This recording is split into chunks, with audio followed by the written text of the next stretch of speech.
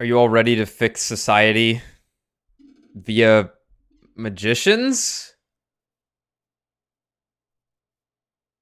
Yeah, I think that's what's going on here. Magicians, sadly not clowns. not clowns. We're close though. Magicians are pretty cool. We'll have to. We're gonna see because there was a lot going on in that opening. But anyway, hello everyone. It's time for the turnabout succession, where we are definitely going to succeed. Can I read it? Can I redo this intro? This one sucked. I'm gonna restart. I'm gonna restart. I didn't like this one.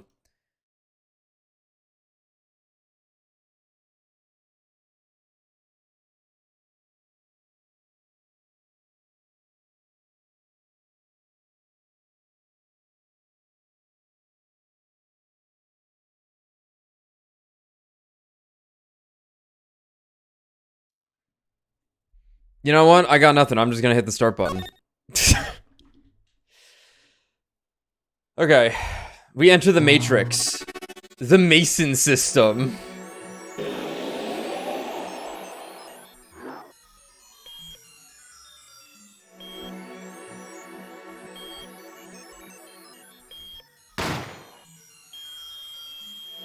No way, someone's gonna get shot. Can you believe it?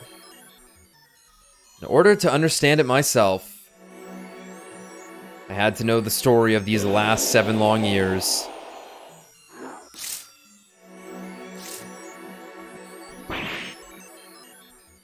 Oh, no way. The first case is going to tie into the last case. Nothing happens by chance. All is connected.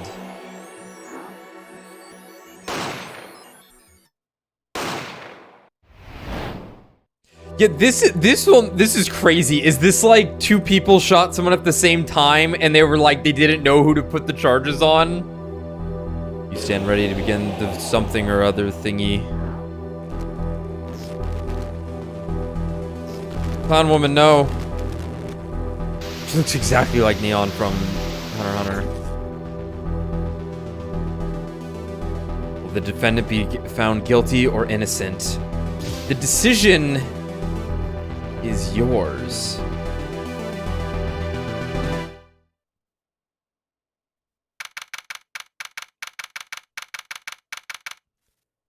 Here we go. All right. Take your bet, Tommy. How many days is this trial gonna be? I'm putting down 7 days worth of content with how this game's been going. 7 days. 7 days. You would ballpark 5 streams, which sounds about right. It's never ending, is what I'm saying.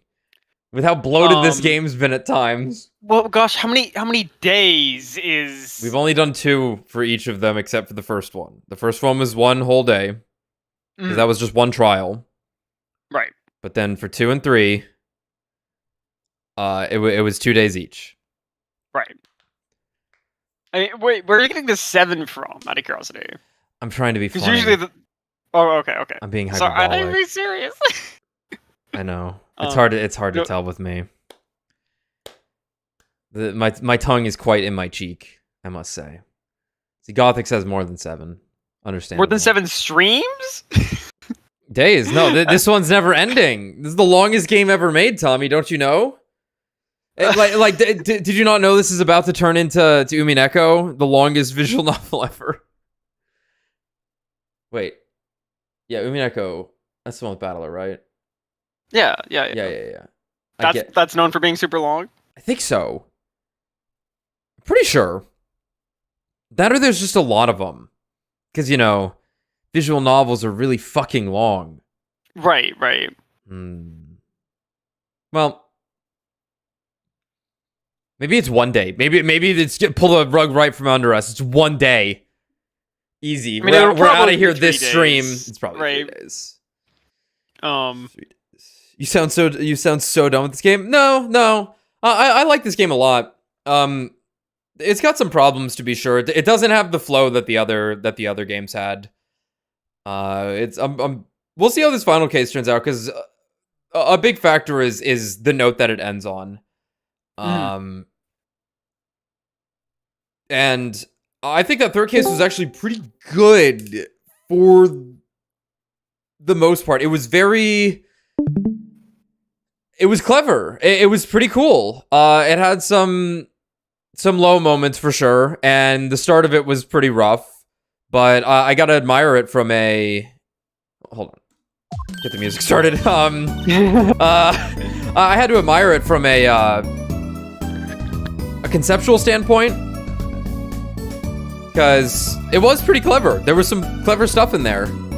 And it got pretty grandiose, which I think that might end up being an issue, is how well does it play the grandiose stuff? Because visual novels like this that are so character-focused typically do best in intimate scenarios. That's why the final case of the third game is so good. One of the reasons. There's a lot of reasons why it's good, but they've been alluding to the fact that this is going to get really big and grandiose, and we'll see how it goes. Yeah, I'll say, well, I've liked the cases. My actual biggest complaint is Apollo. Yeah. As far as so far, he hasn't been much of a character, or really differentiating himself from Phoenix. Yeah, he basically inherited Phoenix's old personality. Yeah. But even then, Phoenix... So, we are a little biased because Phoenix in the second and even the third game, he definitely changed in a lot of ways. Not a lot, but well, enough that... he definitely, like, grew into the confidence. Even if he was still, you know, the main character that was gonna make the funny faces every now and then. Apollo really hasn't had a backbone or confidence or...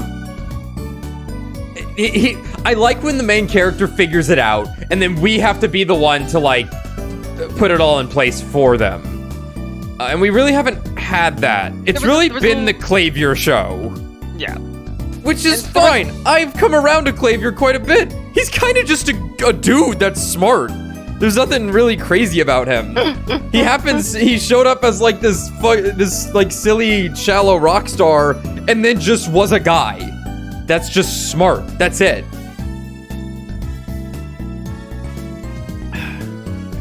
But, we'll see. The thing, like, I almost wish I hated Apollo more.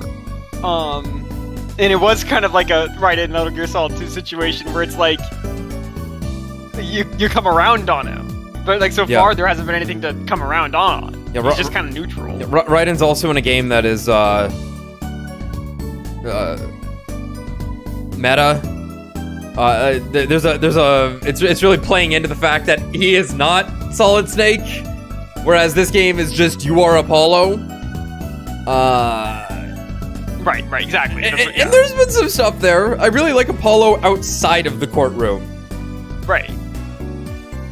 Yeah, like, I like obviously, like, you know, there was the scene where he punched Phoenix in the face, and we talked about this. I was expecting him to be more rude. He did wipe his hands on Trucy's cloak that one time. What a bastard. But also, like, Phoenix would kind of do stuff like that in the, outside of trials. But, like, Phoenix always shined the brightest in the trials. And, like, maybe we're not giving Apollo enough credit. Maybe there are more... Maybe it's because the fact that the game is bloated that there's not as many... It's not as succinct. So, like, because of the pacing, even though he's getting those moments, it's getting buried underneath the rest of it. It's possible. It's possible. It's hard to say for me because it's hard to absorb a lot of this while also reading and doing the voices and stuff. For sure. Like, I'm paying attention to it to be sure. It's just that, like, I'm probably not as attentive to the finer things as I could be. But let's see what the fuck is gonna happen in this case. Also, this sprite's really funny because this is her sprite in the courtroom that I don't think you get to see, that we've never seen. Oh God! Out of the courtroom. Oh, now that you pointed it out, it's so obvious. Yeah. So weirdly enough, this is the actual only thing I know stuff from this game about. So I will have to not. Well, obviously I'm not going to tell you guys anything, but I'll have to be, relatively on the DL, as it were. Okay. I will not be giving any hints because I actually know the conclusion of this case. Okay. Well, you probably don't know the finer details leading up to it, which if you want to, chime in along the way, that's perfectly fine. All right. Hey, Apollo, look on TV. Look. Yeah. I'm kind of busy. Whoa! Look at that. He's the last Grammary, all right. Amazing.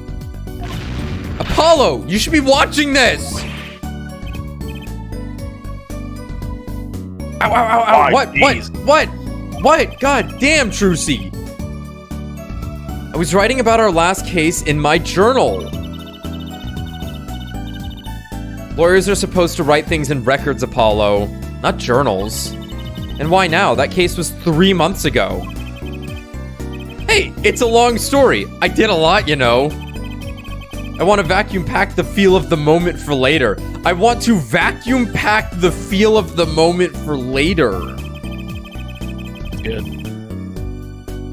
Right now, I'm wowing the crowd by figuring out how Lammy disappeared.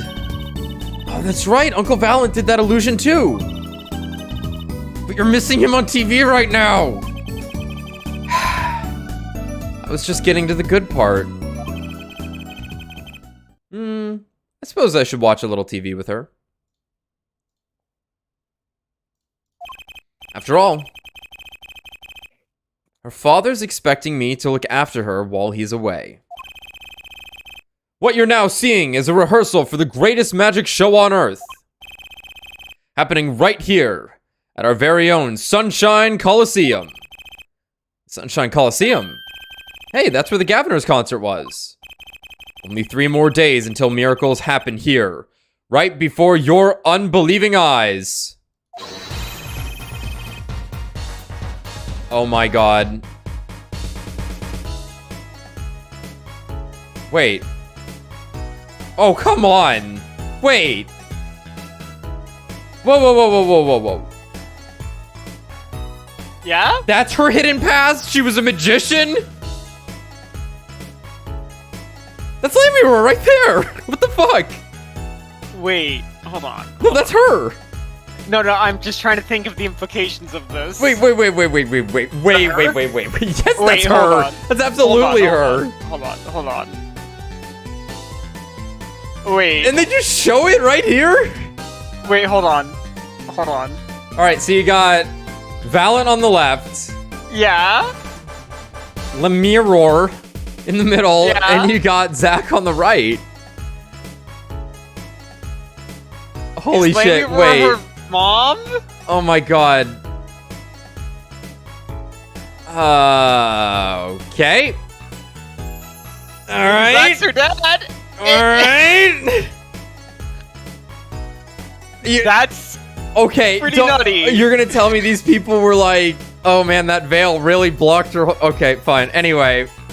Well, she would have been really young. Well, 7, I guess, but... Yeah, I don't know. The legendary troupe Grammary is performing for the first time in 7 years. Oh, that's going to be great. I'm so there. You and Daddy are coming too. Legendary Grammaries. If Trucy's real father were still alive, he'd be on that stage performing miracles. I've got the tickets and everything. Here's yours, Apollo. Squeak. That wasn't a squeak. Ah, you are here. Working hard or hardly working? Hey, how have you been? Hi there, stranger. Stranger. Not exactly the kind of greeting I'd want to hear from my own kid. though he has been gone a long time. Ah ha ha. How goes it, Trucy? Here, I got a present for you. Yay, pudding! I love pudding. Oh, it's farm fresh. Not just one pudding, but 3 whole cups. I'll have to pace myself. Well, I'm beat. Just falls over. That's right, Daddy. You're on a top secret mission. You've got to take it easy with the secrets, you know. How right you are. So, you still can't tell us what your mission is? Maybe it is time. It has something to do with you anyway. Huh? With me? Ooh, maybe you're getting a top secret mission too. Maybe you can be one of those guys. A spy. Can I just be a defense attorney? Our spy. Family. No one watch a show called Lawyer Family, Apollo. Yeah, exactly. To be honest, telling you about the mission was my whole reason for coming here today. What? Tell me.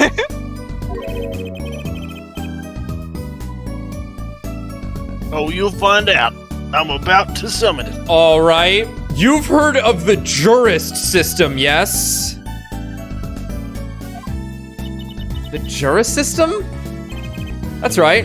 The new legal system everyone's talking about. Wake up, babe. New legal system dropped. Alright. The philosophers in the 1100s be like.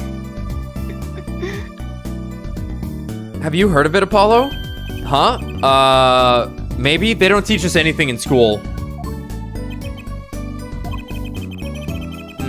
Maybe not as many people are talking about it as I thought. The Jurist System, huh?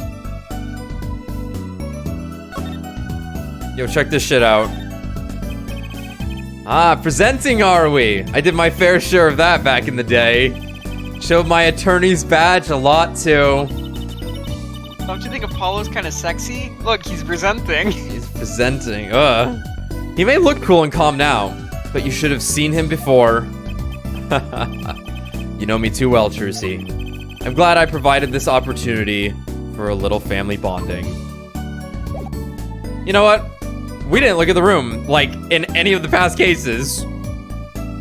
Well, then I guess we can keep looking at Charlie, but... And Phoenix is here this time. I don't think he was here. I don't think he's been here yet. The plant. It intrigues you, doesn't it? Not really, it's just the only thing here that doesn't have some secret function. That's what you think. No. No secrets. But lots of memories. And a name, too. Want to hear it? Not really. His name is Charlie. If you were curious. Really, I wasn't.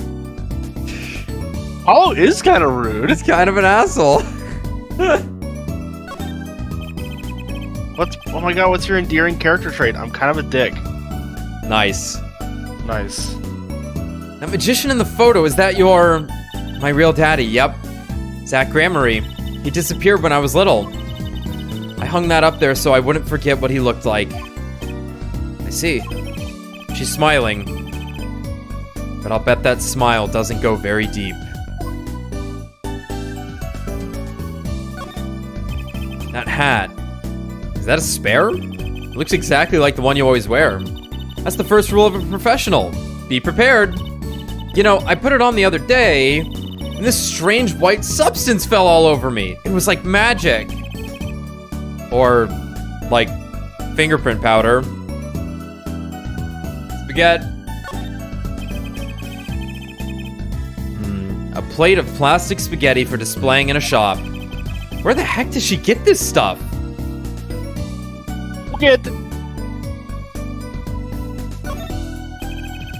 No one's practicing the piano, as usual. You've been calling him a pianist is an insult to pianists everywhere. No, it's not. Okay, Apollo. I'm gonna guess what you're thinking right now. Why guess? I know you can read my mind. Huh? What, was I making a funny face or something? Ah! I'm so hungry. I'm right? Of course I am. There's no of course about it. You guessed wrong. Besides, that's not what I'm thinking. It's what you're thinking. How did you do that? You read my mind, Apollo. At least you've got that pudding. Oh, that's right. Try not to eat my share, will you? No. Fast on this man.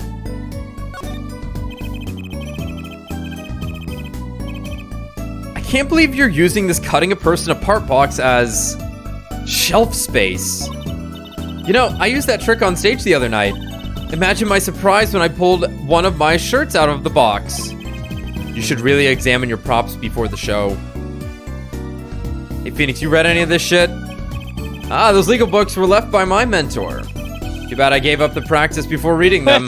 That's pretty funny. That's pretty funny. Rolling in her grave, she is.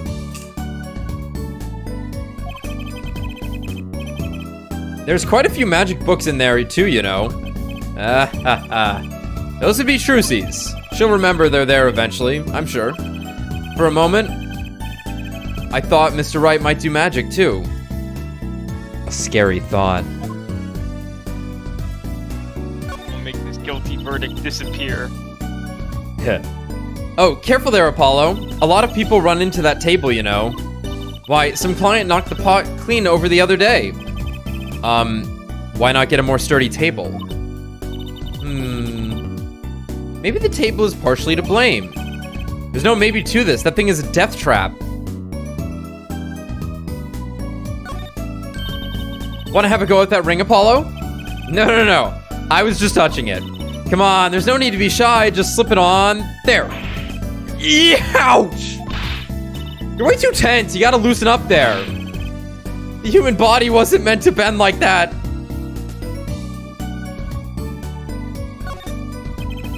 Okay, still the piano. I wanted to look at the hand guillotine.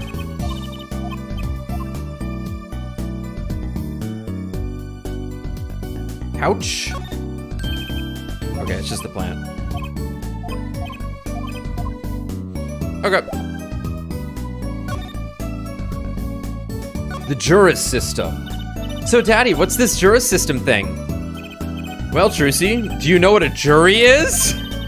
I've heard of it. Isn't that those people who sit in court in those old courtroom dramas? The ones who get to decide if a guy's innocent or guilty. Do you know, Apollo? Only from TV. It's 12 people chosen from the community, right? Well, they're thinking about reviving that system. They're calling the new system the Jurist System. No more doing whatever you like, Your Honor. I suppose I'm happy they're addressing this. But it's also the most surreal thing that's happened in this series now. So, I believe it is like established, like, I mean, maybe not too well established in the earlier games, but the idea is that we are sort of living in this weird legal dystopia in the Phoenix Wright universe. Yeah.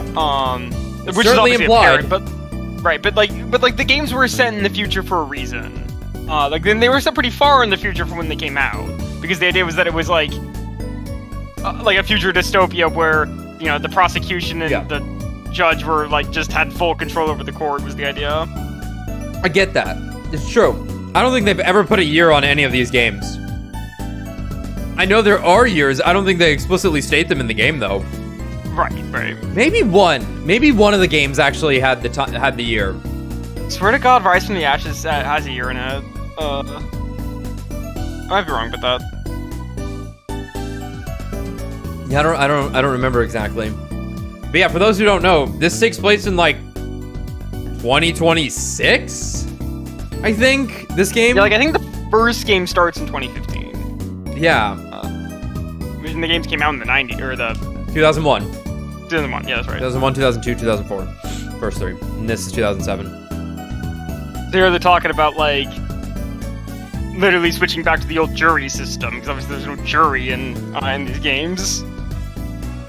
There will be later. There will be later.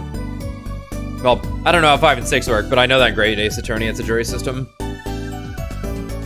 No more doing whatever you like, Your Honor. Not quite that harsh. The jurors cooperate with the judge.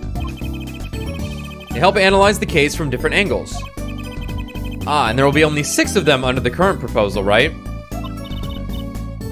Wow, you know your stuff, Apollo.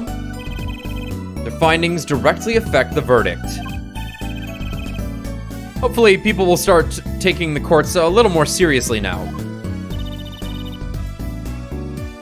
I feel like I'm on some kind of educational TV show. Starring Dr. Wright. Dr. Wright, his assistant Trucy, and mascot Apollo. The perfect team.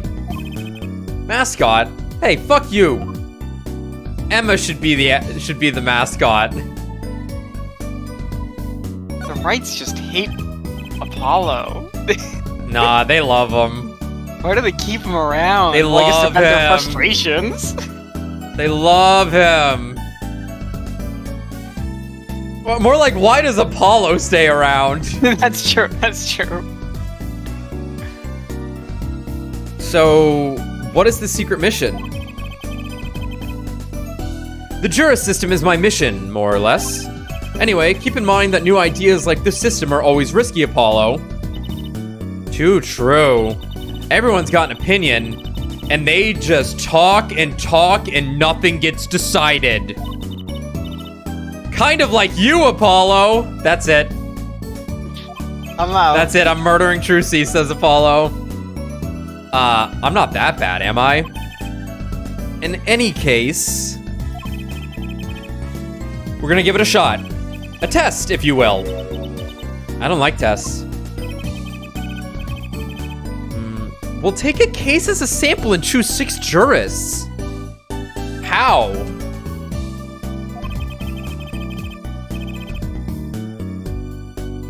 I'll be the one helping with that process, incidentally. Helping how? Well, for one, I'll be chair of the Jurist System Simulated Court Committee.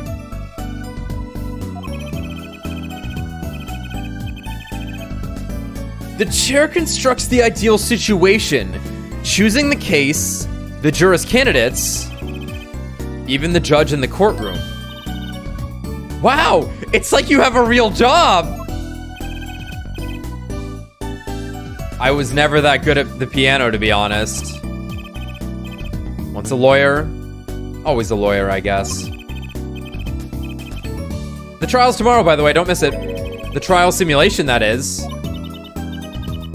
A simulation, huh? Sounds interesting.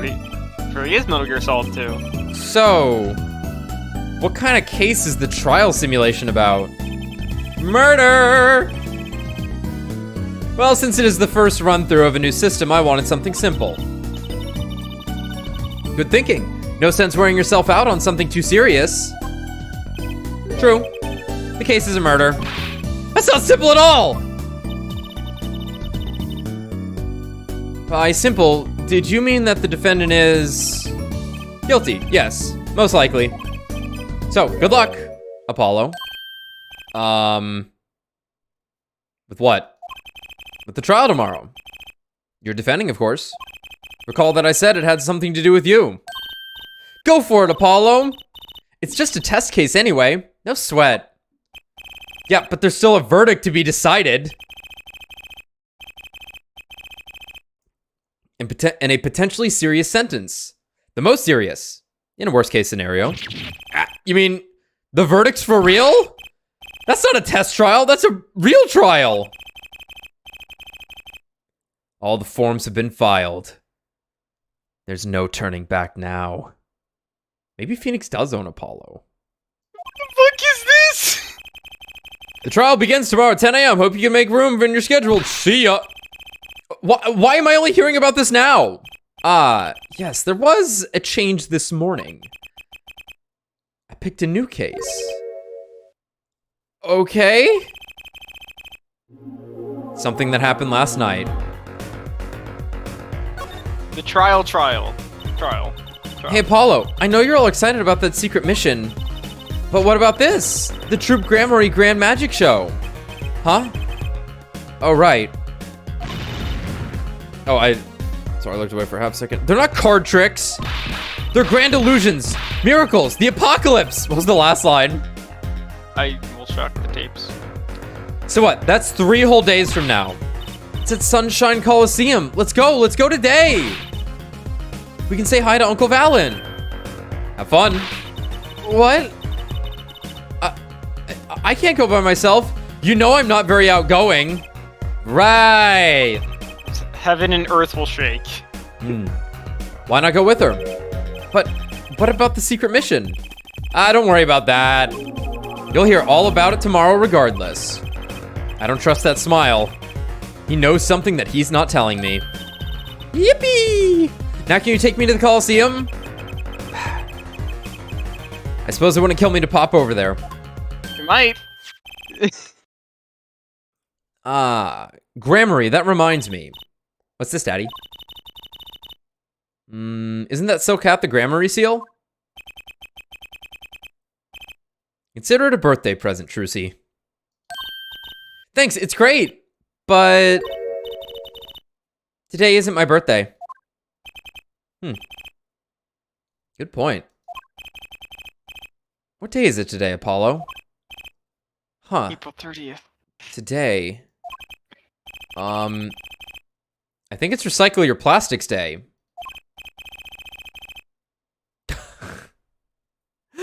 And it's a Recycle Your Plastics present. Yippee! So it's plastic!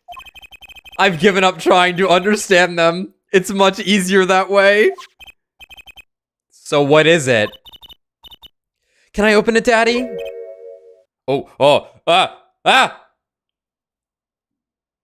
No. No.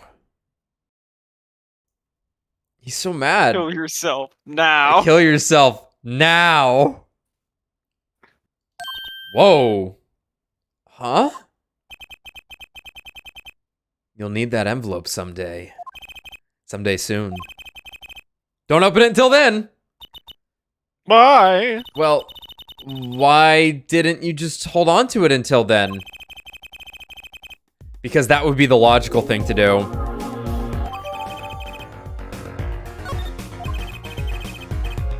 Envelope about the Grammaries, huh? Man, imagine being disbarred, not practicing law for 7 years, and then being selected as the chair for a legal committee.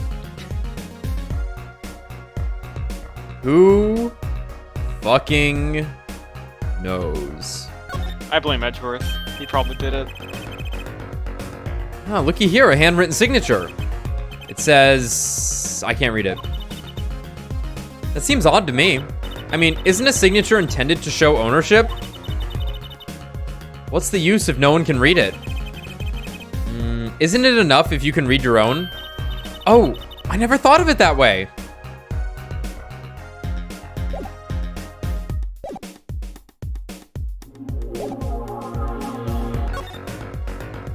What do you think Phoenix feeds, Trucy? Nothing. Pudding. He literally just brought her some. Plastic spaghetti.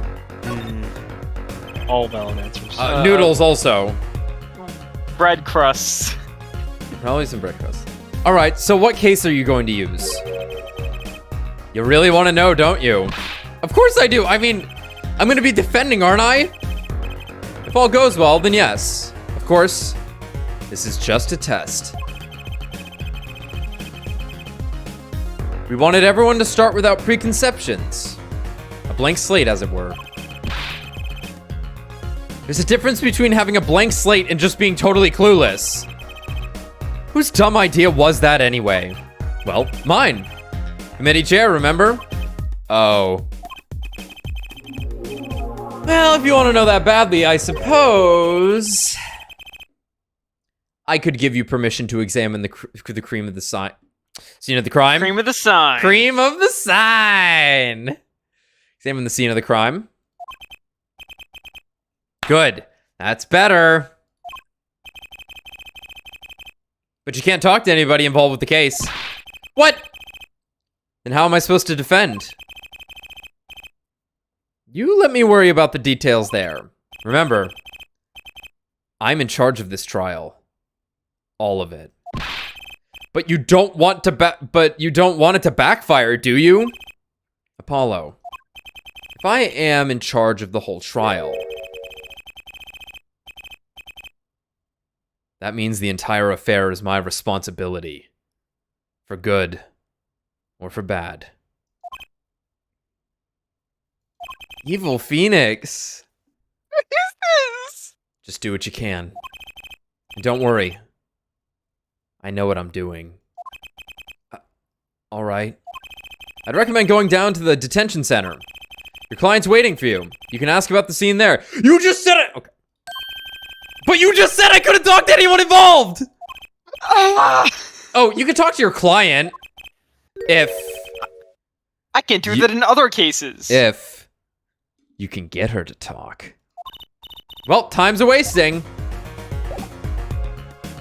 Like, if I didn't know better, you would just assume this guy killed a person. Let's go to the Sunshine Coliseum first, because let's do that. Woohoo! This is it, Apollo! The place where magic and dreams converge. Just a while ago, it was the place where murder and nightmares converged. Let's go say hi to Uncle Valant. What about the case? Wah ha ha ha ha ha ha ha ha ha ha ha ha. Only a performer laughs like that. He's just outside. The young Miss Trucy. How often I hoped we'd meet again, only to tell myself it was an impossible dream. Uncle Valant, how's it going? I'm glad to see you too. Of course you are. Humility is definitely not one of his stronger traits. Well, Miss Trucy, how does the day find you?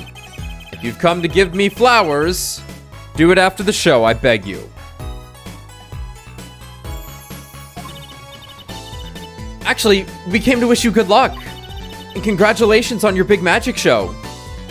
Oh. But it is I who wish to congratulate you. Not everyone is so lucky as to witness miracles such as I shall perform. Yeah, you're amazing. We get the picture. Grow up. The world will watch in wonderment as Magnifi's illusions are reborn. Here on stage, by my hand.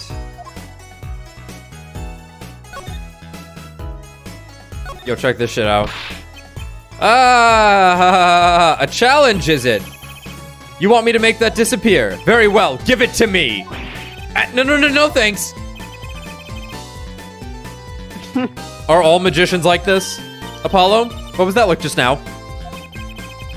I was just thinking how hard it is to get any information out of a magician. Hey man, did you sign this card?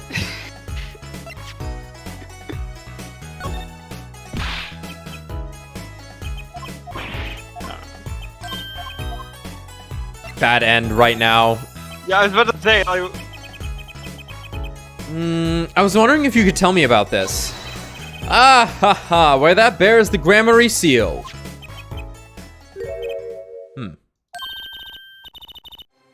Uncle Valant, is something wrong? Trucy. Where did you get this? Daddy gave it to me. Your dad? No, my other daddy, Phoenix Wright. Why now? Why would your Lord Daddy? Lord Daddy? That's kind of stretching the whole archaic thing a bit. The signature upon the back. You recognize it. Yeah, I was gonna say it's Zach's. That belongs to none other than Zach Grammary. What? Daddy signed this? Might I be so bold as to open it? I'm sorry, but I can't let you do that.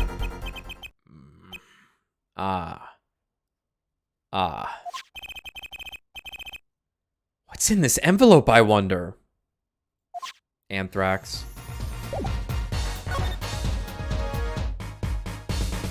All right, now that the The mood's been ruined. The Big Magic Show! Everyone's talking about the Big Magic Show. Is it true that the Grammary Miracle is back after a 7-year absence? Miss Trucy, I must apologize. The show and this honor should have been his. Daddy. My co-magician in training, Zach Grammary. That terrible thing hadn't... It's okay. Your father was a great magician, Trucy. If he were alive, then I, Valant Grammary, would have been proud to stand upon this stage as his assistant. Thanks, Uncle Valant. You know, I'm happy you're doing the show. To think, we get to see the great Magnifi's illusions again. She really is looking forward to this, isn't she? Obviously, Apollo. Magnifi Grammary. My mentor, the magnificent Magnifi Grammary, was a true deity among magicians.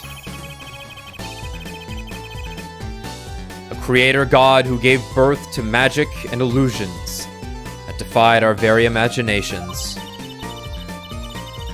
I was so little when I last saw one, but I still remember his shows. He did wheelies in a sports car through the air above the audience. And then sped off to outer space faster than the speed of sound.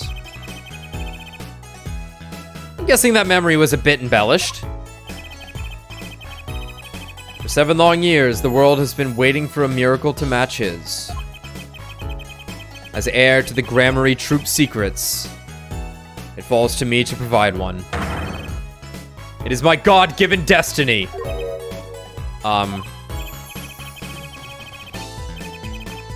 Yes. You, nameless face who speaks for the nameless masses, how can I help you? If the world was waiting, why did you hold off for 7 long years? It appears the lad is uninformed.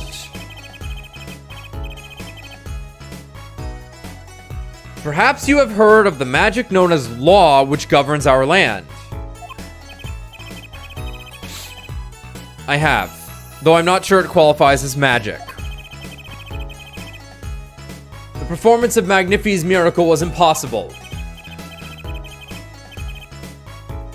A certain law prevented it for 7 years, but no more. 7 years. That phrase sure likes to pop up, doesn't it? And why was that? A little matter called performance rights, Miss Trucy.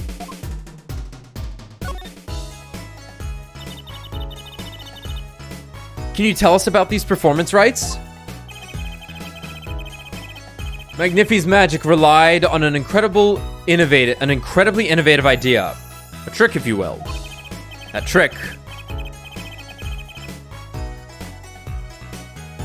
trick was considered his property and as such was protected by property laws. Oh boy. Oh boy. Intellectual property, maybe? Magnifi knew this and bequeathed it in his will to one person. You mean him? Yes. Miss Trucy, it was your father. Zach Grammary was the inheritor of the Grammary Miracle. Daddy. Yet, as you well know, he is gone. He disappeared suddenly 7 years ago.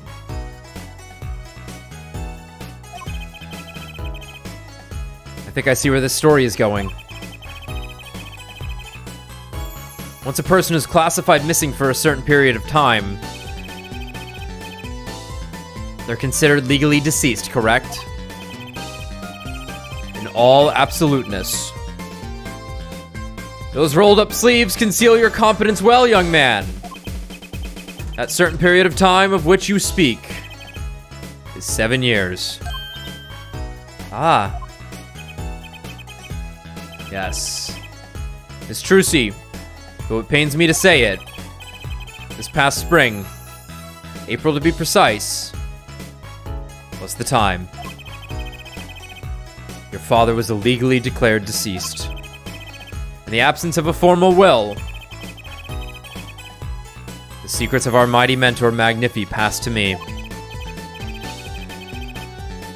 This was in fact stipulated in the will by Magnifi himself. Is that how it works, Apollo? Yeah, it's called death in absentia. He's declared missing. Referred to that way, yeah. Permanently. Daddy.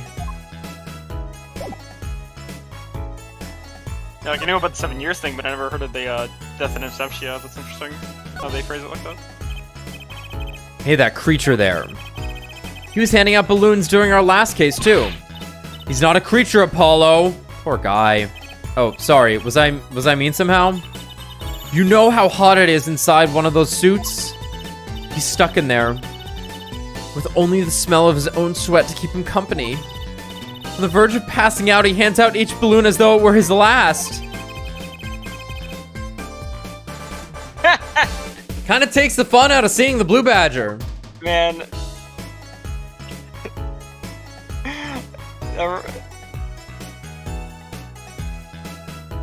This must have an interesting story. One time, years ago, it's like 7 years ago, my neighbors were like selling something at the local library, and they had gotten this like mascot costume to like advertise what they were selling.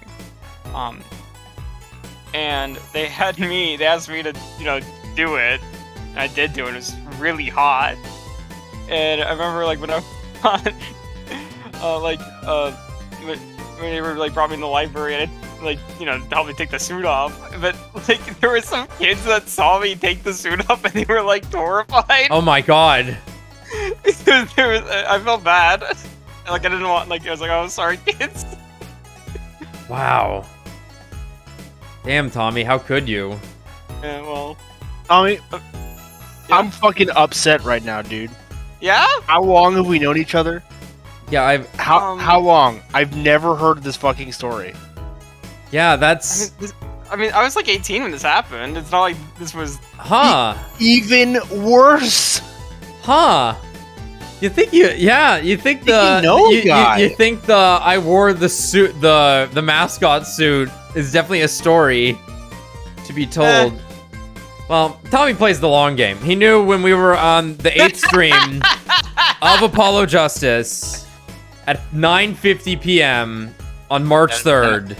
It was the time. You played the long game with Hunter x Hunter too, so I mean. Wait a minute. Wait a minute. Has it been 7 years since you did that, Tommy?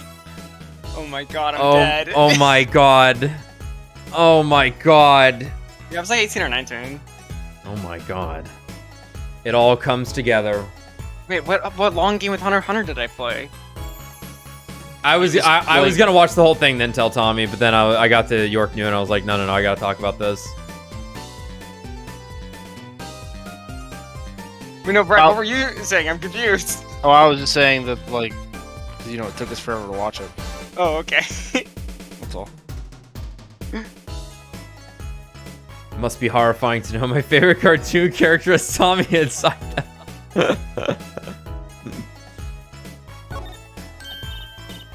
Look, Apollo! A balloon! A hot air balloon! Oh, we replaced a blimp with a hot air balloon. How wonderful. Huh. I didn't even notice. With the Grammary seal on it, no less. Well, this is a long-awaited revival, after all. And it's been 7 years, you know. I've spent plenty of time and a pretty penny on promotion. I hope it's a huge success, Uncle Valant. Oh, I intend for it to be nothing less, I assure you. They both sure seem excited about it. I guess it's a big deal for magicians. Apollo hates performers.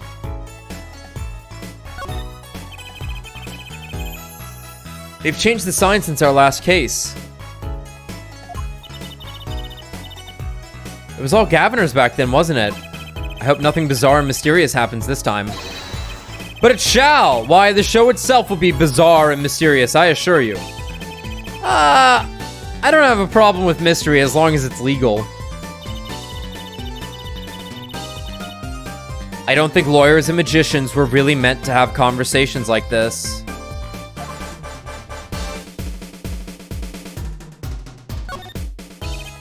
You know, I thought this at the time of the Gaviners concert too, but this Coliseum is just way too big. It's huge.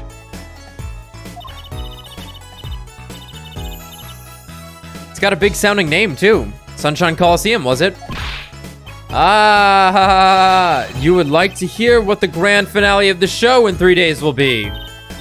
What, really? Yeah. The grand finale will be nothing other than... Don't tell me you're gonna make the Coliseum disappear, right? Oh. Oops. Looks like I was right. How long have you been sitting on this information?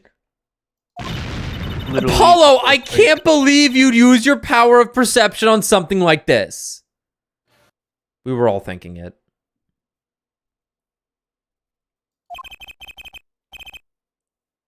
It was just a wild guess, really.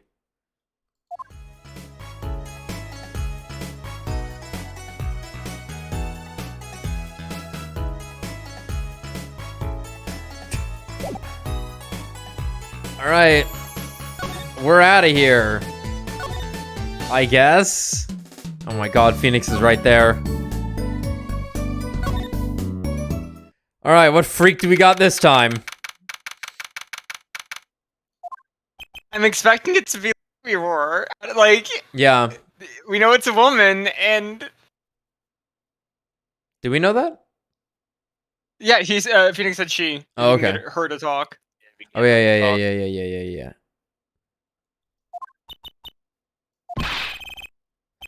That's 20 minutes we've been waiting here. 20 minutes! Maybe I should complain? I'm sure that guard has better things to do than stand there pretending he doesn't see us. You know, the minute we get angry, the client will show. It always works that way. Here, Trucy, go into the bathroom and the food will get here. You know how it goes. Close enough. Like, shouting, "Oh, waiter," and they're standing right behind you? Oh, guard! Is our client going to be much longer? Well, she's blind, so... What are you talking about? Haven't you already started the meeting yet? Okay. It's Trucy! Maybe. Ah! Ah! What? Where'd you come from? What? Anyway, please have a seat.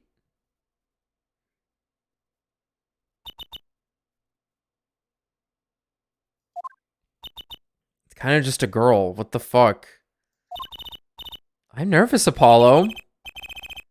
It's the silence. It builds suspense. Why don't you do something, Trucy? You're a magician, aren't you?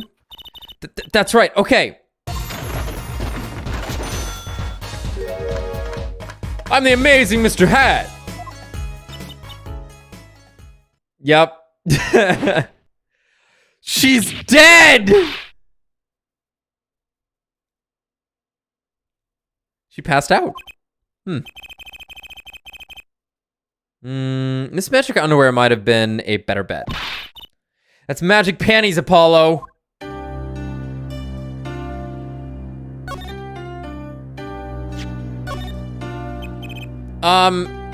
See this here? Does it ring any bells? Hold on. Does anything I say ring anything? Is she mute? Are we going from blind woman to mute woman? This kind of a shoujo? It would explain the book.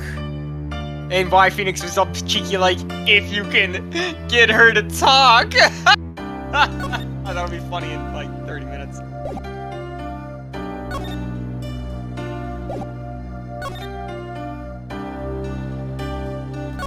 Introductions. Hi. Well, I'm your defense. I really think it has to be fate, you know? And by fate, I mean destiny. Did you know I'm good with astrology? No. No, I didn't. Do you like... So you know about astrology? Tell me, what's your sign? He's in. I can tell you mine if you'd like, Apollo. Yeah, no, I don't care about you. No, never mind. I just got carried away there. I seem destined to get difficult clients, it seems. Your name? So what's your name? I mean, have you seen that movie?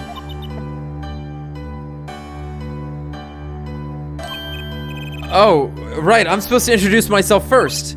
I'm Apollo. Apollo Justice. Apollo Eustace.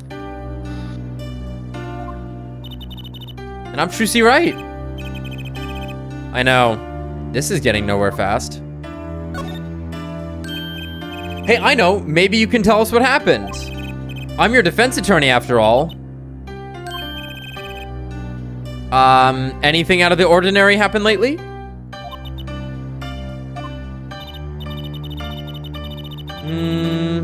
Well, the other day, this tourist from out of town stopped to ask me for directions. Later, Trucy. I feel like I need to ask directions myself here. Well, that was fruitless. Though I think I understand despair a little better now. You did good, Apollo.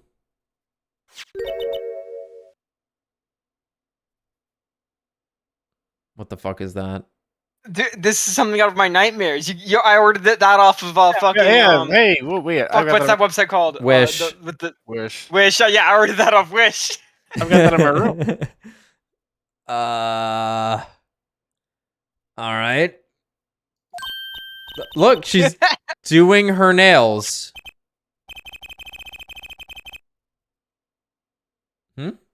What? Are nails more important than defense? Is that it? Let's go, Trucy. Excuse me. Could you read this? Sure.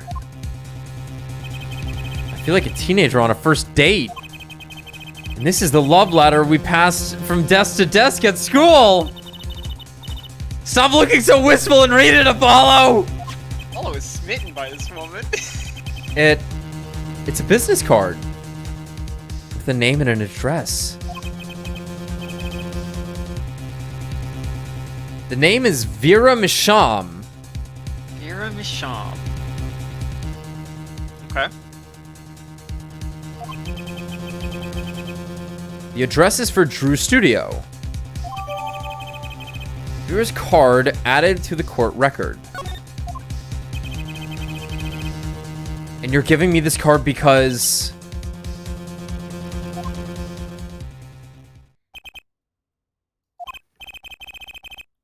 Looks like we're finished here.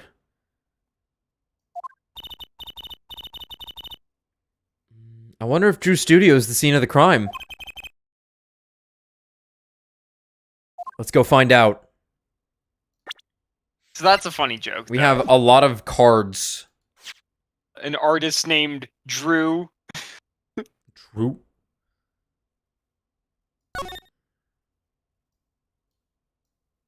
Art ho alert.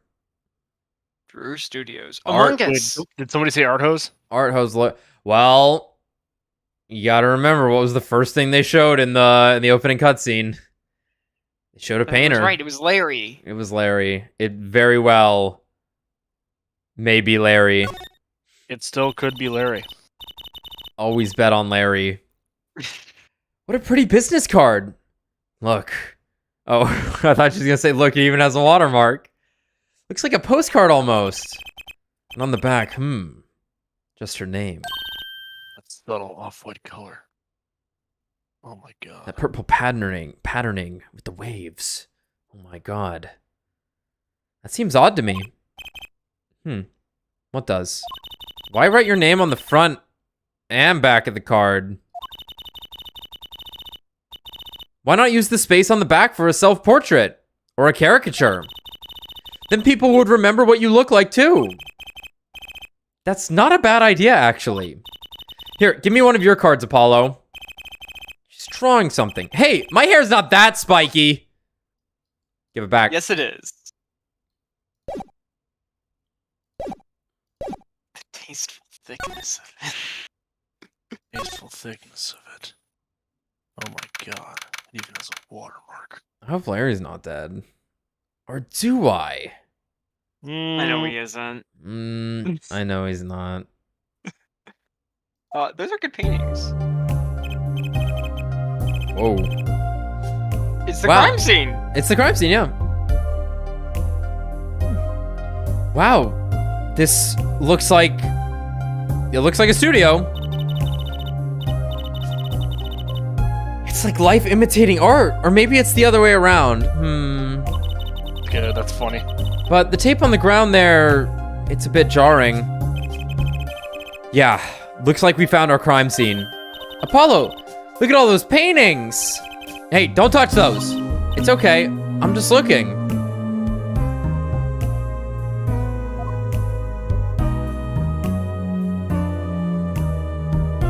Oh my god, these are gonna matter. Fish.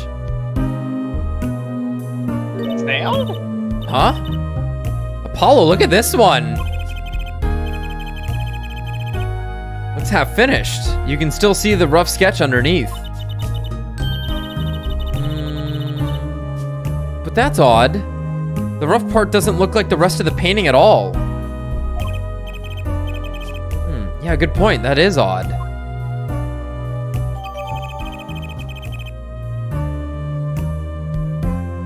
Drew Misham's paintings added to the court record. Oh god, that was 3 fucking slots. I know I've literally brought this up before, but I bet it's gonna be the thing where you paint a painting over the other painting. Yeah. And that's why that... yeah. It's a memento something is what it's called. Is that a pufferfish? Apollo, that's clearly a porcupine fish. They're not the same thing? You know what gets me? They've got all these needles, right? But what's protecting that soft spot on the lower belly? On the lower belly there? Nothing! Must remember to keep Juicy away from small round fish. That's funny, Brian. I also looked at that last painting and was like Momotaro. But I don't really know why I thought that. I'm not like too familiar with that myth. Like it does look like a peach though. Sort of. Oh no, the sky's collapsing. Apollo, look at the painting. You can see the rough sketch. Oh, looks like it was only half completed. Huh? That's funny. Do the rough sketch and the finished painting look totally different to you? They do, actually. What's that all about?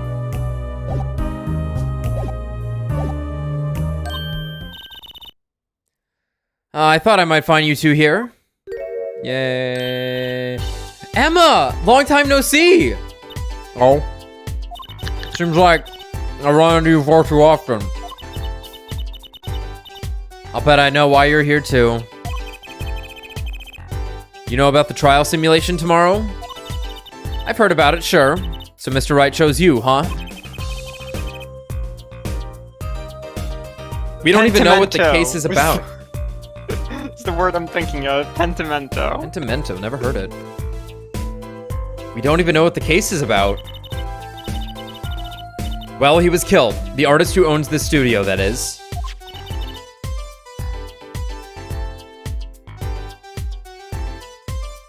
It's not Larry, fuck. Mr. Drew Misham. Drew my sham. And his daughter was put under arrest. Yeah, we just saw her at the detention center.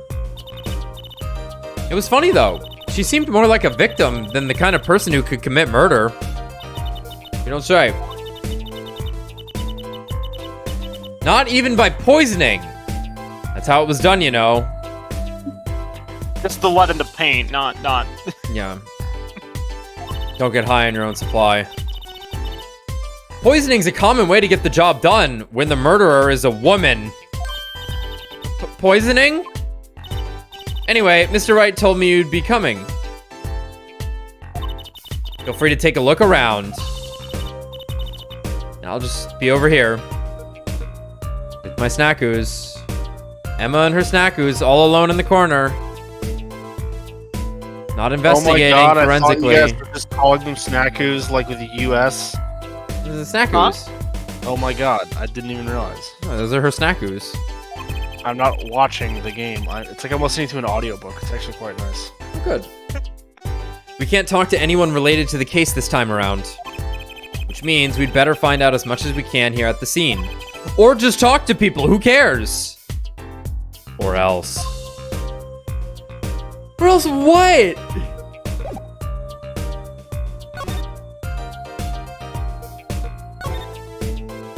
Oh. Yeah?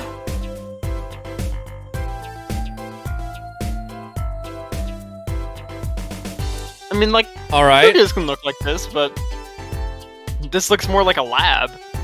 Looks like a fucking room in Chrono Trigger. Mm-hmm. This is Luca's house. Yeah. What's that little guy pointing to? He's pointing. Clue. Examine. Let's take a look. Let's take a closer cook at this desk here. Ah.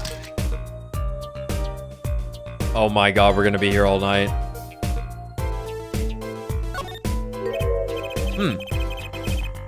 Something about the way that figure is posed. I've seen that pose before. It's you, Apollo. See, you're making one of your flamboyant gestures. Please, I am a professional. I wonder why it's posed like that. Coincidence? Phoenix was here modeling.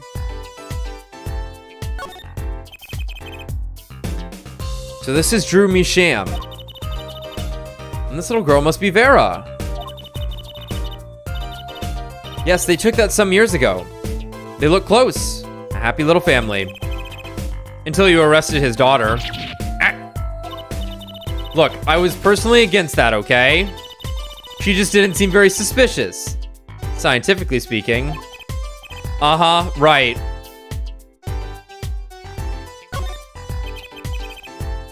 Is this a journal? Wow, talk about a clue. Let's read it. What is it, Apollo? He didn't write the name of the killer, did he? It's new. He didn't write a single line. Ah! You had me going for a while there. No, it's just it's just gonna be in a special ink. Bet your sweet fucking ass it is, Tommy. Always. Hey, Apollo. Hold it up under the light. What's this feathery thing? Isn't that a pen? Like an old-fashioned quill pen? But it doesn't have a pointy end. That was most likely for sweeping off detritus off the desk. That's a new one. Detritus. I think it's right. Yeah, I don't know. Wow, you sure know a lot, Emma. Bold and scientific.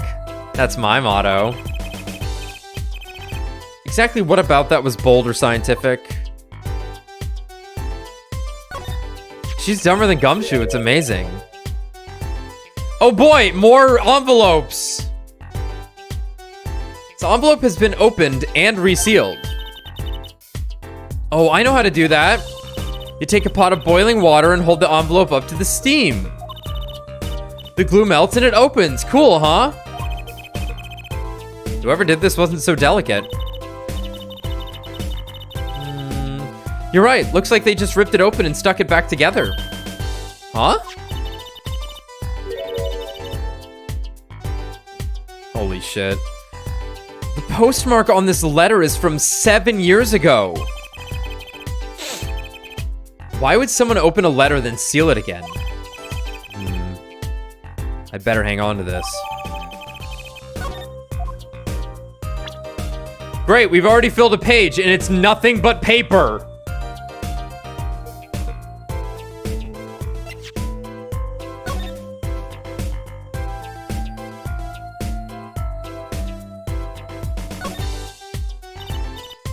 Apollo, look! It's been opened once here. You're right. I wonder if there's some way we can see what's inside.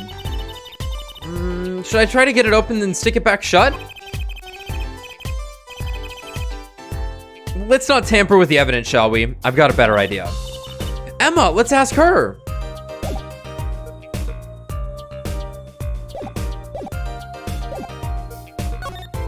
All right, one thing at a time. Let's start on the left.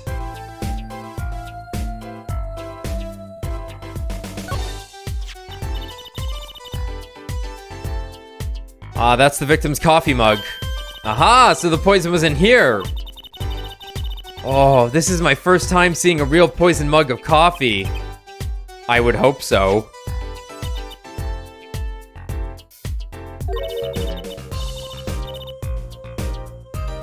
Poisoned coffee. Not exactly, actually. What do you mean? No traces of poison were found in the coffee. What? You'll have to figure out the rest yourself. Oh, I know what happened. I'm officially not on your side after all. You had one of those recalled Garfield mugs. You hear about those? Oh yeah, I was just gonna say I made his coffee and he died. Like an article or something that came out recently warning people that like this Garfield mug that had been like released in like the 90s. It's like literally just like an innocuous I Hate Mondays mug. Apparently has like 900 times the amount of lead that was like past the FDA like limit. Mm-hmm. Regulations. Like, yeah, and it's just like, what the fuck do you mean? I Hate Mondays dies. Finally. I'm officially not on your side, after all. Coffee mug added to the court record.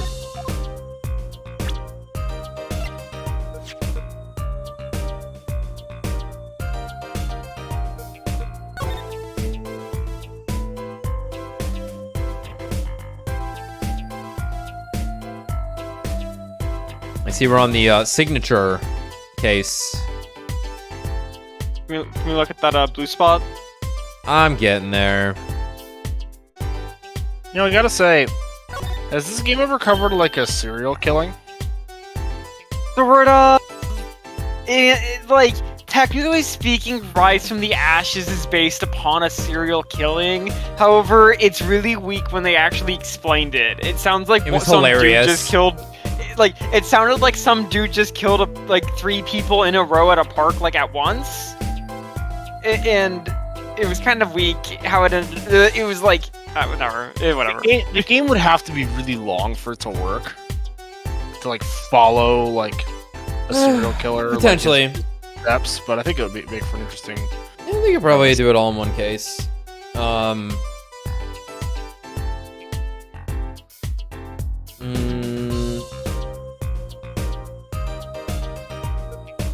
I'm trying to think. There was an assassin. Not the same thing.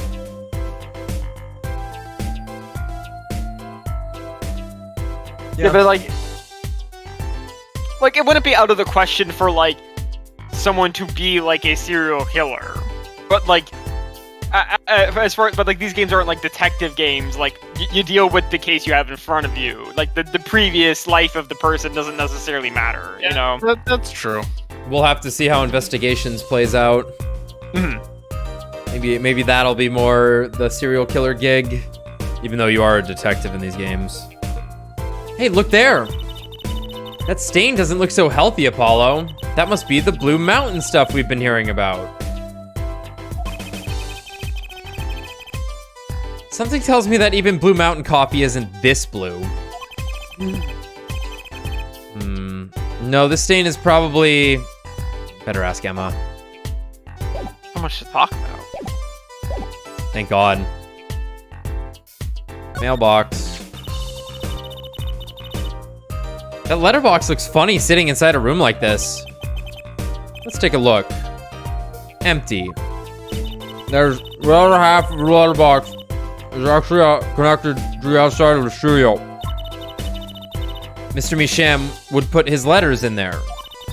And the postman took them away. Wow!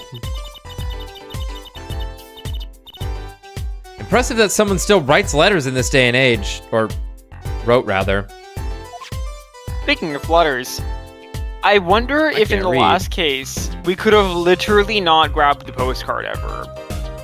And we still could have gotten the trial. You know what I mean? Mm-hmm. Yeah, I wonder if that was there as, like, it would have been the thing we would have given her at the end. Because sometimes cases have those. Yeah, and it didn't have one. Did it? Am I insane? No, I think that would have been what we would have done. But Phoenix Wright played the game for us, so we didn't have to. Huh. That's actually really weird. Mm-hmm. I actually feel a little crazy now. That case didn't have like a happy wrap-up thing. That's so weird. Yeah, it's because she's gonna be in this case. Right, that's true. Fair enough. Apollo. Still, we could have like pushed her over the edge of you should get the surgery or something by handing her the landscape thing. And it's like, see, this is what people want. Apollo. That's where the body was. That's the spot where Mr. Drew Michon passed away. He put the coffee mug to his lips in the next moment. There's quite a bit of paint on the ground. She's our half-painted painting there. He must have been working on that right up to the moment he died. Wow, a true artist to the end. Or maybe he started it a year ago and was procrastinating. I can picture the death, like, in my head. I have a wrap of the scene. Are you ready? Yeah. He picks up the coffee, looks at the camera, and goes, "Have you heard of the high elves?" He gets the coffee and goes, "Ah!" Falls over and dies. That's it. Case closed. Nice. Let's get drunk. Let's get fucked up. I wouldn't mind taking a closer look at those paintings. I just love oils. You know how they're so thick? Is that the word? These paintings are all dry. I'm just surprised at how different these all are. Yeah, and what's going on with this half-finished one? It must have been a work in progress. You can still see the rough sketch below. That's what's so weird. The sketch part doesn't really fit the finished parts. I noticed. That is weird. We can't click on the teacup, can we? Let's try. Okay. We can. Okay. We can, yeah. I imagine this coffee cup was for guests to use. Guests? Did the police already analyze this cup too? Not a trace of poison was found on that cup. So the killer was after Drew Michon alone. Don't think you can escape from me, hidden painting. Hey! There's a painting hidden back there. Hey, you're right. What if it's embarrassing somehow and he didn't want anyone to see it? You certainly seem pleased by the possibility. Oh! That's funny. It's Starry Night. That's funny. Yeah, I noticed that it looked like a Da Vinci. Or not a Da Vinci, Jesus. Van Gogh, I think. Van Gogh, yeah. Huh, it's so normal! Yeah, it's got different tones, too. Got a lot of differences, actually, not just the unfinished part. It's not just like... Mountains are also very different, I think. It's not just like matte beige on the ground in the mountains. Because... yeah. Weird. I wonder if this is going to be a Persona 5 situation. Where he's selling off copies. Getting a lot of Persona 5 vibes. Getting a lot of Persona 5 vibes. Finally, the game's good. Wow. That's hardly something to get mad about. Huh? What is it, Apollo? Well, doesn't this painting look like... Never mind. I better get a professional opinion on this. Uh-oh. Phoenix Wright, Art Ho himself.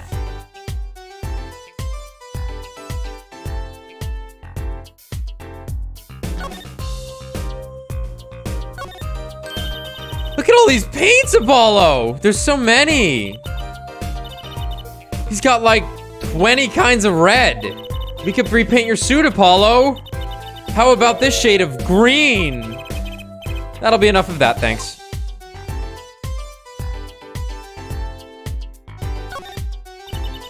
What is all this equipment here for? It doesn't look very artistic, really. He had everything from a lathe to a laser cutter. Looks like he was ready to work on metals and wood, too. Those equipment's a bit old, to tell the truth. Why would a painter need all this? From the dust, I'd say he hasn't used this stuff in years. This corner doesn't fit with the rest of the studio. Oh, do you think I could borrow this? I want to cut a quarter in half to make a trick coin. This is a crime scene, Trucy. But these cost like 50 bucks at the magic shop.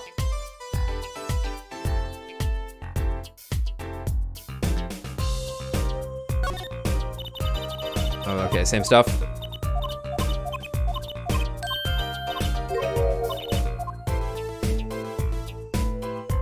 His gaming PC. Oh my god. The old painter guy's dead. We don't really know why, and we don't know what's important about them. But seemingly his daughter is the accusee in our client. Is this desk for painting, Apollo?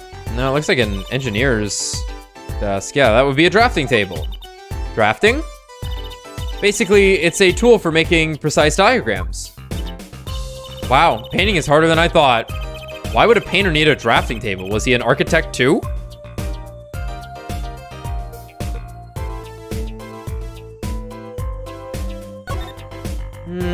Okay.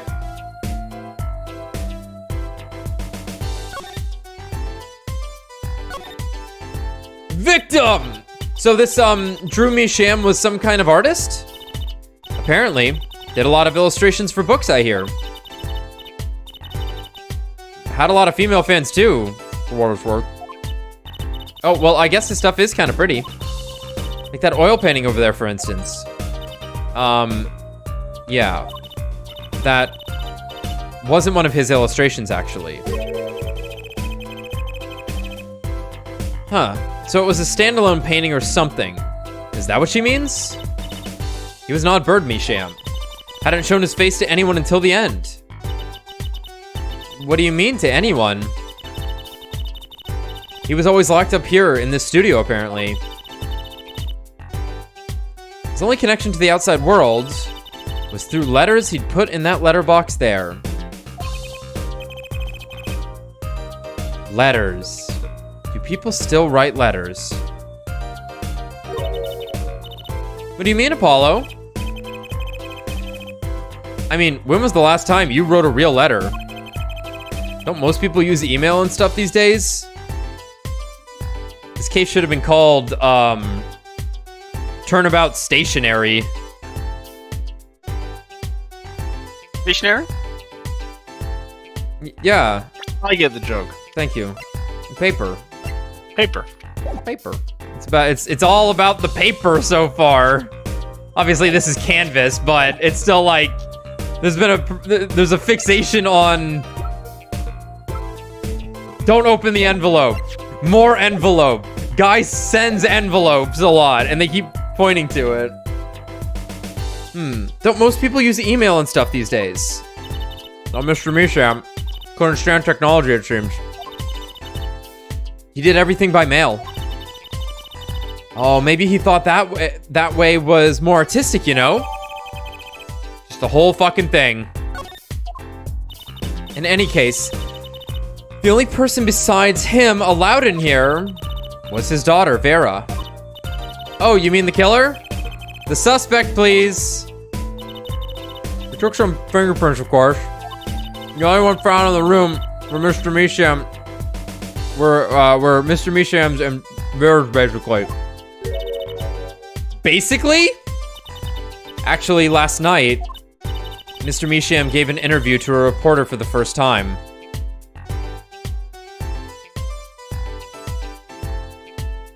Oh no. Oh no. What? They haven't hit us with it yet, so she can't be in 3 of the final cases, can she? Well, I'm saying no. I don't think she can. I think we're safe. I think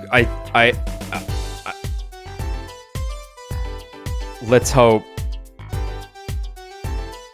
Mr. Measham gave an interview to a reporter for the first time. It happened during the interview, apparently. His first interview ever. Could you tell us a bit more about what happened the night of the murder? Night of the crime! Like I said, last night was the first time someone from the outside came into this studio. I guess mysterious painters who never go outside make for good articles. And it just so happened that he died the night of his first interview. And around 9 p.m. every night, Vera always made him a cup of coffee. Last night, he drank his usual coffee and suddenly became violently ill. And died. That mug's huge. She poisoned him on the night of his interview? What's up? Oh, Tommy's dying. Am I dying?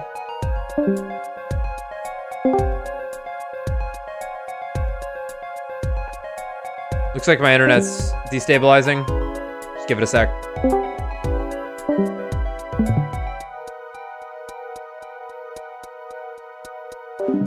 I'm gonna deafen Discord for a sec while they pop in and out.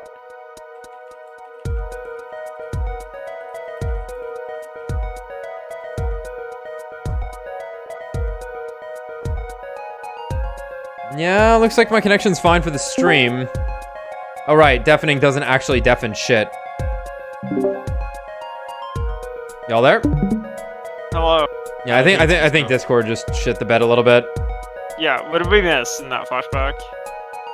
It was just a picture of Vera giving the coffee. They just said gives it to her every night at 9 p.m. Yeah. Okay. She poisoned him on the night of the interview? Wouldn't the reporters see? Oh, thank God. Oh, thank God it's a male. Okay. He wasn't near Miss Measham when she brought her father his coffee. He was checking out some equipment in the back of the room. Supposedly, that's why she didn't notice he was there. It was the reporter who called the police, in fact. Wait, but why is she the suspect? If anyone is suspicious, it's the reporter. Yet the reporter never got near Mr. Measham's coffee. Even Vera acknowledges that. Regardless, I want to know more about this reporter. It's Larry. It's Larry. And that is also where my mind went. The defendant. So this woman, Vera, she's Mr. Measham's daughter, right? Yep. A real sickly girl ever since she was little. Hardly ever went outside. She did kind of give off a withdrawn sort of aura. I can fix her. I can fix her. She was homeschooled by her father, apparently. I can fix her. It was quite a scene when they took her to the detention center. She was screaming about how she'd die if they took her outside. That does sound like a scene. In the end, she agreed to leave if she was allowed her good luck charm for company. Her good luck charm. Apparently, she has this charm that magically gives her the courage to go outside. Why can't I ever get a normal client? But why would a shut-in daughter kill her own dad?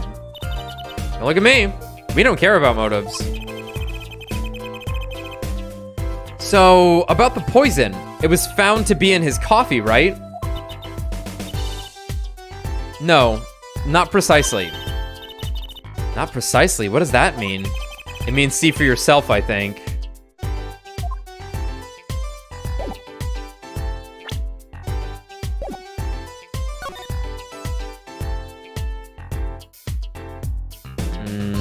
I'm not going to click on forensic science yet, because I think that might be like scene examination. Oh boy. Hey, Emma, check this out. Emma, I was wondering if you could take a look at this. Look, I'm a detective. A detective! You can't just ask me any old thing and expect an answer, okay? I think you need to be a little more focused in your inquiries. Scientific, even. Somehow I knew she'd get around to science. Emma, about this.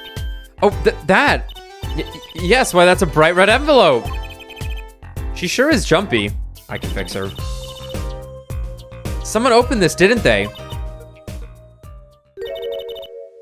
My lips are sealed. Your lips are sealed? That's a first. You mean, you know what's inside the envelope? Sure. I read it after all. Ah, you mean you were the one who ripped this open? Ah, please, I would have steamed it open. But she did sneak a peek at it, apparently. Know that I have a powerful weapon on my side. I knew it! I knew it! I knew it! The glasses have X-ray vision! I knew it! Finally! What? Finally. I've been wondering about the glasses and their ability to see through things. Finally. Ever since Rise from the Ashes. Weapon? Oh, it's not the glasses. Damn it. Yes, the use of tools. Highly specialized tools for information gathering. Tools I wouldn't mind getting my fucking hands on. You should try flattering her, Apollo. They say a little praise can open big doors. Never heard that one, but it's good advice. Let's try talking to her some more.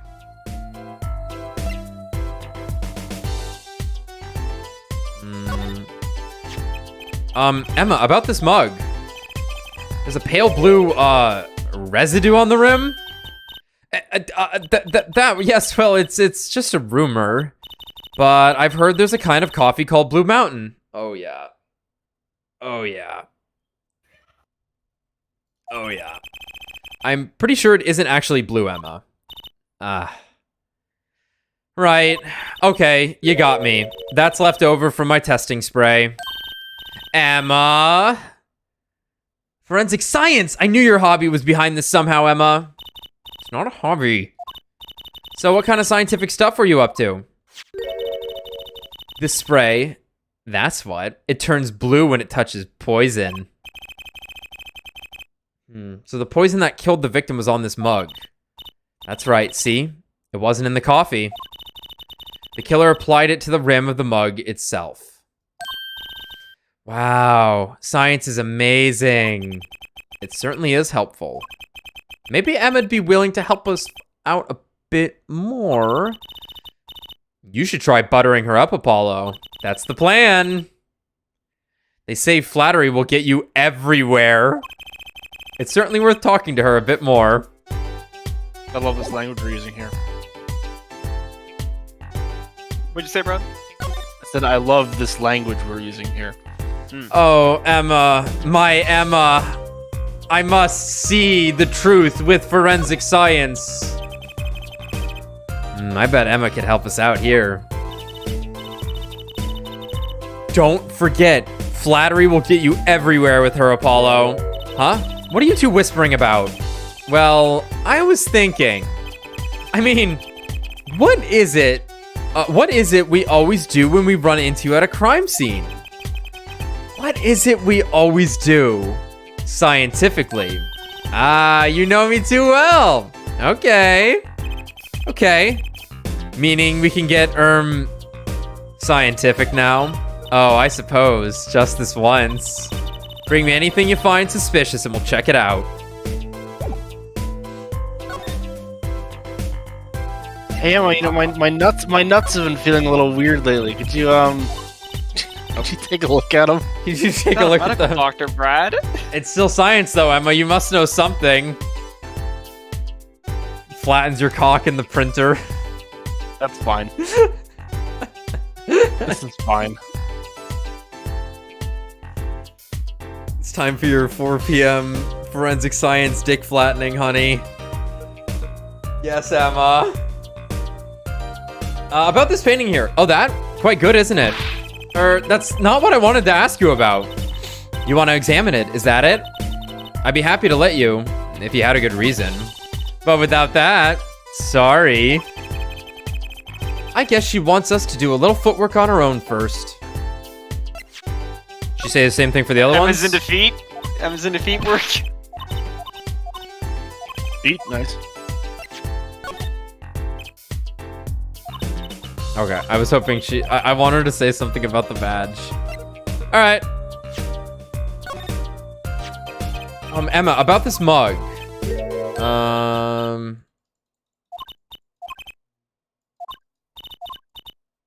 You got me, forensic science. Check for poison.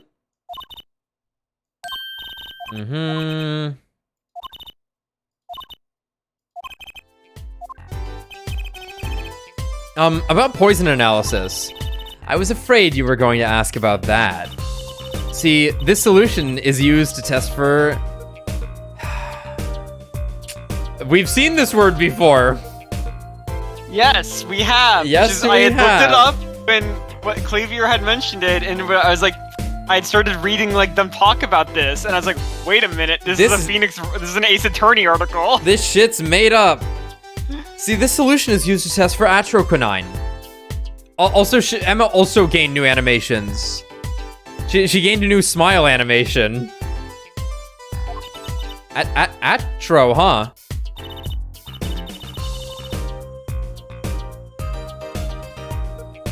Atroquinine, the deadly poison found in the autopsy. Uh-oh. I know that spark in her eyes. She's getting excited. Best tread lightly. It's one of the most virulent poisons, but is absorbed into the body astonishingly slowly.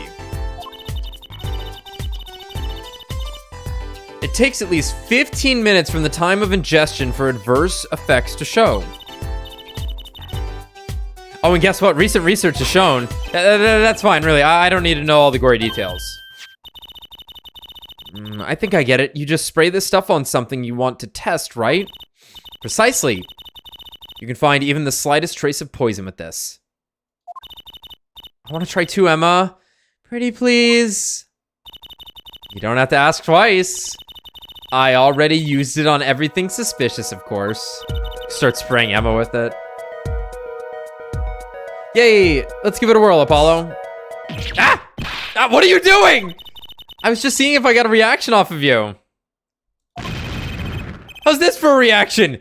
Fuck you! Never do that again. I'm not poisonous.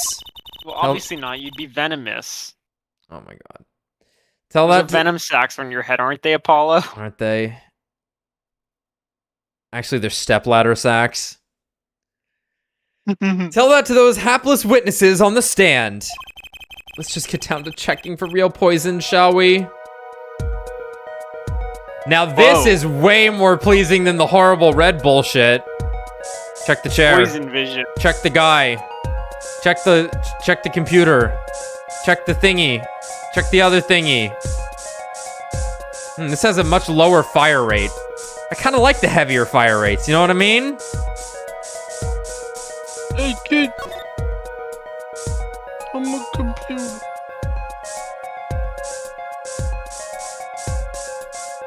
Alright, fine. Okay, never mind, there's nothing. Emma did say she sprayed. Probably not gonna be like, hey Emma, you missed the painting or whatever.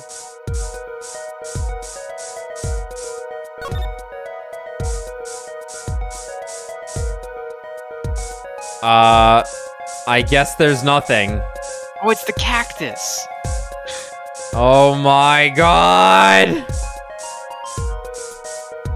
Okay, there was nothing. No, but for real though, why was there blood on that cactus? He was bored. Oh. John McWomen's Rights, or whatever his fucking name was, he got bored in the office, so he fucked himself on a cactus. Fair enough. What else are you gonna do when you're a cop at work? He was drunk and he saw that cactus and was just like, giddy up. Too bad. No reaction there. I'm sure Emma checked out all the likely spots. Wait a second. What is it, Apollo? Did you spray that little desk over there? I don't think so. The spray probably can't reach that far, you know? Let's check it out just to be sure. Wow. That was too quick. That was... No, I don't want to click on it. Alright, fine. I like Trucy's eyes there. Eek! A reaction, Apollo. Where? The inside of that cute little frame, look.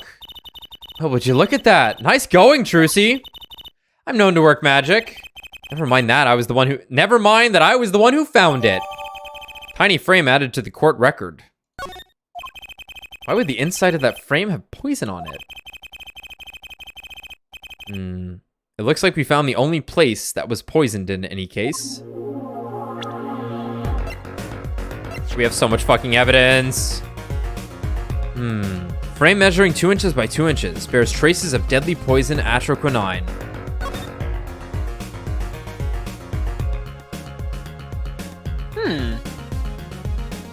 Crack that shit open.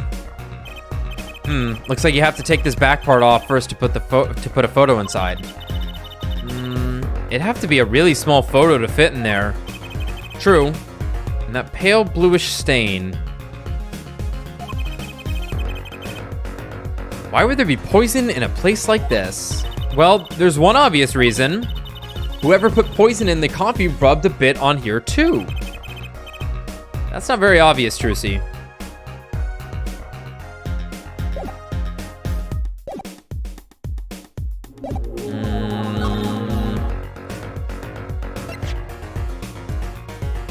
What was the other thing she said we should butter up on? The letterbox. Oh, did we examine this? Oh. Huh. Okay.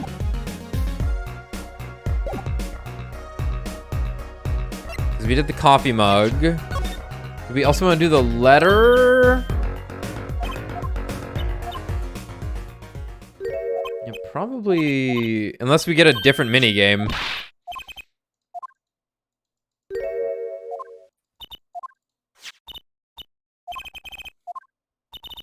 You should try flattering her, Apollo. They say a little praise can open big doors. About that envelope we found. I was wondering if you could help us out with that tool you were mentioning. You want to know about my tool, do you? It's called an X-ray analyzer. X-ray? Like the X-rays you get at the dentist? That's right. At least that's what I call it. Huh? It has a real name, but it's much more complicated. The X-ray spectralization. Oh, that smile.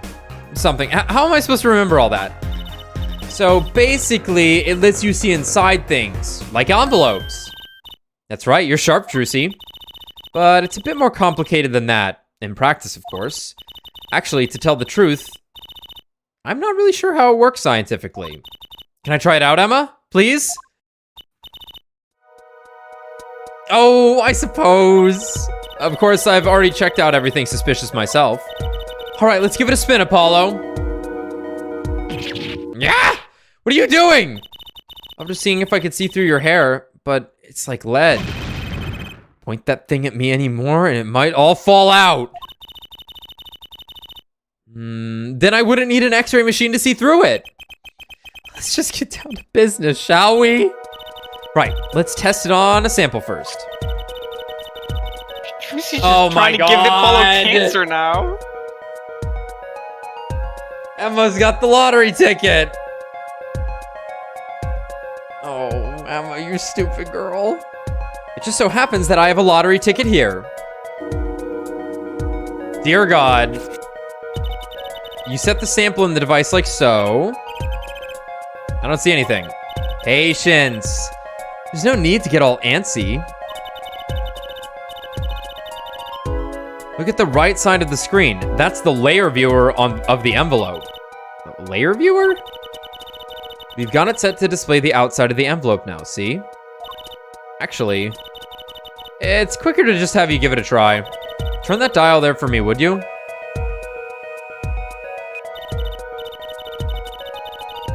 That's right. That's how you choose what depth you want to scan. Hey, I got something. See? That's how you can read the letters on the ticket inside.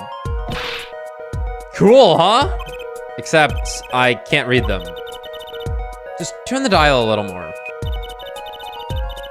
What you have to understand is that a sheet of paper isn't really flat at all. No way.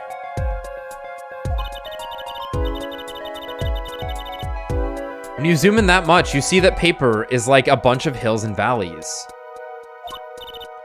Wow, really?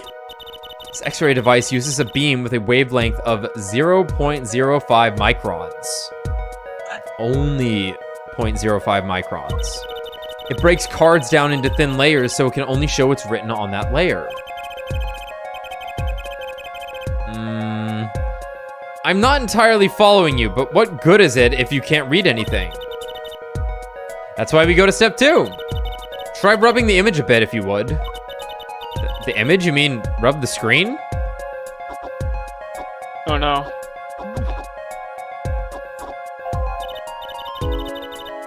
There, that fixes the image on the screen. What? Now turn the dial again, just a little. Good. Now you can rub this image to fix it too. Hey, I get it. Oh, you're imprinting it over time, I see. We just keep doing this until we've got the whole thing. Exactly, not bad. Neat, let's do some more.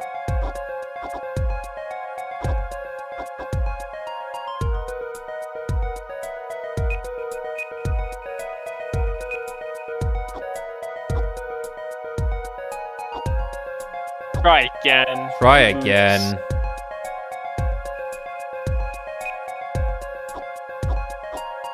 That's cool.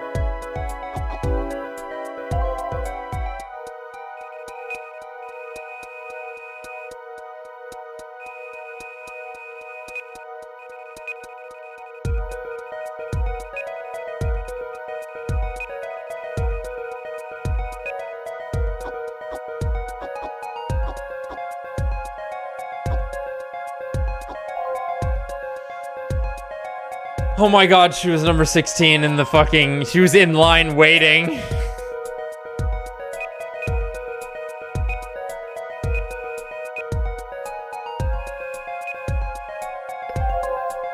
I'd like to solve the puzzle. Okay, let's print this one out.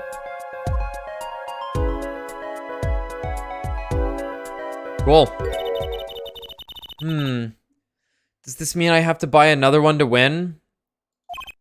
Well, it's Emma's ticket. Let her buy another one. It's okay, there's no need. But see, this is the true hidden power of my weapon. Neat, huh? Now let's try it out on the real thing, shall we?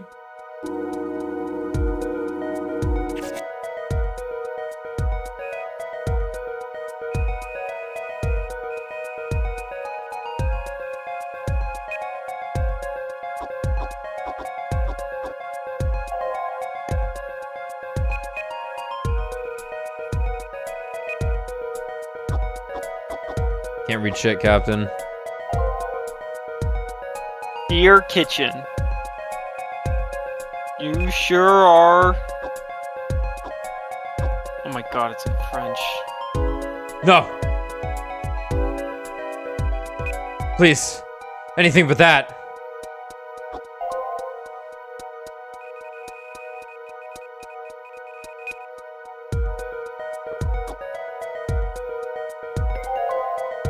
$100,000, huh? Okay, let's print this one out.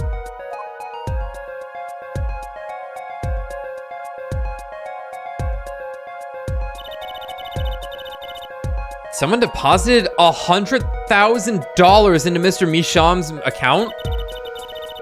His paintings must be really valuable. There's another page in there. Care to take a look?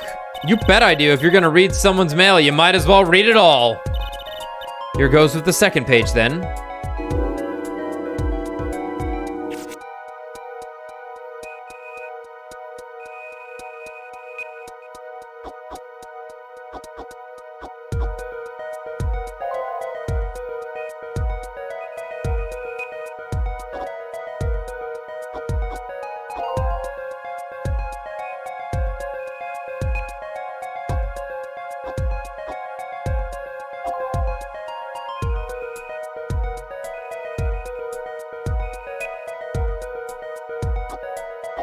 very exciting stuff.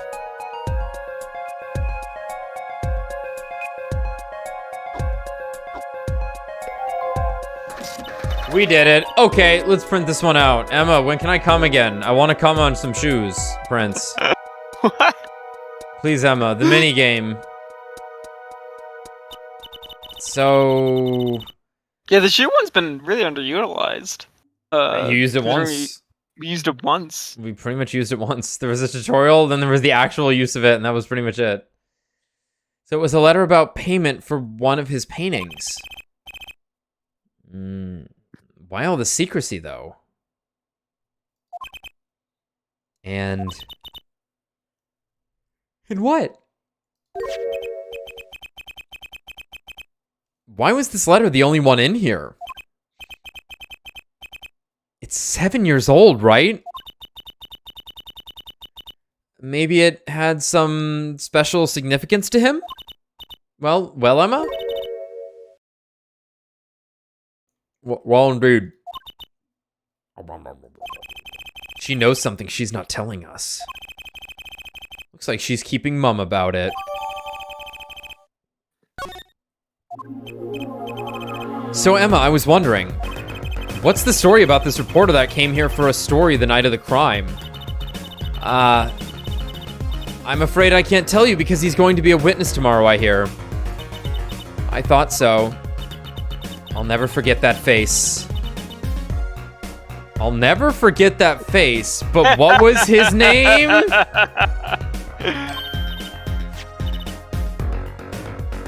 Oh, right. Brushel. Brushel? He's after a scoop to sell to the papers. So, a reporter comes for an interview with a painter. I'm gonna come. His first interview ever. And that night he's killed. Seems strange to you? Very strange. It does raise a few questions. I'd like to speak with this reporter if I could. Well, I hear he's on the beat today, too. He said something about covering a magician. Magician? Well, if it's not true, see, that leaves only one other person. Max Galactica! Ah, finally, Max! It wasn't Valant Grammary by any chance, was it? Yeah, something like that. He's got some big show lined up, I hear. So he's out interviewing Valant Grammary. Looks like I'll be heading out to the Coliseum again sooner than I thought. Here, I'll give you that reporter's card if you want. Brushel's card added to the court record. Zoom in and enhance.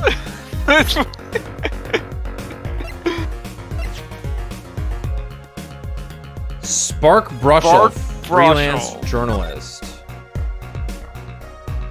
Spark Brushel. Ugh.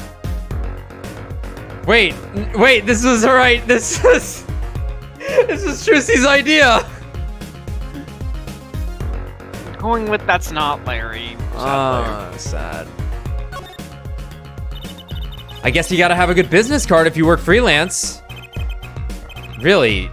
What's this? A camera lens finder? Do reporters take photos too? I guess if he's freelance, he'd have to. Maybe you should try being a prosecutor and a defense attorney. You'd always win. Why don't I become a rock star too while I'm at it? Funny. So yeah, also I guess the joke there with that. He's gone. They'd remember your face if you put your face in the card. She's like, I remember his face, but what was his name? But if his name was on the card twice, she would have remembered it. All right, Emma. Bye. Don't trip and fall. Don't hurt yourself, okay? These paintings look familiar to you?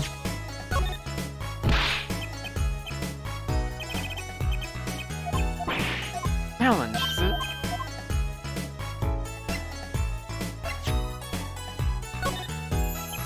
So, a journalist was here on a story?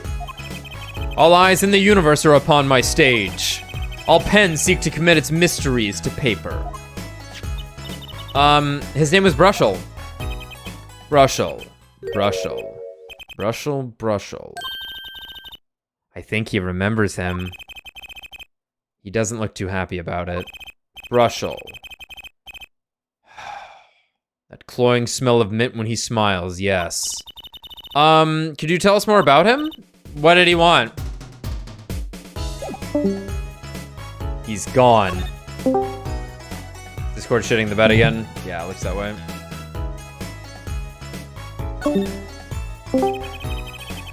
A man by that name called on me just now. Just now. Valant's vision is always toward tomorrow. Valant's feet step always forward. That is all. That's all? Very confusing. I am to perform a big magic show, yes? I wanted someone to cover it. Yet he had ears only for that incident. That incident. In any case, I requested that the rapacious reporter remove himself. So a painter has died. What of it? It is but a footnote in the footlights compared to the magic of grammary. Uncle Valant, do you know where the reporter went? I recommend he visit the place popular with penalized perpetrators. The detention center. He was a rude individual. Might I see that card? Sure. He would tear apart my respectability. I will tear apart him. Oh, here it comes, Apollo. Uncle Valant's big magic trick. Is he going to fix the card? Not sure that qualifies as big magic. He's gonna light it on fire. What happened to the big magic? Ah, ha ha ha ha. It is not more miraculous for it. Is it not more miraculous for it to stay ripped? Wow. He must have not really liked that journalist. Now, the time has come when I must return to make my prestidigitation preparation. Prestidigitation. Preparations. By your leave, Miss Trucy. Thanks, Uncle Valant. 3 days from now. Make ready for a miracle. Walks away perfectly normal. 3 days from now? Huh. We might get 7. Wonder how long... We might go 7. We might go 7. What do you think that journalist was after? Why did Valant react like that to this envelope? I think it's time to pay the detention center another visit.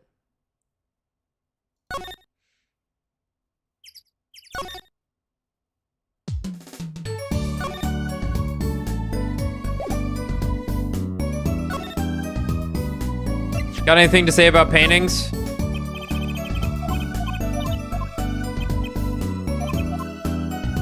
I thought you were an art hoe, Phoenix.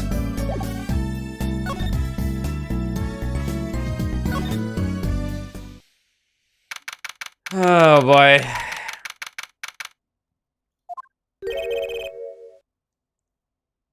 I think I hear what you're saying. We're all doing it for the money. End quote. No, not at all. Looks like someone's already meeting here. Maybe that reporter? Oh.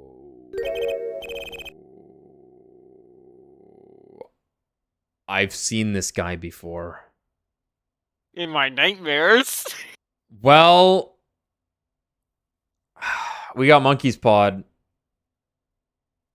We wanted Clown. And it seems that Clown we did get. Huh, he's got the pen from the office. Or the studio in his pocket. Not the type of clown I like. Is there no Clussy in this game? You're looking at it. Wait, hold on, hold this. Why does he look like that one fucking Wojak face? Because he just like does. The one with the the hair. You know what I mean? I guess. The one people usually depict as the Sojak. It reminds me of the main character. So he's losing the argument? So he's always losing the argument because he's depicting. I'm the Chad and you're the Sojak in this image, which means you're wrong.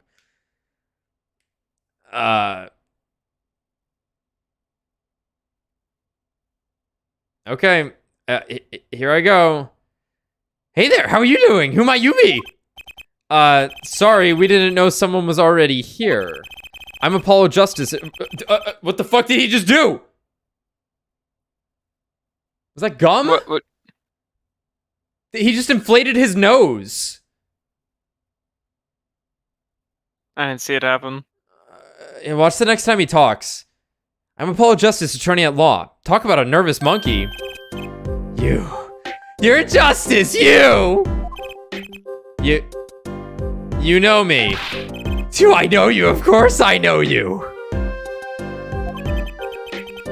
Stares down witnesses on stand till they spill beans. End quote.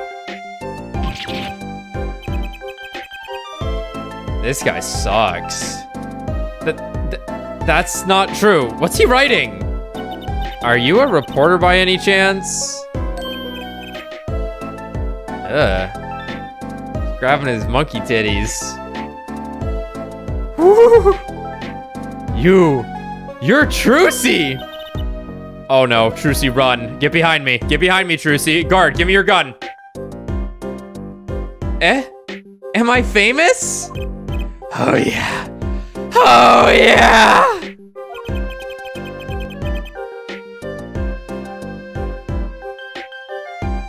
Why is it a toothbrush? Trucy Wright hates carrying a bag, puts everything she owns in her panties. End quote. They killed this man. That's so not true. Just hold on to your breeches there. I'll wrap this interview up in a jiffy. Interview? So, guard, I think I know what's going on here. Guarding rooms is my life. What else could I possibly need? End quote. No, how many times do I have to tell you this? Look, I've got work to do. You deal with him. Did you come here to interview the guard? Ooh-wee, what a pickle. A pickle rickle, am I right? Haha. Why don't women like me, he says. Yeah, his name's Brushel, so he's got a toothbrush and his head looks like a toothbrush. Yeah. And I guess he's also got like a brush quill, maybe, whatever. Accused wouldn't talk, had to interview someone or go plumb crazy, end quote. This guy sucks. Huh? I should have guessed. Where are my manners? Name's Brushel. Spark, Brushel! I'm not picky. Journalist just closes eyes, writes, end quote. What's that nauseatingly strong mint smell every time he grins? Oh, because it's toothpaste. Sure.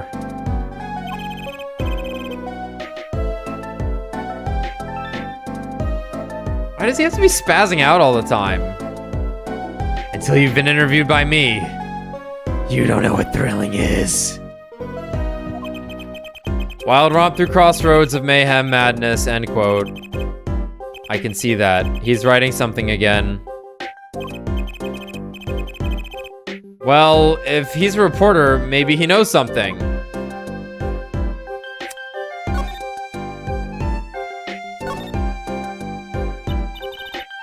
So, Mr. Brushel, you're a journalist? Me? Look, let me state one thing for the record here. Yes? I'm the interviewer. You understand? Yeah? I'm the one asking the questions here. End quote. Hold on, a moth just fucking landed on my arm.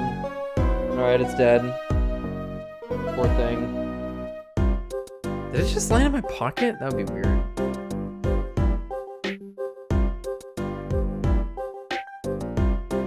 Is it me or does he kind of look like Ryan Reynolds? I'm going... He paused! He sees it!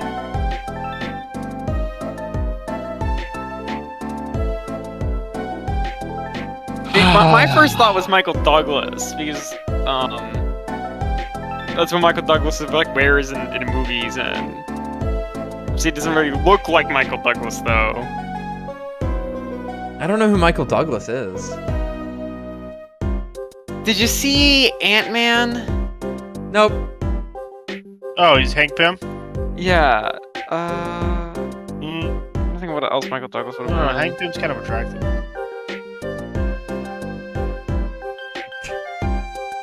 Well, anyway, I'm the one asking the questions here. End quote. Okay. For instance, you think a movie director watches movies? Well, I think he probably does. Exactly. I knew you'd understand. Remember the character Gordon Gecko? Nope.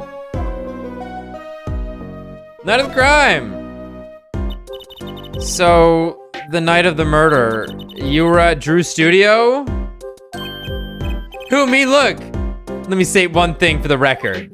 Yes? I may look calm and collected, but I'm busy. Real busy. Always on the road. Journalist always busy, always buys one-way tickets, never looks back, end quote. I can understand that philosophy, but... You want to know the thing about one-way tickets? Once you use them, they're gone. Yeah. All because you have to give them to the guy at the airport. Yeah. But don't they give normal tickets away too? Exactly. See, it's the same thing. What is... The interview. So, you went to do a story on Drew Misham, and he'd never had a story done about him before. That's right. Look, let me say one thing for the record here. What? I'm sure you're going to want to know about my source. What tipped me off to Drew? Why do the interview in the first place? Well, yeah. Look, it's like... Oh, I've got it. Say there's this burger joint with fabulous ketchup. You think the burger guy is going to tell me where he got it? At the supermarket, maybe? Exactly, see? That's what I'm talking about. I think I may have actually understood that one. Well, there's nothing I can talk about, really. Walls have ears, eyes, especially glass walls with speakers. End quote. Right, I guess we'll leave then. But since you're here, might as well tell you a tidbit of news I saw. Just for the heck of it. Sure, tell us, just for the heck of it. I remember it's like it was yesterday. I'd seen a movie on a trip and wandered into this burger place with amazing ketchup, when an article in a tabloid caught my eye. Famous oil painting stolen from art dealer's gallery. End quote, I believe it was. An oil painting. Happens every day, right? But I thought I'd seen that painting somewhere before. A painting of a giant peach floating down a river. Oh, God. He's sniffing! I guess the idea is that he has like a wart or a boil on the tip of his nose. Or his nose is just like blushing for some reason.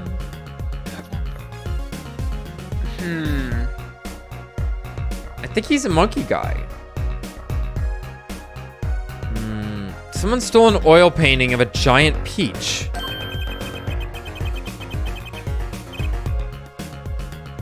Journalists can smell scoop better than burgers. End quote. Please get off the screen. I really don't want to have to present stuff to you. Was it this one by any chance? Ah, right, let me go on the record here. Yes? I know what you're going to say. Brushel, take this. Write brilliant column. End quote. I don't think so. Look, buddy, I write brilliant columns about one thing, and that's food. Try to understand. What could he possibly be writing? He didn't listen to a word I said. Wait, he's a food reviewer? What?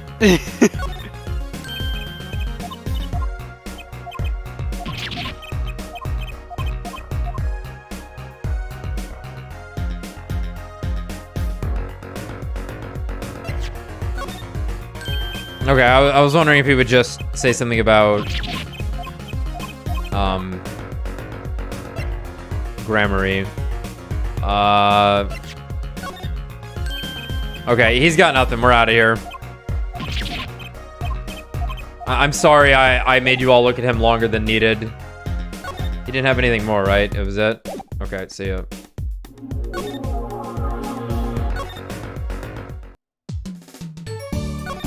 Unless we do have to present him something.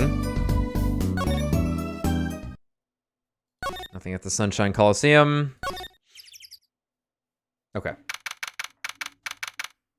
October 7th, Drew Studio. Well, how'd it go? Find anything out? Actually, there was one thing I wanted to check with you. What's that? What's that scary face you're making?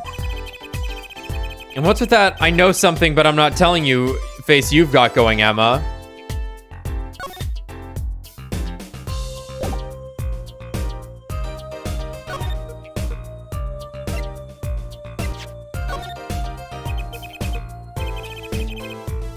This painting came from behind that dresser.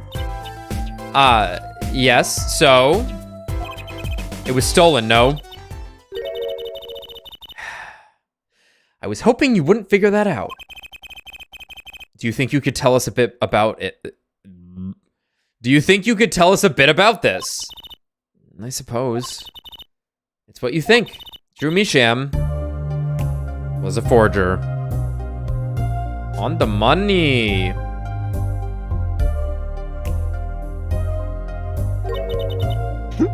A forger.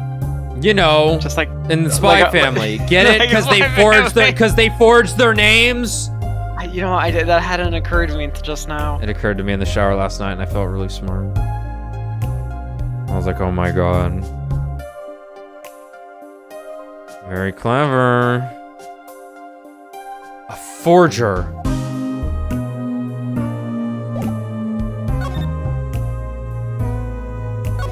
Forger. Big forger. I guess that also explains his name. The Sham. Yeah, I was wondering about the sham part. Like my sham? Drew my sham. Drew my sham. Your fucking sham! So what exactly is a forger? Well, basically it's someone who makes forgeries. Fakes, in other words.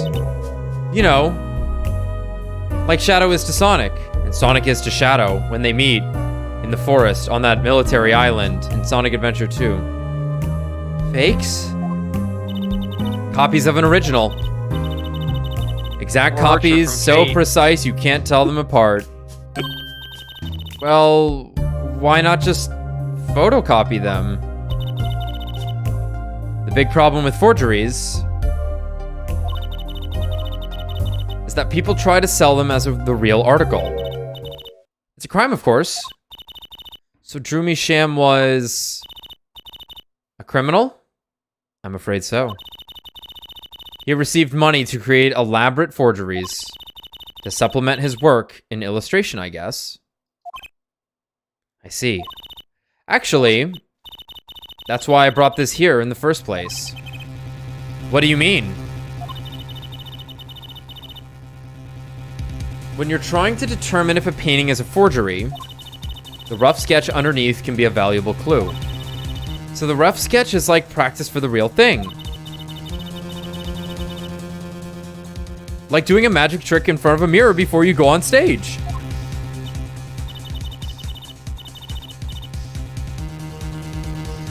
But not in the case of a forgery. Not necessarily, anyway. You know what the finished product is going to look like after all. Oh yeah, I guess you would. That's why I brought this. I'm going to use it to see what's under the paint of the finished piece. I get it now. Not that I really need to go to such lengths, seeing as how one of the paintings was only half finished anyway. Still, it'd be neat to see Mr. Misham's rough sketches. Kind of like what he was drawing when he thought no one was looking. True. That may be interesting, or that would be interesting, and maybe valuable for our case. You should try buttering her up, Apollo! Flattery will get you everywhere, they say. Maybe I should ask Emma to help us out. Alright, time to represent the same exact thing. Emma's like, They're looking at me. Maybe they want to talk.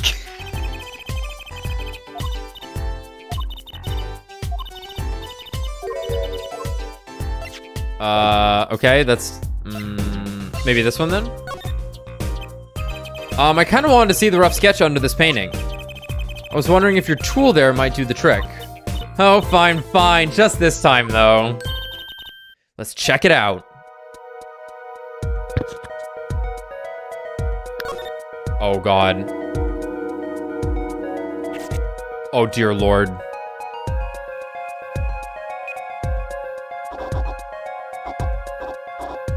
Strap in, everyone.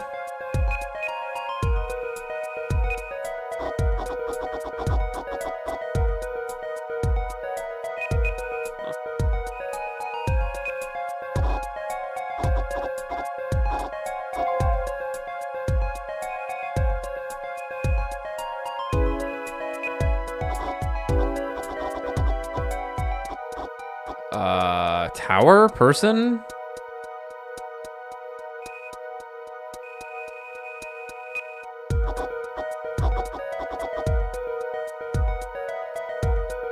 Guitar? Flaming person on a tower? Looks like a statue. It probably just wants a certain amount of coverage. There's like some dots there on the top right. Yeah. Like. Oh, yeah. One on the bottom right there.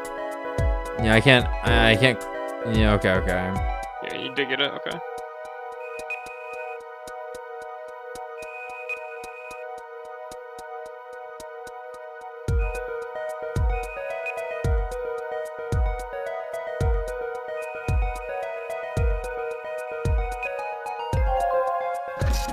Okay, let's print this out. Let's print this one out. Oh boy! More burning people in odd locations. Yeah, it's like podium? What? What the fuck? Wow, he really blows. The finished painting isn't anything like the rough. He blows. Devices like mine didn't exist until recently. Yeah, she did. He probably thought he could draw any sort of thing he wanted to for the rough. What do you mean? Well, in the past, you could only analyze the composition of a rough sketch. Composition? In other words, the traces of charcoal between paint and canvas. So you could tell if there had been a rough sketch. Not what it looked like. I think I follow you. So, in essence, it wouldn't matter what was underneath the finished painting. Some pros would actually paint out a rough sketch entirely, then do a completely new painting on top of that. So, Mr. Misham was drawing whatever he wanted before painting over them? Possibly. Is there a problem with that? Not particularly, but something about the sketch itself is kind of odd. You're awfully silent all of a sudden, Apollo. You think we could check out one of the other paintings? Well, sure. You like this detection stuff, don't you? Alright, what do you want to do? I want fish. I think we all wanted fish.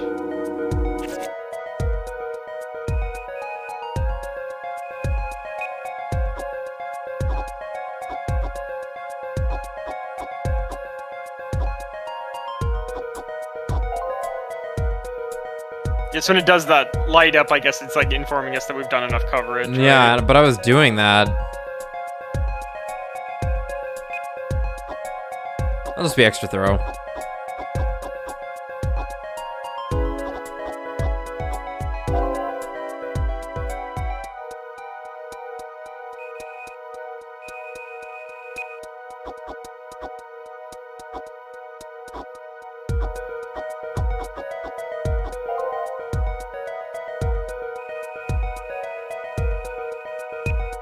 Yeah, I wonder if like the 3 sketches are gonna tell a story. Oh, that's a good call. Yeah. Is that a piano? It looks like a house to me. Might be a house. It's a noodle stand.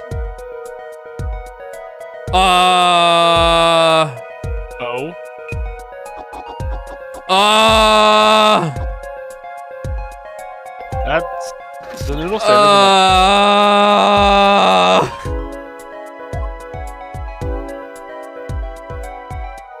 All right. Yeah.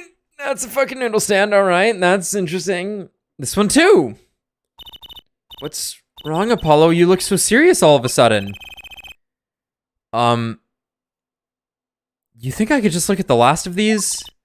Fine by me, knock yourself out. So, it's our cases. Because the burning guitar on the tower. Yeah. The noodle stand, and this one's gonna be... The bottle? The card. The card game. Or the card. Yeah, the card game or something. Oh my god. Holy shit. Yeah, oh my, it's Gavin on the tower. Yeah, like I was thinking, like it's a rock star on a tower, but like that could be inspired from anything, but it's like no. Yeah. That's. Yeah, when you said it was another burning thing, I was thinking you were talking about Larry's painting. No, I was. Oh, okay. I was at that moment. Yeah, but this is gonna be this should be the card game or the borscht.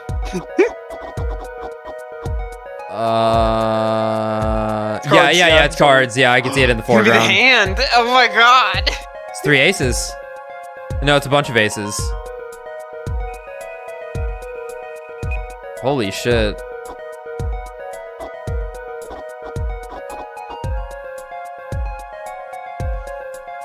No, it's just the 2. Oh. Okay, let's print this one out. Huh. How about that? What the heck is all this? I hesitate to ask why you're getting so excited. You sure your device isn't leaking some kind of strange radiation? Trucy, look at these 3 sketches! Do you notice anything?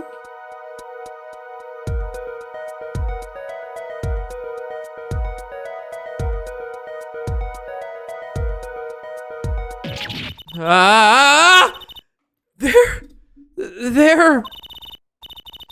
Now you're both white as sheets. What's going on? These sketches are of the 3 cases I worked on. What? The murder in the poker room at the Borscht Bowl Club. The dead man pulling the noodle stand. And then the events that transpired during the Governor's concert. What could it mean? How could he have painted those things? And why? That's what I want to know. Wait. Is True Misham your father? Give me a break! Does that seem even remotely possible to you? Yes. I'd never even heard of any True Misham before. I hadn't even seen a picture of him. But there were my cases, drawn on his canvas. Every single one of them. It couldn't have been a coincidence. Just who was this True Misham? And what did he have to do with me? Holy shit. Holy shit. Quite the bomb. Holy shit. I hope Emma's right somehow. Well, it's interesting. That'd be funny. That would be funny, but more likely the connection's actually Trucy's involvement versus Apollo's, right? Of course. Although she, yeah. Okay. Break time. All right. I'm gonna. Well, any of you gonna stay here? I'll deafen otherwise. I'm chilling. Okay. I'll go to the bathroom. Okay. Take care of them, Brad. Oh, I will not do that. Okay, cool. I'll be right back. Any questions for me, my boys?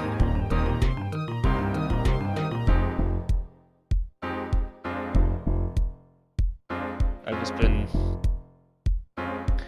chilling, doing what I do best. I think I put this piece in the wrong way. Oopsie.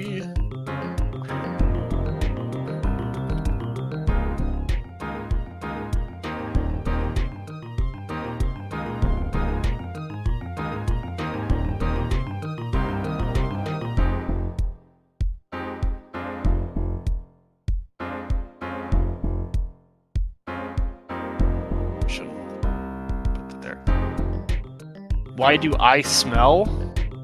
I don't know. You know,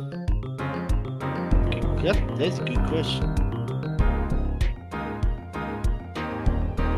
I don't think I smell. Father Bradley. I'm not a dad. Thankfully. Okay, that definitely doesn't go that way.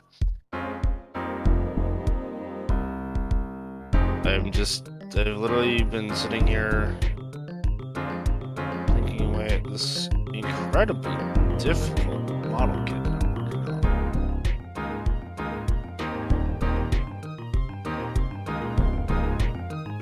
Really cool, very well engineered, but it's tough. A lot of really tight fitting parts. 'Cause that's what I do. I build shit.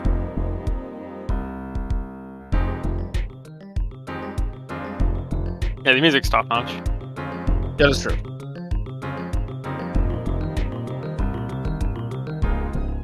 Yeah, dang it. Get in there, you son of a bitch.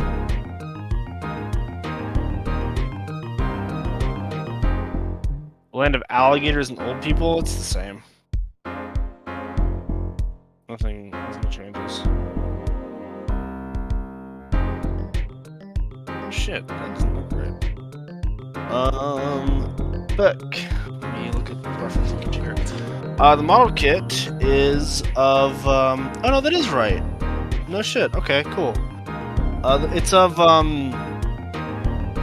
Rescue, the Iron Man, it's the suit that Iron Man made for Pepper from Endgame. It is the Eastern model / Moorstorm Mark XLIX Rescue. Very cool. Also, just very hard to put together in general because it's lots of really small parts. Who would win in a fight, Inuyasha or Charlie Brown? I'm going Charlie Brown on this one. I have no evidence. This is my gut feeling.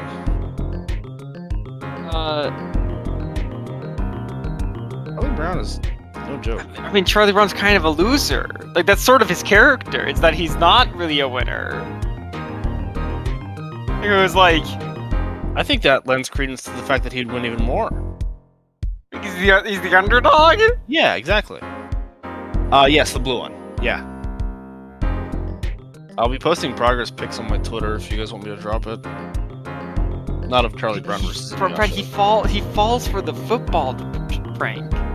Yeah, and so did I. Oh, I see. So you're projecting. Yes.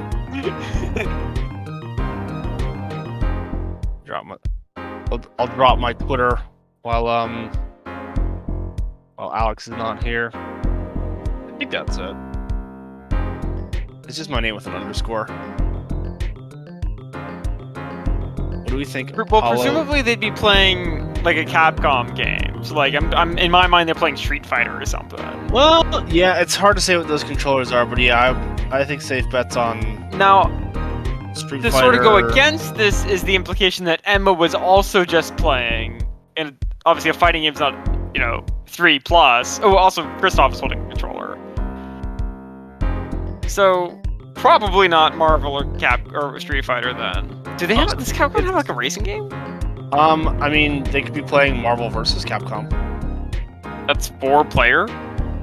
Does that not have a tag out system? That might not have a tag out system. Yeah, I don't know. Maybe they're playing Smash. Not a Capcom game, just, you know, that just felt right to say.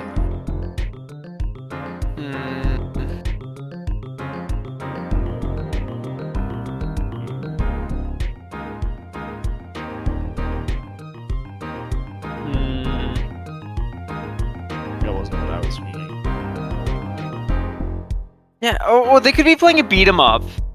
Yeah, they could be playing. Like, they could be playing a beat 'em up. Streets of Rage or some shit. Yeah.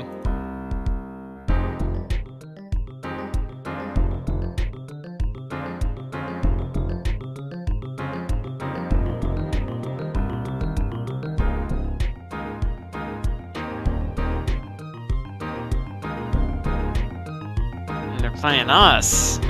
Yeah.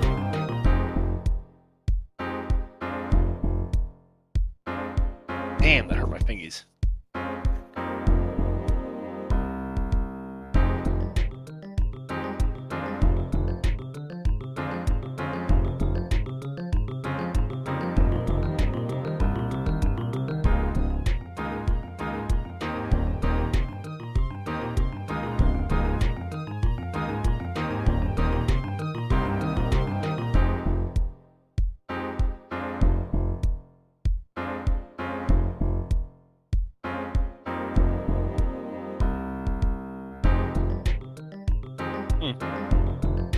Interesting.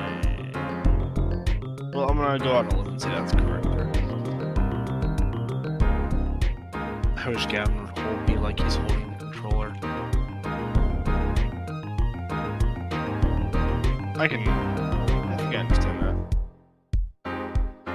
Listen, I said whatever the first thing that came to my head was. I knew that Streets of Rage was not the correct game, but I said it anyway. Who makes Streets of Rage? Is that like Konami or something?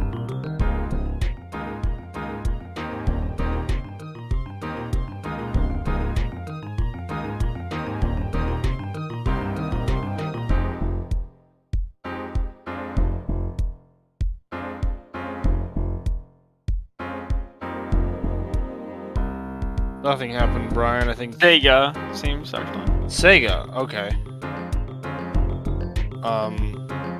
Alex is in the Pentimento.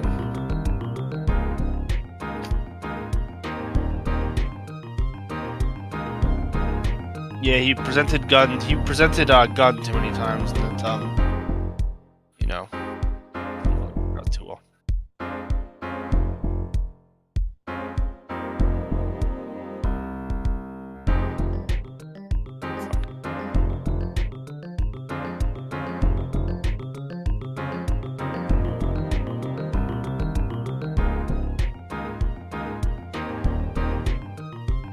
I didn't go to work today.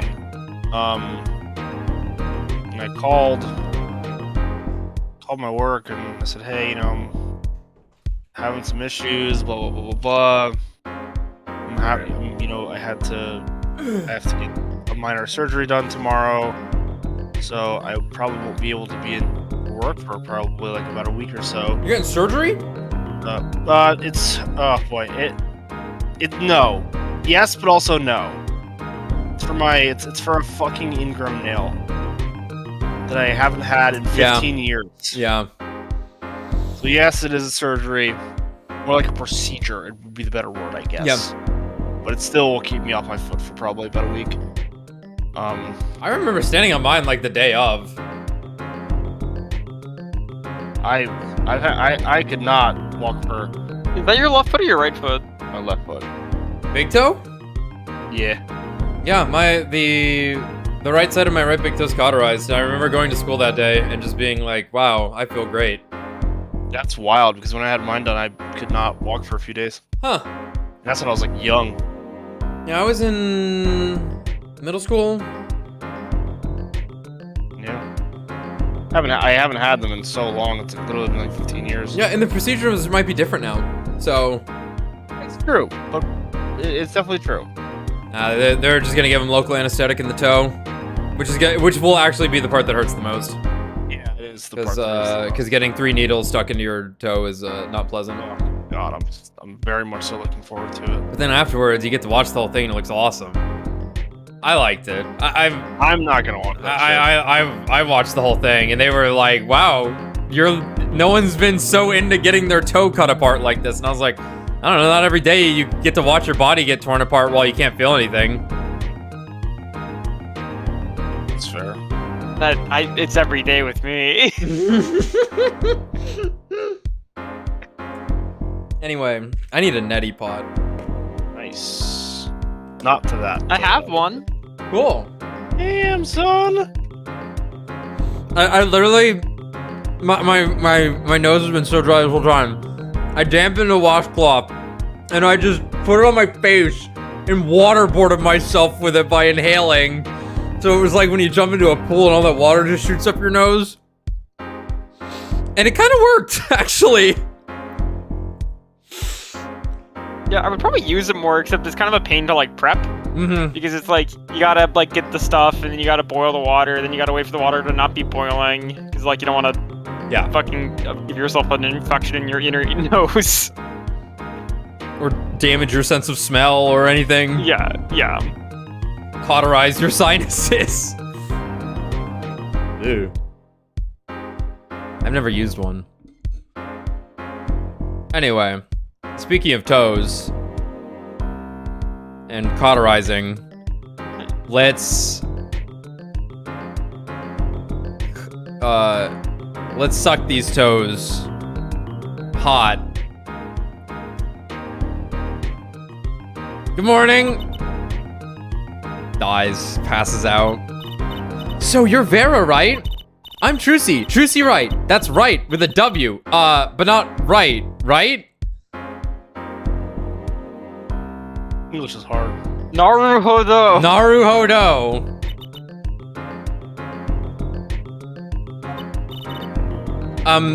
We're on your side. You can tell us anything, please. Good morning. She speaks! Not bad, not bad, not bad. Don't say anything. Don't say anything, she cannot speak. But I think you do better with a little smile, you know? You're so pretty. You need to sell yourself, you know? Trucy, let's take it easy for starters.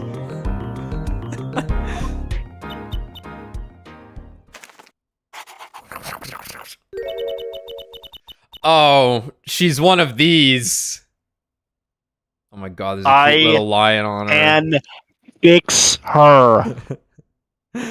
Brad, she's perfect. She don't need to be fixed. She doesn't need fixing. She'll fix me. Look at that haircut, bro. It's pretty not bad. I'm gonna come. He's gonna come. Thank you for taking my case. I hope that picks up. Okay, well that's a start, I guess. There's the weird glove thing again. There she goes with the nail polish again. That's great, really. It's so cultured.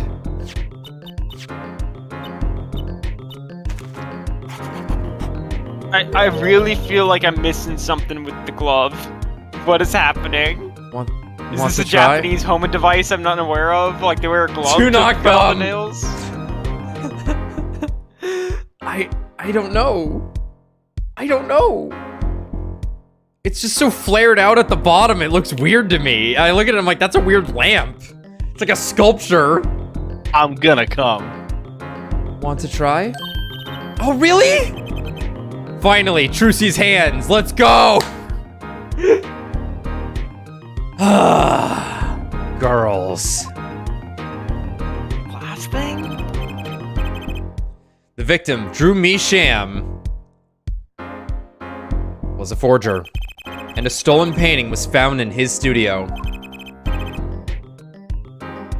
A life of crime, really. And maybe one that led to his death.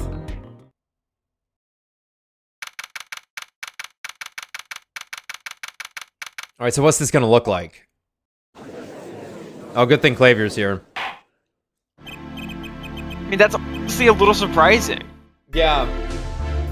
That's not happened yet in any of these games, in a sense. That we haven't run into him first?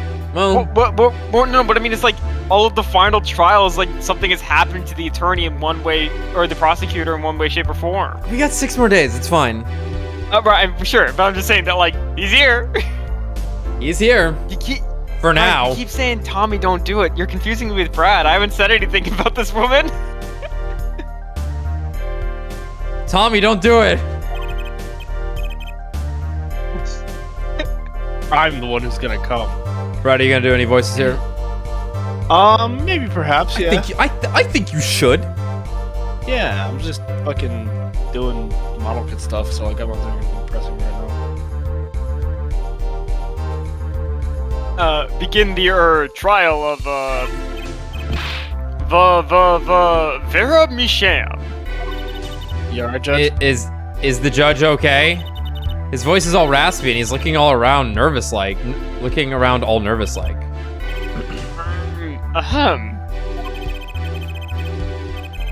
Repercussions of today's trial will most likely be felt for a long time. And may, indeed, alter our legal system forever. That's right. Okay! He's taking Claver this time. I'm taking Apollo back. I'm taking it back. Today's a test of the Jurist System. And the first step towards a new order in our courts. Daddy's secret mission! The jurist will function like a jury. No shit. No shit. It is hoped their inclusion will help the courts to better reflect the people's will. Okay. But my will. Why aren't there any jurists in the courtroom? Very closed circuit cameras watch this courtroom at all times. Jurists have access to everything that transpires.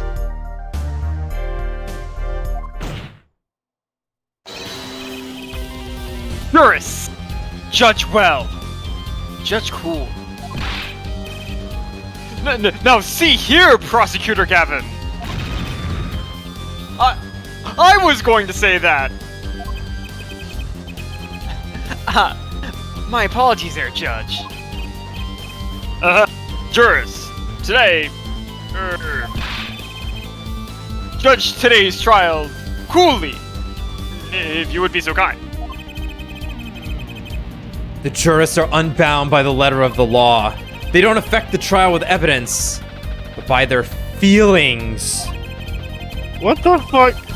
And we're about to find out just what effect they're going to have.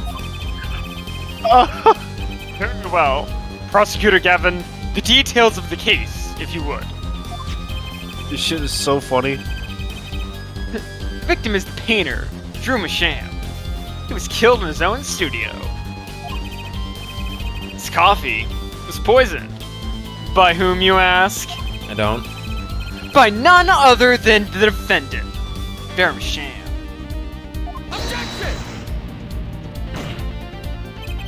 There wasn't any poison in the coffee. Action!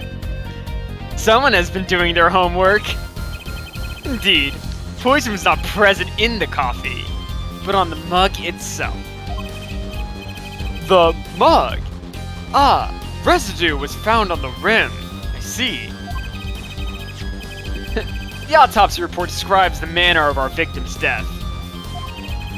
Give me that. The court accepts this as evidence. Let me read it. According to this report... I'm reading it first, Judge. Fuck you. Again with the 9 to 9:30 p.m. Popular time to die. That's time for murder. 52.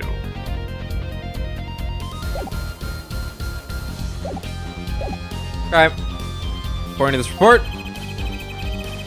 the victim's death was caused by atroquinine poisoning. A chemical compound that does not occur naturally. Lethal dosage is a mere 0.002 milligrams. Wonder where they make it from. That's quite small. Wonder what they make it from. Whatever. I'm sure that won't matter. A touch of atroquinine in the body is the touch of the Reaper's scythe. Capital R Reaper. I don't fear him, by the way. Very well. Prosecutor Gavin, you may present your witness. Nor do the wind, sun, or the rain, so... You know. I have for you today a simple man for a simple case. Alright, Brad, you're off. A man who witnessed the murder in its entirety. A journalist, no doubt.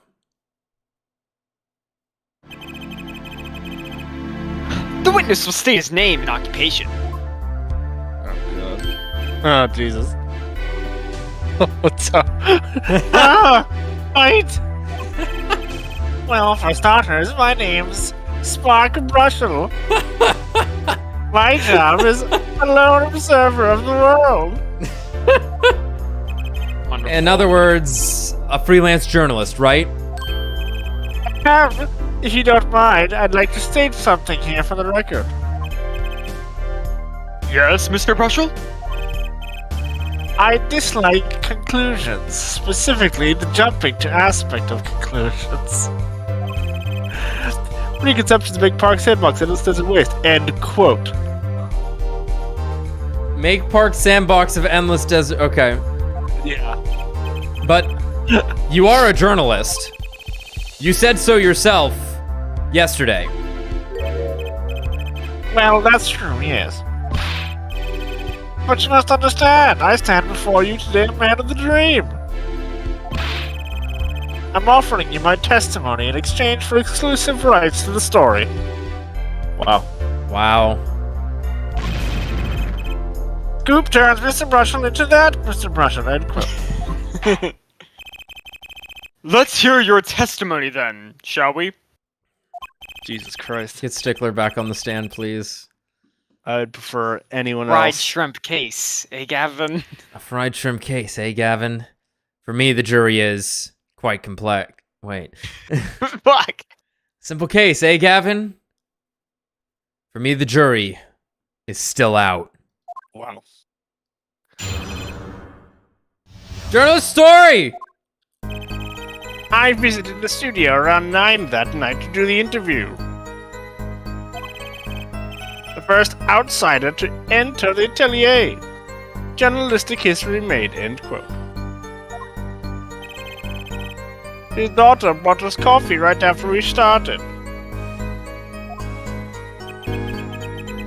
And you know what happened next. Star falls, end quote. No one else entered the room besides her the whole time. The nipple pinching pose. He's ready to pinch his nipple. That does sound like a simple case. He's literally me. Wait. God, I hope not. Unless you were the one who poisoned him. Let's go, Judge. Fucking go. What are you saying, Judge? Bailiff, case closed. Whack his pee-pee. Feels good to get a W for once around here. Wait, what do you mean? What do you mean the jurists have to decide? Wait, no, I want him dead. Damn it. Need to remind you, the cameras are rolling today. I felt the need to be a bit dramatic. You didn't do it, did you? Me do a thing like that? Come on. That's like... newsmaker making the news, end quote. I hate this man so much. Or even contemporary witch hunt, end quote. Ooh, with the buzzwords? I know, wild accusations rock courtroom, end quote. Rock, indeed. Prosecutor Gavin sure looks like he's having fun. I'm so happy for him. Very well, Mr. Justice. Your cross-examination, please. No. I don't know what Phoenix is planning and he didn't tell me anything, so I'm out. Later, guys. Fuck you all. Fuck this game. Fuck this guy. I'm out of here. I visited the studio around 9 that night to do the interview.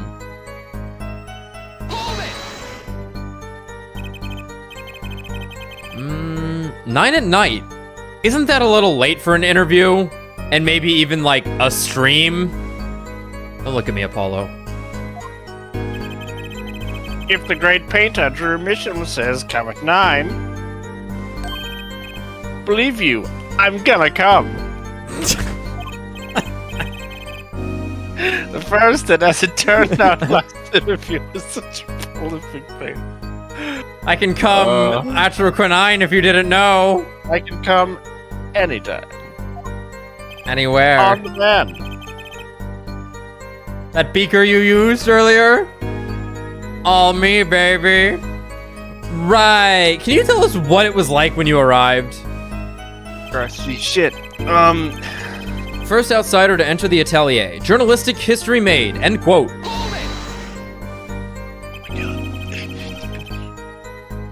You were the first reporter ever in Drew's studio.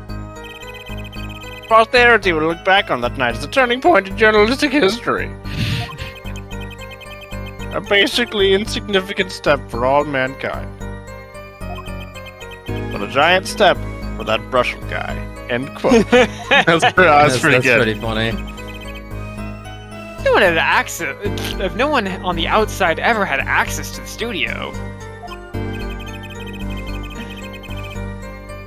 then it would serve to reason that the deed was done by an insider. By which he means Vera did it.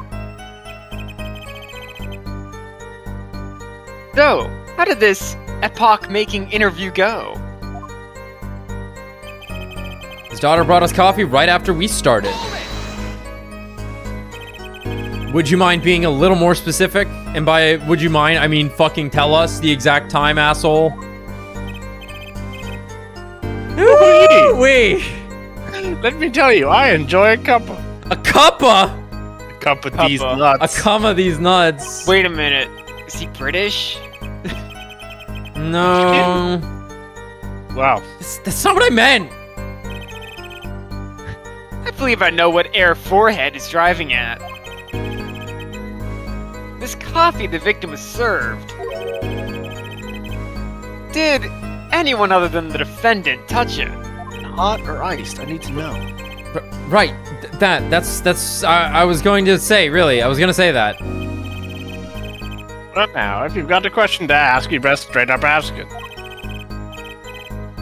And that's what I tell all the new recruits, several times if necessary. Right for a grade score. That's my motto. Well, which isn't to say that, yeah. Who touched the coffee? Dunno. I was in the back looking at the studio's equipment when she served it. That's kind of what I wanted to see out of Apollo, is him just fucking yelling at people. Yeah, like 0 to 100 with this guy. And, what happened next? What happened next? And you know what happens next. And you know what happened next. Star falls. End quote. What's this about a star falling? Star falls, huh? It's like an old telegram. Send money. Over. No! You don't know? That's like a journalism code word. An important personage passes away. A star falls. Get it? But there's no gravity in space, is there? Got a good point. Yeah. I wouldn't think stars could fall. Really. Does this matter? Ooh boy, back in my day. Good stuff. Good stuff. Good stuff. How about star break? Likes the punch. Ooh, I know. Star dies. Lacks imagination. Of course, you could go with Drew dies, straight to the point. I like it. I think we need to hear about something a little more substantial. The moment of death. About when Mr. Michon passed away. Oh boy! What a scene that was. He puts down his coffee mug with a crash, right? The mug never spilled, but they said it... Yeah, no, the mug never spilled. You're lying. It takes 15 minutes for the poison to kick on. Fuck you. Yes. And then? And the cold finger of death touches his spine. Life's flame sputters and fails. So cold was that touch, he could do naught but tremble uncontrollably. Actually, Life's flame is a little tired. I don't know, I like it. Life's river froze over. Yes, that's a go. Oh, okay. I think he's starting his article already. Dark busts. Did you describe that a little more simply? Bus. A bad bus. Well, as you can imagine, I was pretty surprised. He hit the floor, as they say. Artist seizure is final performance, end quote. Atrocanine paralysis. Paralyzes the central nervous system. Yeah, so the mitochondria is the powerhouse of the cell, we get it. Like a bow. The limbs are something. That's quite enough of that. Some of us want to be able to sleep tonight. I haven't been able to sleep since that kid died. Oh yeah? Well, I want the details. Lots of juicy details. You know, we never didn't know if those cocoons were moth cocoons or not. I know. For that you can listen to our last year's hit single. Atrocanine, My Love, by the Gavineers.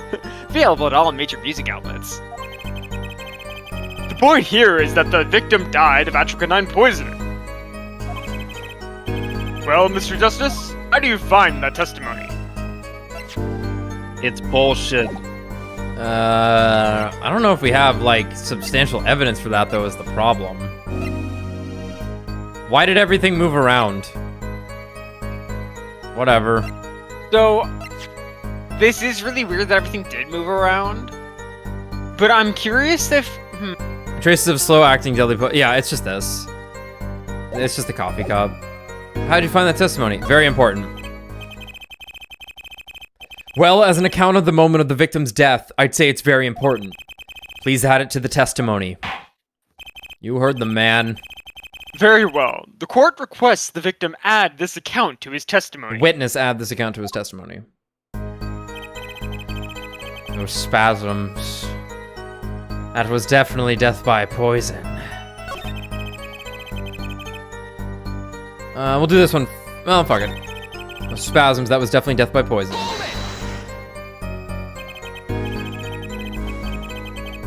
You say it was definitely death by poison. How can you be so sure? Hey, look, I'm a journalist. I've seen a lot of things. And I've had more than my share of experiences with so-called poisonings. Man eats fishy fish, goes bye-bye, end quote. Food poisoning doesn't count. Should I get him to talk about something else? No need, but I guess we might as well. I'm gonna hit no need. Yeah, let's just go with what we have for now. No one else entered the room besides her the whole time. Can you say that for sure? Sure, I'm sure. Drew's studio isn't a big place, kiddo. I'd know it if someone else would come in. I always know when someone comes. What if they had been hiding in there from before? Even if someone had been hiding in the studio, they hardly could have poisoned that mug without anyone noticing. You think I, Spark Brushel, would miss something as obvious as that? No way.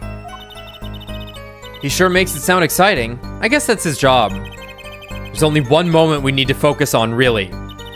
The moment when Drew Misham died? Exactly. There has to be something there. Visited the studio around 9 that night. First outsider to enter the atelier. His daughter brought us coffee. Those spasms, that was definitely death by poison. Whoa, what the... Why does it keep popping up? Anyway. Objection! Oh, off to a great start, are we? Okay, I guess we're gonna ask about some other stuff. Well, you know what? You know what? Presented on the one that said coffee went crash. That's true, that's true. However, yeah.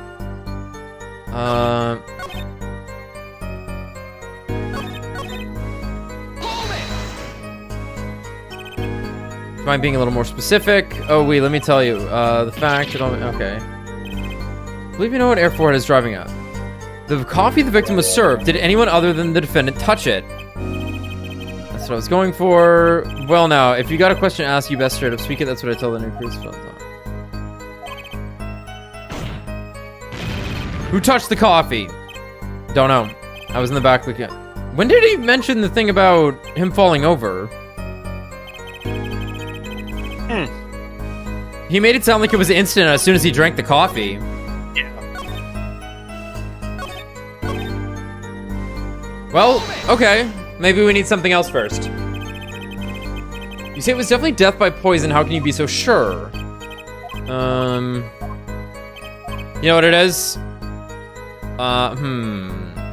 Stars coffee. Yeah, we're gonna ask about the Stars coffee. Yeah. You say Mr. Misham had the coffee too, but did you actually see him drink the coffee? Of course.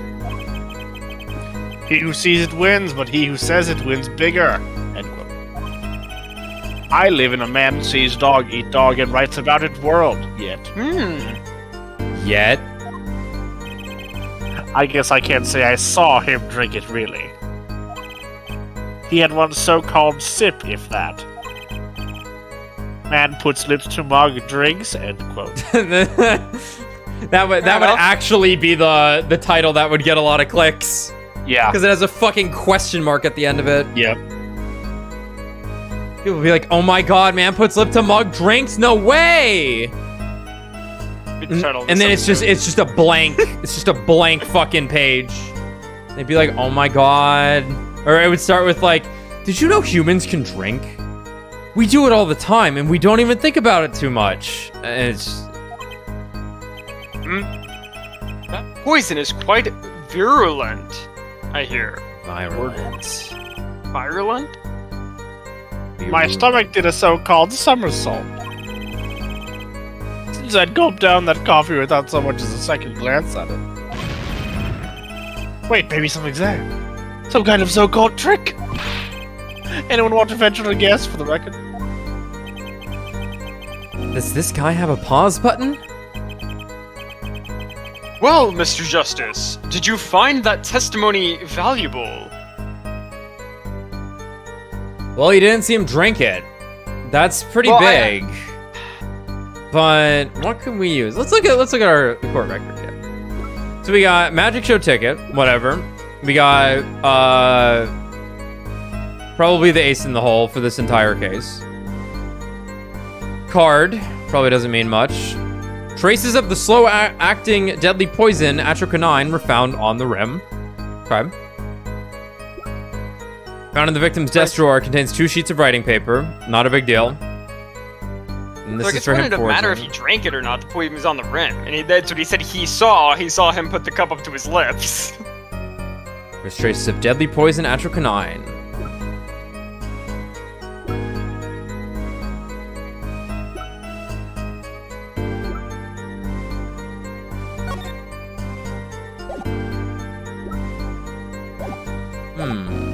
We'll say not important and check the other one. The coffee Mr. Misham drank, that has to be important somehow. Nah. Alright, then let's...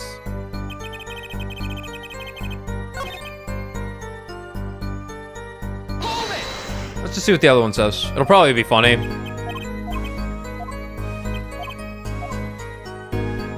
Let's ask about Brushel's coffee.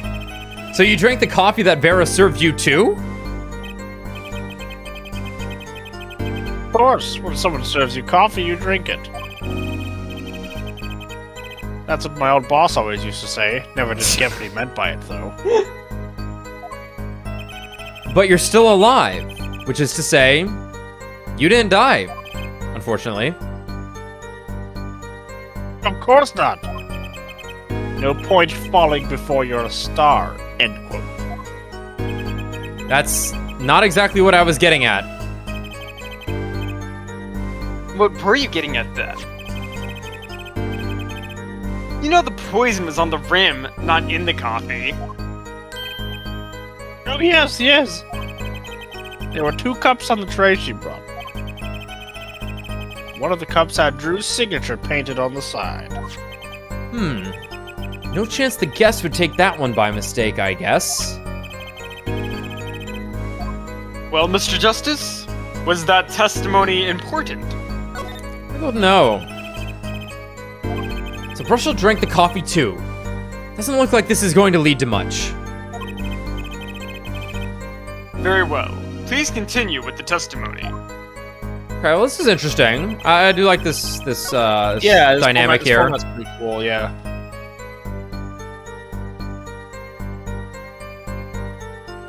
Sorry. Spasms, that was definitely death by poison.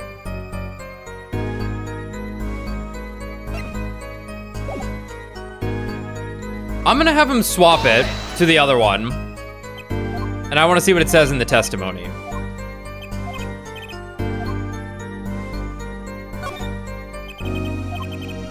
You actually see him drink the coffee. Of course, he who sees it wins, but he who says it wins bigger. End quote. Yep. Yet. I guess I can't say I saw him drink it, really.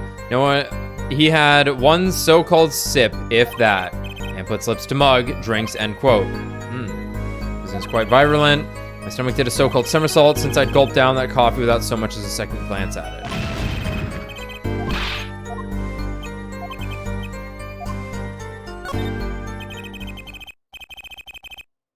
Okay, here we go. The victim drank his coffee, then immediately fell over. Oh, yes, yes. You can go to the press for that one. Oh, you're gonna get pressed all right. Your Honor, this is a vital piece of information. Please add it to the testimony. You got it, sweet cakes. No. Very well. The witness will add this to his testimony. Vital, right? It's turning into Luke at me. I'm trying not to. Good. Bring him back. Okay, there we go. He had one sip, if that. The next moment, he was on the floor. Wrong! You know what I have a problem with? A particular property of the poison used, atroquinine. Oh, Prosecutor Gavin was quite clear about the poison. A lethal dosage of 0.002 milligrams paralyzes the central nervous system. Did he add 10? No, I think that was the same. Sure, but that's been an ongoing joke then if he did fuck it up. Because he would always get like get it wrong by doubling or removing something. If you drank that, even you, Mr. Justice, would be reduced to a quivering pile. Why are you using me as an example? Unfortunately, we weren't told everything. But you always use me as an example. Well, fuck you. There was a vital omission in Prosecutor Gavin's information. Impossible. An omission? Atroquinine is as virulent as he says. But death doesn't come upon ingestion. Not immediately. I was gonna say it doesn't come upon immediate ingestion. That's because atroquinine is slow acting. Slow acting? According to one forensic scientist, well... Me. Yeah, me. And Emma. It's one of the most virulent poisons, but is absorbed into the body astonishingly slowly. It takes at least 15 minutes from the time of ingestion for reverse effects to show.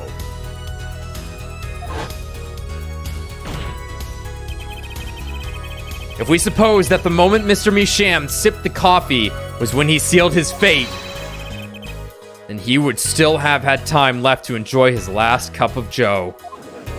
Oh my god! My source is that Emma made it the fuck up. He's so... That guy was so fucking thin. Ugh. Fucking, sinewy. Yeah. He reminded me of something I can't quite put my finger on it, though. You know what he reminded me of? He reminded me of the fucking, pale man from, Pan's Labyrinth. That's what his build looked like. Yeah. I haven't seen that movie. Ooh, that's a good one. I've seen the anime. Order! What's the meaning of this? If what the defendant says is correct. What the defense says is correct. Yes. Yes. Why, that contradicts the entire testimony we've just heard. Well, Mr. Brushel, anything to say on the record? Oh, fuck you, that's what. Slow. Think SLOWACT. It was virulent, alright.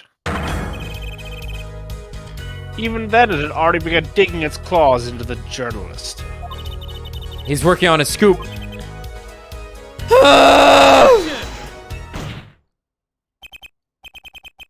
It's Brushel, yeah? Hey, Brushel. Let's take a trip down memory lane. Uh-huh? Did the victim really die the instant he took a sip? Think it over. This is vital. You know what I think? I think that was a not-so-subliminal suggestion. End quote. I admit, it does cause a problem if he died when you say he died. I would be forced to say, Brad, can you help me out with that one? Peterson. It's Avitersen. Oh, Peterson. That's right. You told us last time. Peterson. I'd be forced to say Avitersen to my simple case.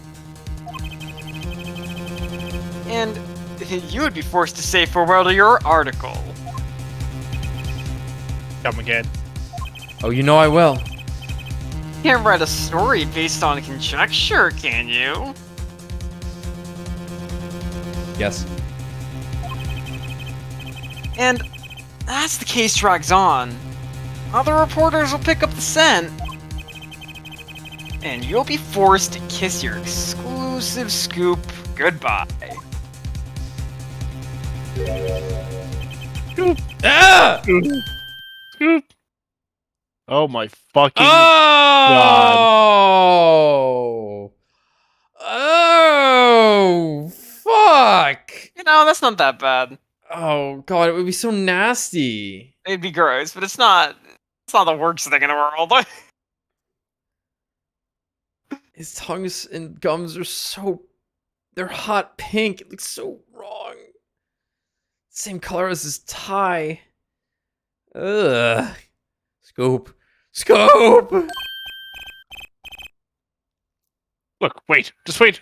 Just wait 1 second. Just a second. We're waiting. Out with it. I think I just recalled a so-called important detail.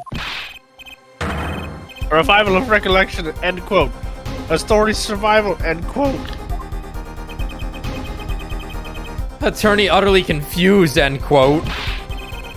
Actually, I did notice something when I visited the studio. I've heard of poison that takes its sweet time, you see? But not what I've been saying for the last few minutes, apparently. Mr. Brushel, are you saying you noticed something that explains what happened? You bet I am. The antidote for a poisonous contradiction. End quote, you might say. Or, I still have no idea what you're talking about, end quote, I might say. I figured it out, but only after an in-depth interview. See, thanks to my journalism skills, I know who poisoned that coffee. Uh-huh.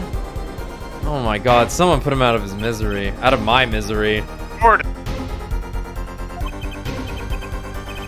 far as I can tell, the witness is standing by his testimony that Mr. Misham died the instant after he drank. Of course I'm standing by my testimony. And in my dream of exclusive rights to this story. I suppose it was too much to hope for. What was? Of course, he wouldn't choose a simple case. Not him. Not him. Him. Him. Phoenix Wright. Who else? That motherfucker. Action, Herr Brushel. Report for us, if you would. What is it that you noticed?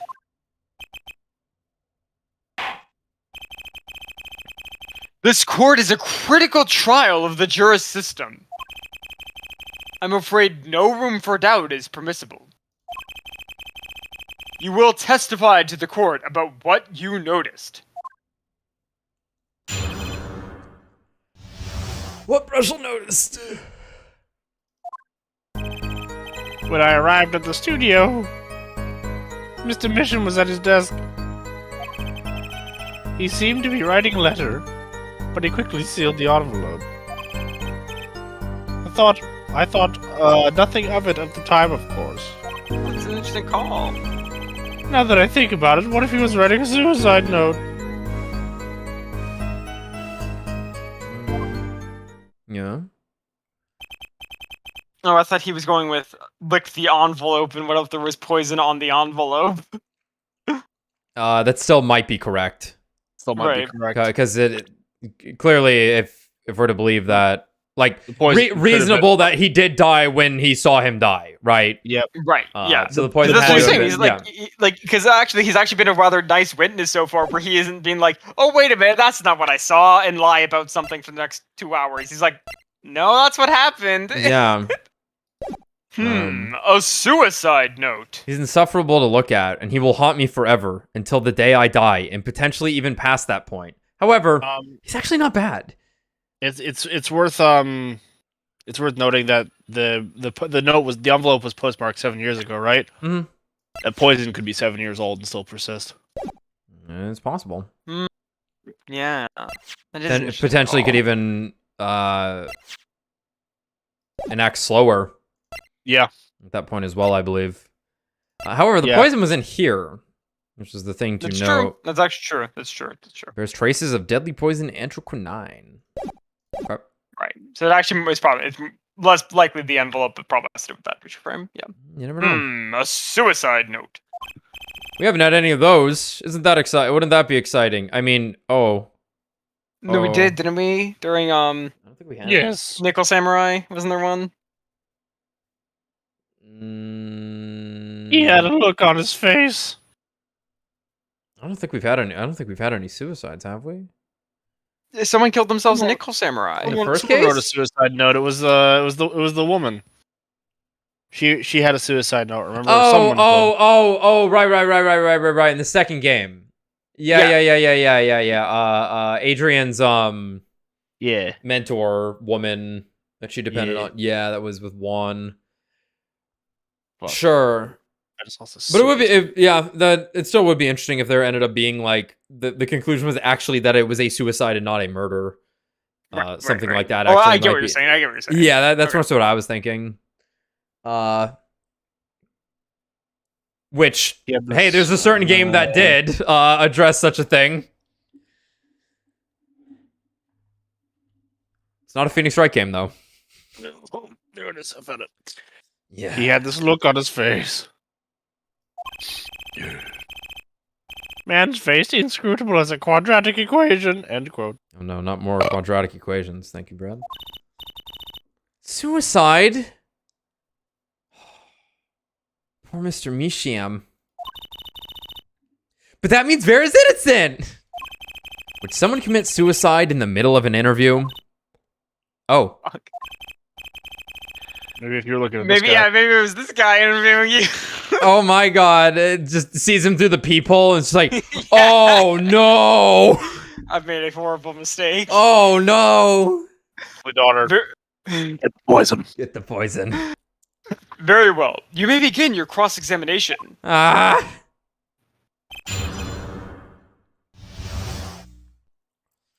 What Brushel noticed. When I arrived at the studio, Mr. Misham was at his desk.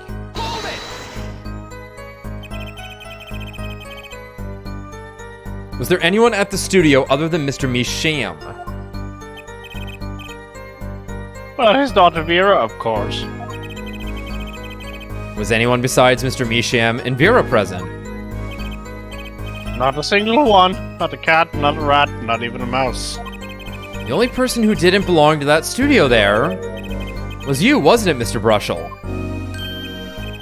I know what you're doing. I know your game. Attorney uses classic Ramsden phenomenon ploy. What the hell's that? The Ramsden phenomenon ploy. Didn't you go to lawyer school? No. Gucci mustard defense. If you intend to suggest that this reporter is a suspect, I'm sure you also intend to prevent evidence supporting that assertion, correct? Look at him. Good point. In the meantime, let's move along, shall we? He seemed to be writing a letter, but he quickly sealed the envelope. What'd the letter look like? So he put the letter away when he saw you. Early reporter gets worm, end quote. That's my secret. I'm not sure I follow. It's the night of the interview. I arrive 15 minutes ahead of schedule. The handle turns, the door opens, and I barge in. Brother. Are you sure that's okay to do? I mean, isn't that unlawful entry, really? I do what I want. Mr. Bishop does seem to think so. You should have seen him. Wow. Yellow envelope. He's crammed his letter into that yellow envelope as fast as he could. We ain't got no yellow. We got purple. And we got red.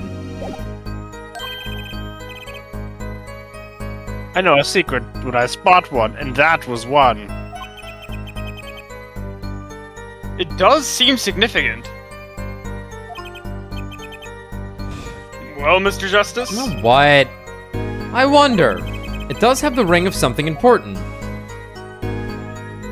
Throw it in there. The defense finds this testimony vital, Your Honor. Very well. Please add it to the testimony, then. Why not? My account comes free of charge. Ooh. Sweet Lord. It was a yellow envelope. I heard it was left at the crime scene. Okay. Thought nothing of it at the time, of course. Let's press around it and then get back to that one. I thought nothing of it at the time, of course. You didn't think anything might be wrong at the time. Hey, when I go in for an interview, that's what I'm there to do. Interviewer finds looking more efficient than caring, end quote. Interviewer finds looking more effective than caring, end quote. Weird. So what about now? Thinking back on it, did you sense anything strange in Mr. Misham's behavior? Well, yeah, that's why I'm telling you all this to begin with. Oh, yeah. Very well. Continue with your testimony. Now that I think about it, what if he was writing a suicide note? A suicide note? Well, yeah, don't quote me or anything. I'm just saying it's a possibility, you know? So you didn't actually check the letter? Of course not. It was sealed. Contents of can unknown until can is opened, end quote. You can always check the label. Do you think Mr. Measham was writing a suicide note? If he was, that would solve the case in a jiffy. It kind of makes me wonder about that letter.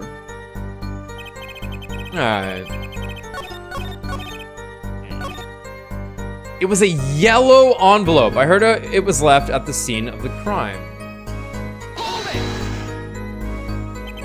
And you saw him seal this yellow envelope with the letter.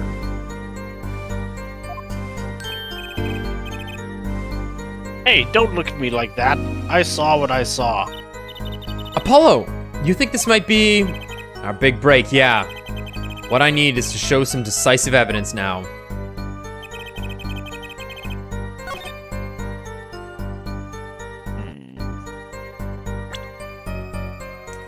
Well, we got a red envelope. Yeah, well, I guess we know what's in the envelope, right? This is the only letter in his. It was a yellow envelope. Yeah, but clearly we found a red one. Yeah. So we're gonna be like, okay, are you sure it was yellow? Or where is the yellow, I guess, because we only found a red one. As it just so happens, there was a single letter in a desk drawer at the scene. In a red envelope. That's right, I touched it and it turned red. Whoa! Whoa. Jeez. Prosecutor Gavin. Yeah? Was a yellow envelope found at the scene of the crime? Apollo, you can't ask me that question. I only can throw that out there when it contradicts you.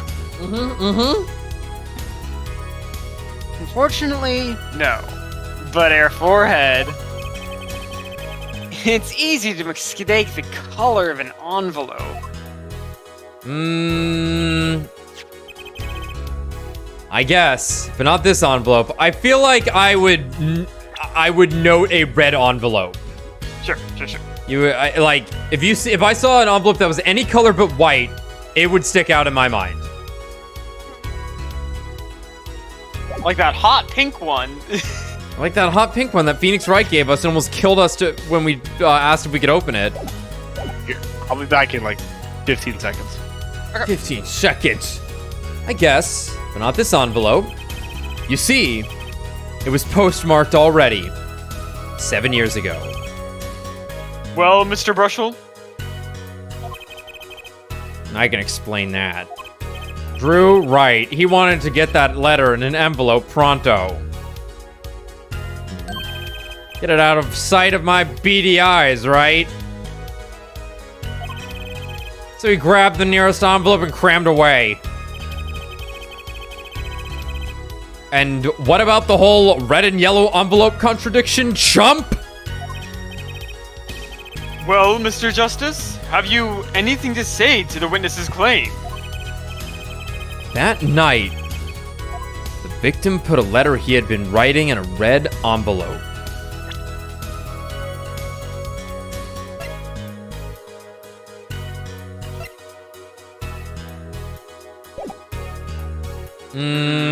I was trying to focus on the voice. What exactly did what's his name say?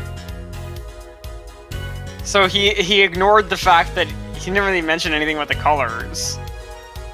Okay.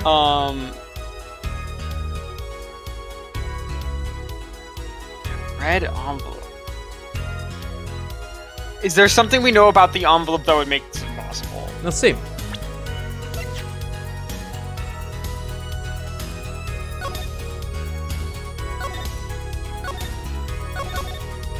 Can we go? I can't read that shit.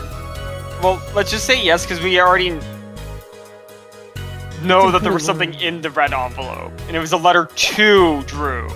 That's true. That is true.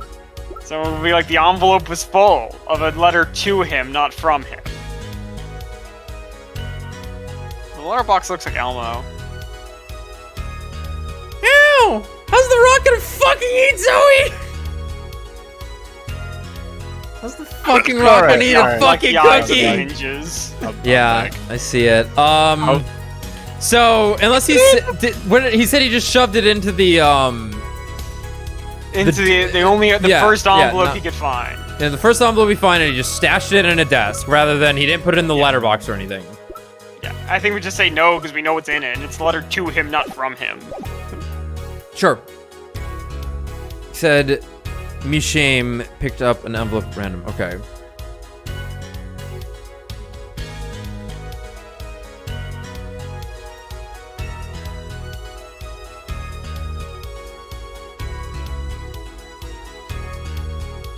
Oh wait. He's, you know. Hold on. Did he put a? And this was, God, they've taken it away from us, but wasn't it open and then resealed? What did that have to do with anything? I think what's important here is that what Spark is claiming is that a letter right there. He says a letter the victim had been writing was put in a red envelope, but you don't write letters to yourself. Right, and you're just saying it's impossible. Okay. Yeah. That's impossible. I like your expression. It's so full of confidence. It's simple, really. As it just so happens, the defense team investigated the contents of this envelope with the assistance of a forensic scientist. What? You what have you been doing with the... What? That's why she stood me up. Note that this letter is addressed to Drew Misham. Alright, nice work. Oh. Why would he address a letter to himself? Let alone send a suicide note to himself. I've been scooped. I've been scooped. Scoop? Scoop? Order! You will not scoop. Mr. Brushel, can you explain this to the court? Oh, my, how could I have forgotten? How could I have forgotten? I suppose it happens to the best of us. Reporter gets old, forgets lots, end quote. Shut up. How old is this guy? Him? 36. He's 36. Understandable. Freelance journalist can smell a scoop from miles away. Oh boy.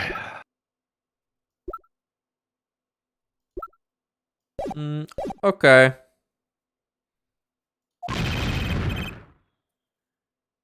I'm still waiting for an explanation, Mr. Brushel.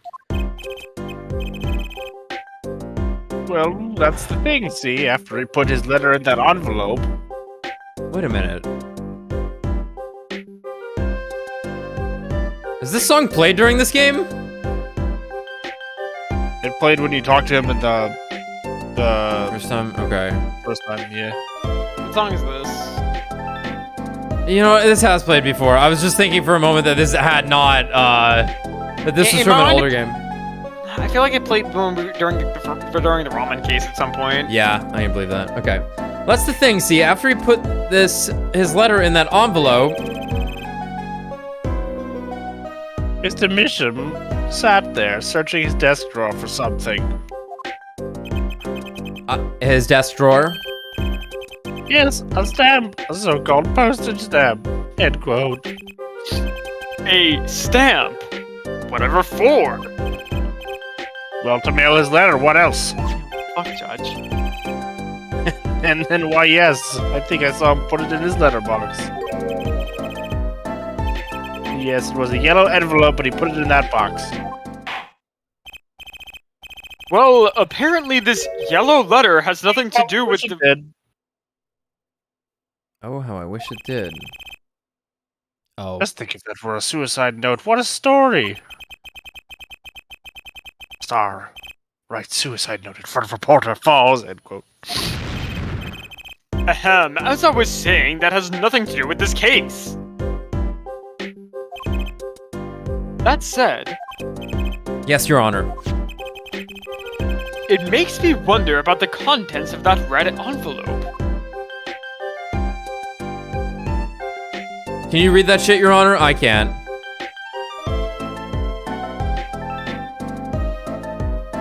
I was kind of hoping we would have had, like, a part where, like, someone read it. right? We might be getting there. But they've like discussed the contents of the water twice now without like. Yeah. No precise dialogue given though, just that it was a letter for $100,000. Yeah. For his services. $100,000 is quite a good deal of money. So, this was from 7 years ago, yeah.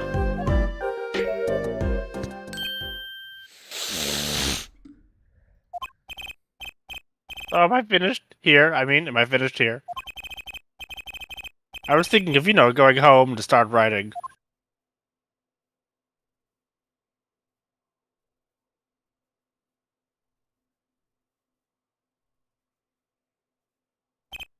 I hate to state what should be pretty obvious to anyone, but when you catch the scent of a story,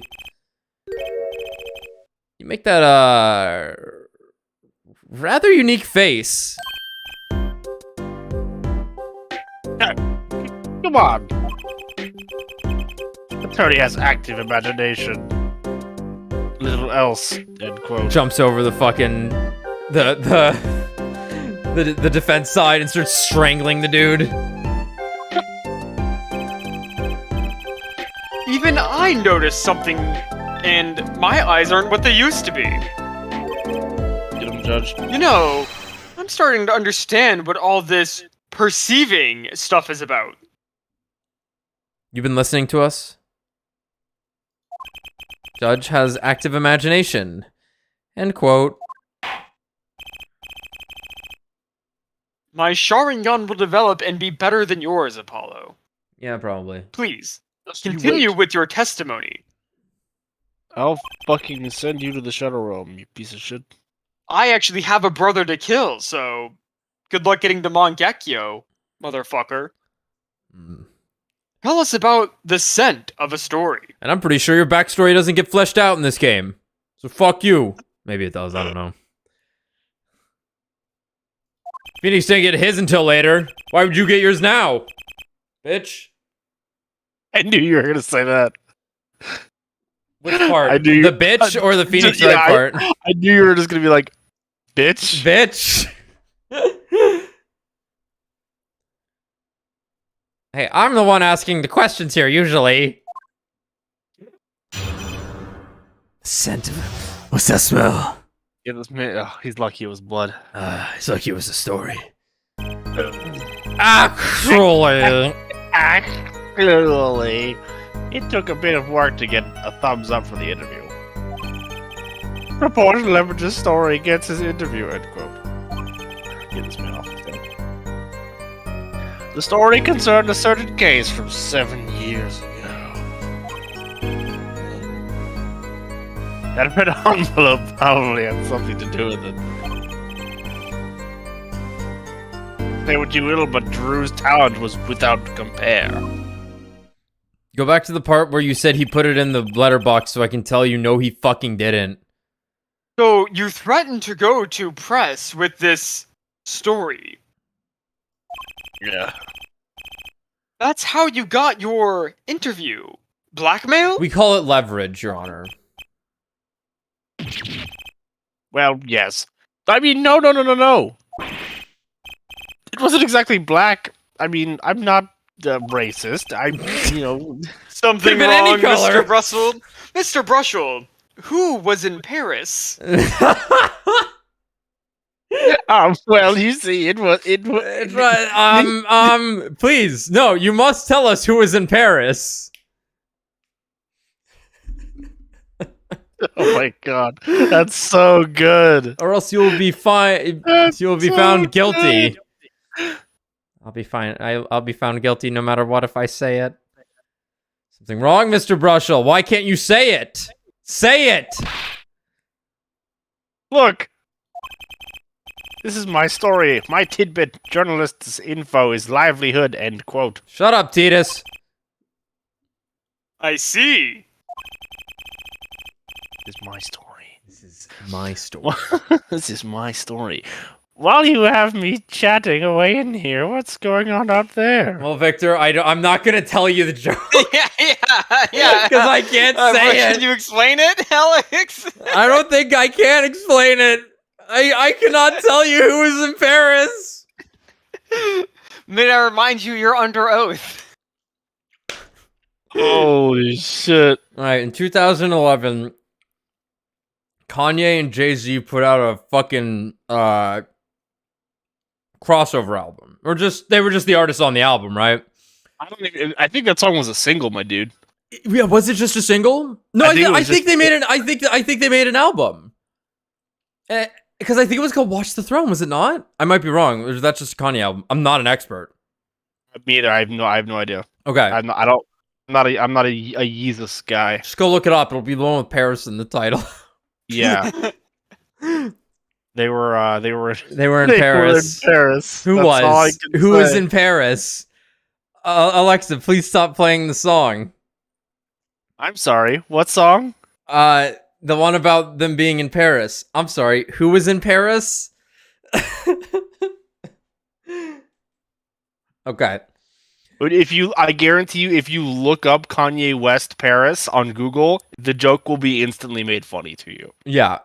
Provided that you are male and white. Yes. Or anyone. It's funny no matter what, I think. Yeah, the joke is funny. It's true. It's really funny. Who was in Paris? Who was in Paris? I can't say. I like that song, by the way. That song is actually really good. It's a good song. Absolutely. Pretty good song. Okay. While you have me chatting away here, what's going on out there? What if some Wally Wordsworth or Sally Scooper gets wind of my story? Sally Scooper? Scoop? They could be going to waste. They could be going to press while I'm going to waste. Good, die. The court feels you. Oh, sorry, go ahead. The court feels your pain, Mr. Brushel. Mr. Justice. Let's pick up the pace. Court feels your pain, Mr. Brushel. Mr. Justice. Let's pick up the pace, shall we?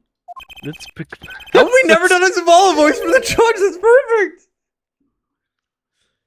A certain case. 7 years ago? Hard. 7 years! Wait. 7 years ago? There was only one case that happened 7 years ago.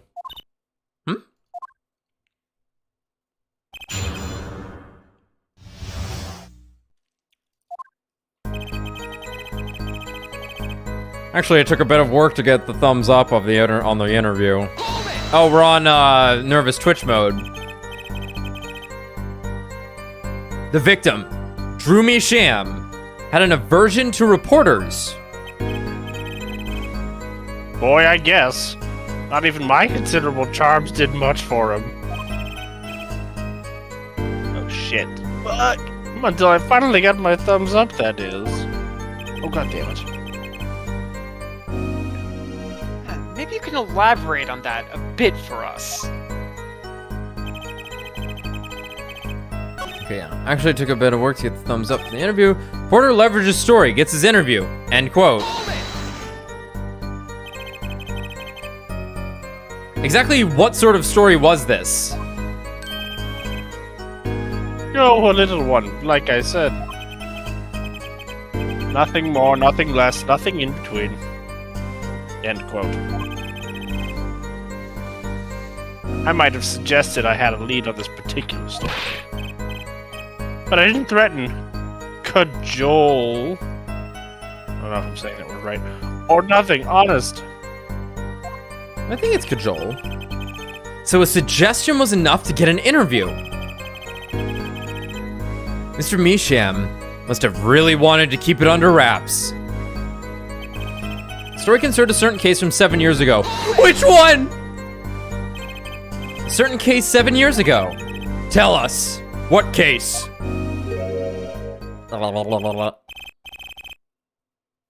Let me state one thing, Mr. Attorney, and you can quote me on this. I can't talk about that case. Why not? Neither can anybody else in this video game. You piece of shit. It's for dramatic suspense for the audience. Don't you know you're in a video game, Apollo? Just get shot in the fucking head by Clavier. It's about journalistic pride, staunchness, and credibility, and connections. Journalist reveals sources only over his dead body. Hey yo, Sauce? You'll never find. I need this guy's image, and it's you'll never find the fucking sauce. You'll never find the fucking sauce. Whoa. He sounds pretty determined not to talk. Our chances of breaking his will, aren't looking good. That red envelope probably had something to do with it. My will. On the one hand, we have your story, and on the other, this letter. What makes you think the two are related? Oh, I was just saying it's possible. We call it reporter's intuition, end quote. Hey, I say a lot of things. You're going to pick them all apart? Be my guest. I'm gonna kill you. All of them? No. Just the incredibly sus ones. I see. Anything else to add about that, Mr. Misham? Anything else to add about? Aha! I knew it. I knew you were the victim. Bailiff. Whack his teeth out. Yeah. Yeah. Say what you will, but Drew's talent was without compare. Just how amazing was Mr. Misham's talent? Huh? Ooh-wee, boy. I mean, he's a star, man, a star. The flow of his brush is like a great undulating river across the canvas. Artist paints light up studio like sun, end quote. This guy's full of wacky gestures. But that one just now was wackier than usual. No, Apollo, he was our first client. Oh. Yeah, you're right. He looks kind of nervous to me, Apollo. Definitely. I'm sensing something different than before here. Maybe it's time to bring out you-know-what. That testimony left a bad taste in my mouth. It all makes sense. Nothing jumps out as ridiculous. I wonder what this story he's talking about is. It must have been good to get an interview with a famous recluse like that. Something powerful enough to drag Drew Misham out of hiding. I wonder. Maybe it had something to do with Mr. Misham's art. The bracelet's activated, so I guess we might have to... Yep, oh, I didn't mean to skim through the whole thing. Yeah, it's been activated.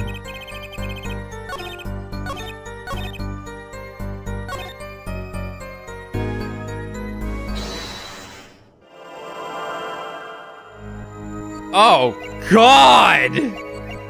Don't make me look at him. No!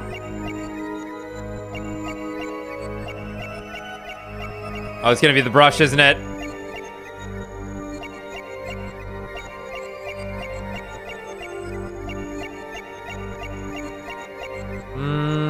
No? Because that's probably the line is the with talent without compare, right? Yeah. No, he was a fraud. Yeah. He licks his, like, gums or something. He's pushing his mouth over to one side, maybe? No, he just talks like that. No, he just talks that way. Didn't see anything. Check his shoulders.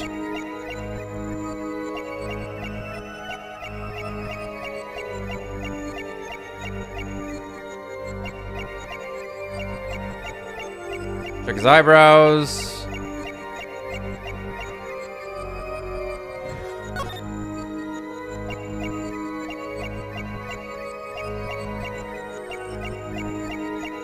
Well, maybe we just present the forgery here, you know? I think that comes after if the bracelet's available right now. I think we have to use the bracelet.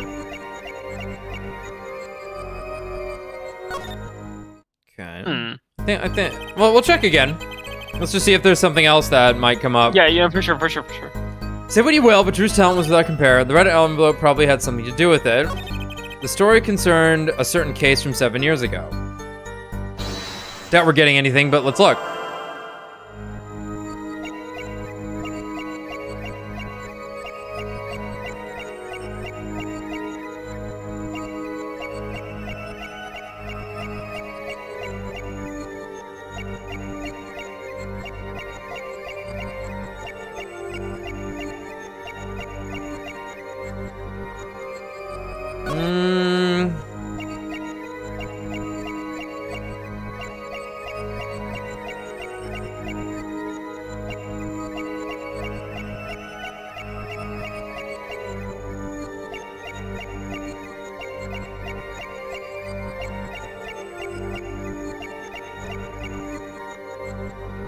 It's pretty stoic.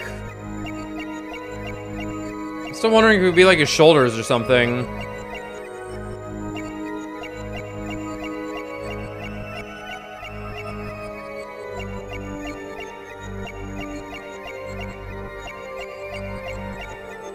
Okay.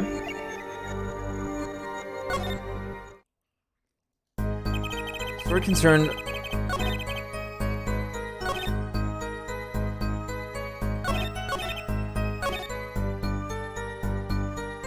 I'm curious what it'll look like for this one since he's like spazzing out all over the place. Oh my god! That's horrifying! That red envelope probably had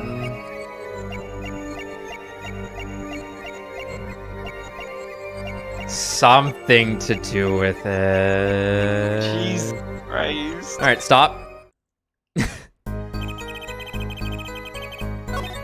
Alright, what's Paul say again? It's a bad taste in my mouth. It all makes sense. Nothing jumps out as ridiculous. I wonder what this story he's talking about is. Must have been good to get an interview with a famous recluse like that.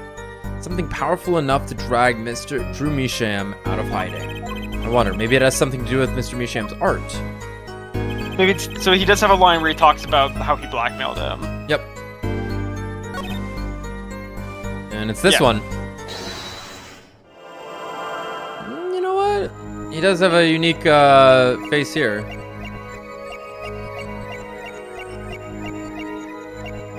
I think it's all gonna be in the face. Holy hell. It's terrifying. Oh my god. I don't think that's it. Yeah.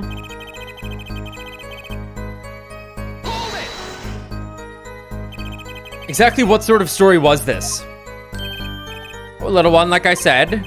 Nothing more, nothing less, nothing in between. I might have suggested I had a lead on this particular story, but I didn't threaten or cajole or nothing, honest.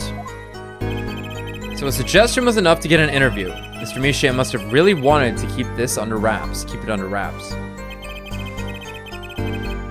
Case from 7 years ago. Certain case 7 years ago. Tell us, what case?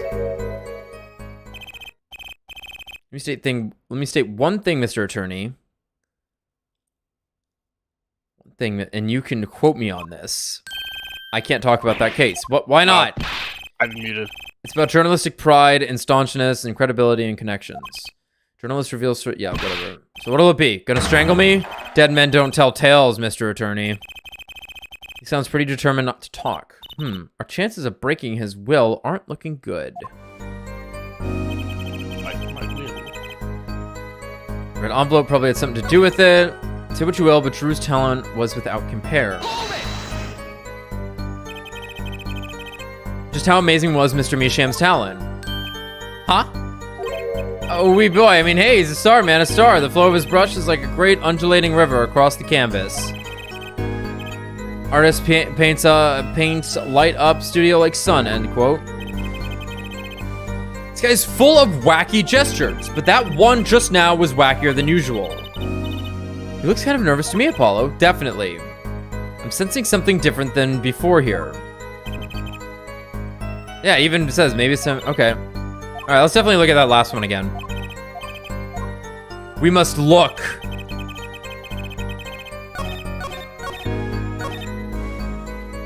Perceive.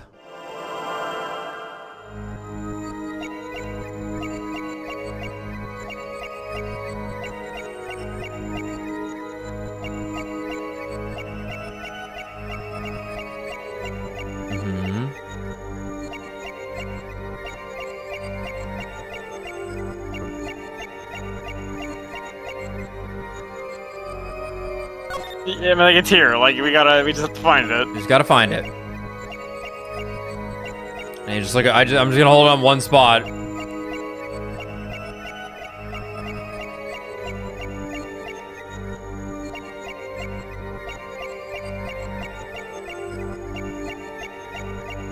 It's never his brush. It's never his brush, I don't think. Maybe someone with the pen in his ear. Let me check the pen. His ear, like, twitches or something.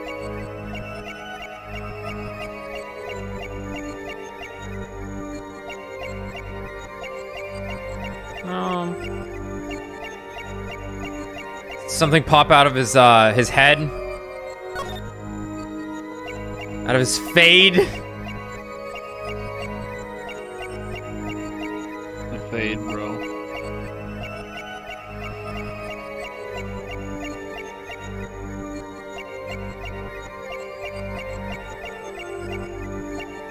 Can we leave?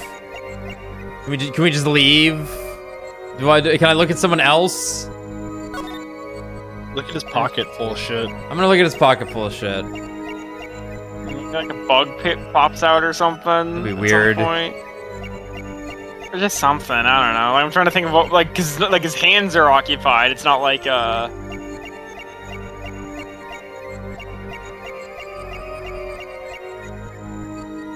because you can't look at his like right hand. Let's look at his throat.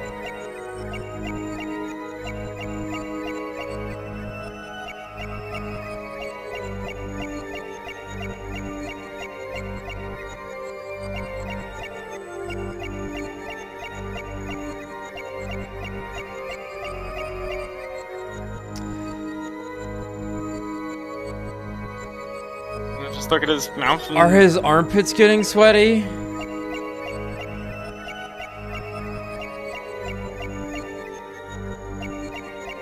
Oh my god. That's an insane catch.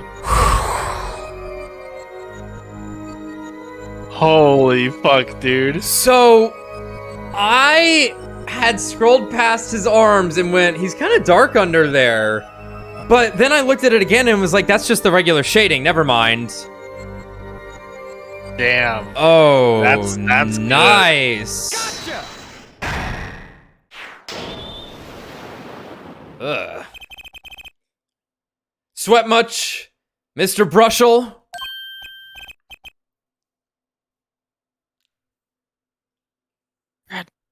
Brett. Well, yeah. Yeah. A man can't help his glands, you know. It's more than that. When Mr. Misham's talent was mentioned, you suddenly began to sweat buckets.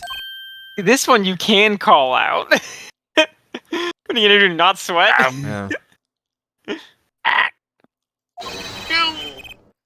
You're hiding something about his talent. What? That's ridiculous. Evidence time. Now that the pits have been sniffed out, let's show where Mr. Misham's true talent lay. It just so happens I have evidence showing the talent mentioned in that letter. Probably, I guess it's gonna be the Pentimento.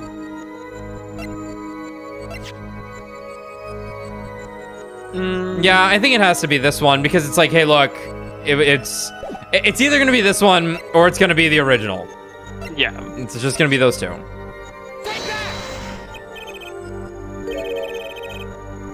I can't help but wonder what the court is supposed to conclude from this evidence.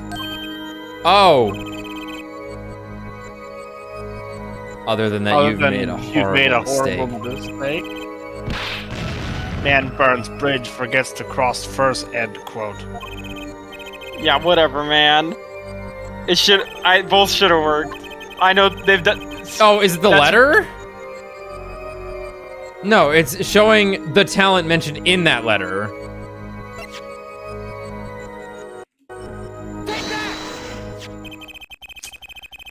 Fuck!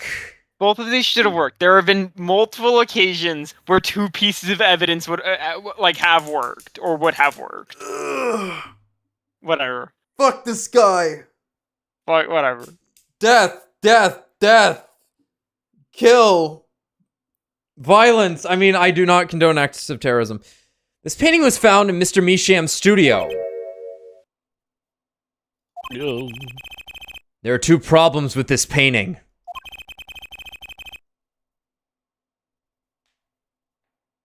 The first is it wasn't painted by Mr. Misham. The second is that there was another painting in the studio, which looked exactly like this one, except it was only half done. I'm sorry, someone said something fucking poetically funny in the chat. What? I know Alex is into clowns, Tommy is into crazy women, but I don't know if they mentioned armpits. We have. What's... You cut out. Try that one again, Brad. Ah! Oh my god. Well.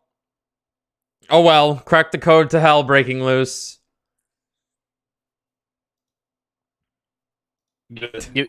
Wait a minute. He's coming back. Quick, sing. You'll have the robot voice. Shit. What's happening? Back. No, not yet. We're getting there.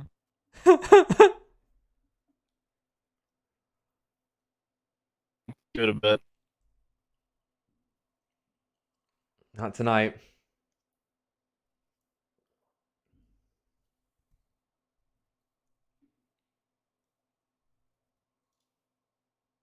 Are we there? No. No. Shit.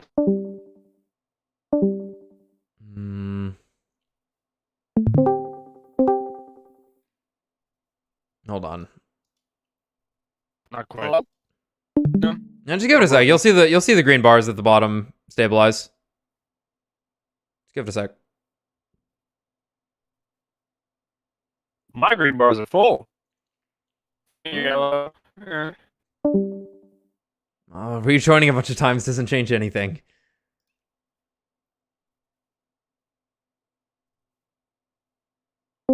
You don't know that. I do know that.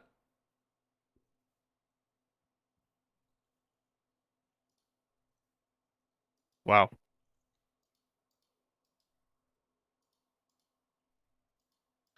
See, this is what happens when you put the port. I didn't put the port. I got no ports put. Could have sworn there was a way to change the channel. Change the Region. voice region. I know Race has done it a couple of times, but I don't remember how.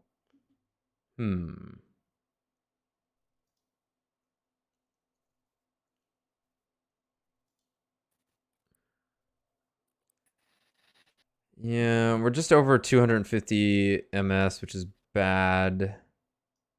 Here, let me reconnect and see what happens. Typically, it doesn't matter, but it does actually say, "Hey, problem persists. Disconnect and try again." So here.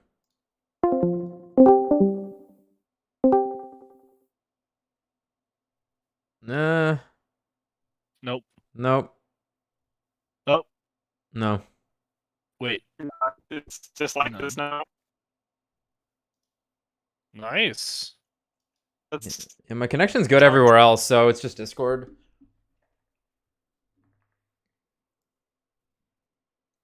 Oh well. Okay. Oh well. Here, I'll just take it down until it stabilizes then. Then we have a letter discussing a payment of $100,000. Which suggests... Oh, yeah. If you'll even be able to see it. Yeah, exactly. which suggests a certain business operation.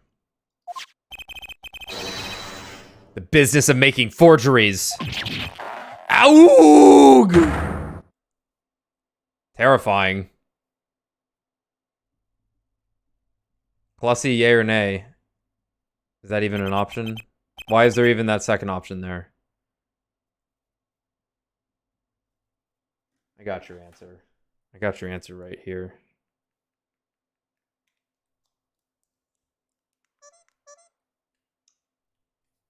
There you go. That is all, Your Honor.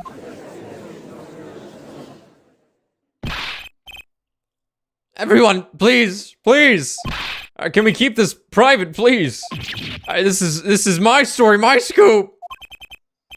Oh, I think it's back to normal. Cool. Everyone, you can hear me? Yeah. Cool. Forgery, that's a serious crime. Well, he's dead. Misham is known as an artist these days. Alright, there we go. Okay. But there were rumors he dabbled in another kind of art until a few years back. Other art? Meaning forgery? Misha was talented, all right. Talented at making precise, detailed fakes. The fact that certain criminal elements were quick to discover. Criminal elements? What? You can't seriously be talking about... Exactly. I'm talking about forging evidence.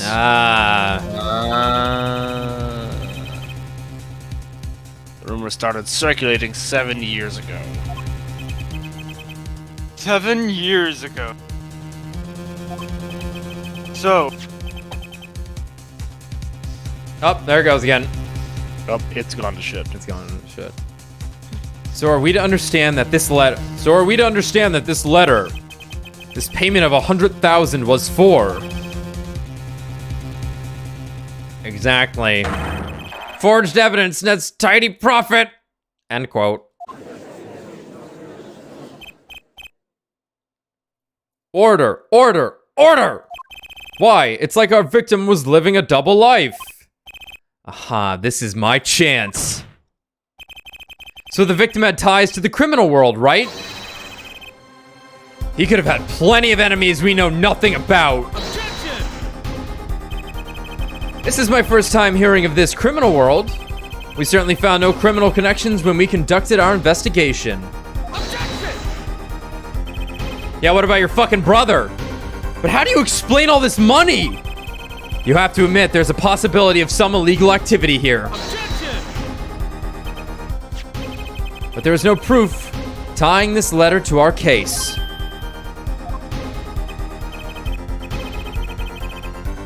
Our case was, and remains, simple from the beginning. Only the defendant could have poisoned that mug that night. And you, of course. Yes, I could have. I mean, hey! The only thing I poison is my pen when I'm writing reviews. That's clever. Mr. Brushel, your testimony to this point has been quite unreliable. It doesn't speak well of your reporting acumen. What are you talking about? My journalism is rock solid. Journalism so solid you could stand an elephant on it. End quote. I don't know what I want to do for this guy's voice. Okay, in any case, let's hear a summarized recap of your testimony. If we can ascertain the situation in that studio from the recap, the trial is over. Apollo, what's he talking about? The cross-examination showed Mr. Brushel didn't have reason or means to poison him. As long as there's no other suspects, then the killer had to be Vera. That's what. This next testimony is our last chance. Mr. Brushel, your testimony, please. Alright, you guys stabilized? Looks green on my end. Yeah, it seems to stabilize again. Okay, cool. The interview. A recap. The only other person in the studio that night was the defendant. It was Vera who poured the coffee. She's admitted as much to it herself. She's admitted as much herself. The only thing that touched Drew's lips during that interview was the mug. That mug. And nothing left that studio after he died. Nothing. Except for the yellow envelope. If we're to believe there was still a yellow envelope. Yeah. That's in my box, right here. I happen to have it.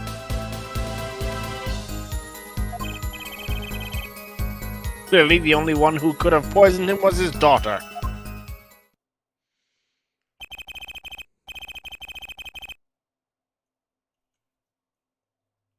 A nice testimony. Clear. Succinct. Without room for doubt. Aw, shucks. Really think so? No. I believe this clarifies the situation that night. Very well, Mr. Justice. You may begin your final cross-examination. When has that ever meant anything? Right. I still have one trump card left to play. And I won't let this trial end until I use it. The interview recap. The only other person in the studio that night was the defendant. But that doesn't prove Vera poisoned it.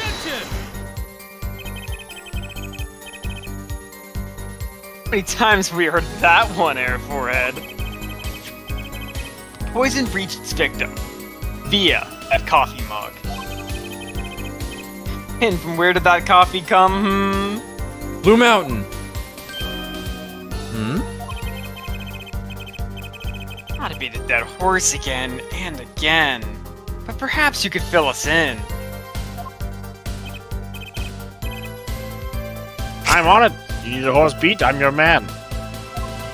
Good to know. It was Vera who poured the coffee. She admitted as much herself.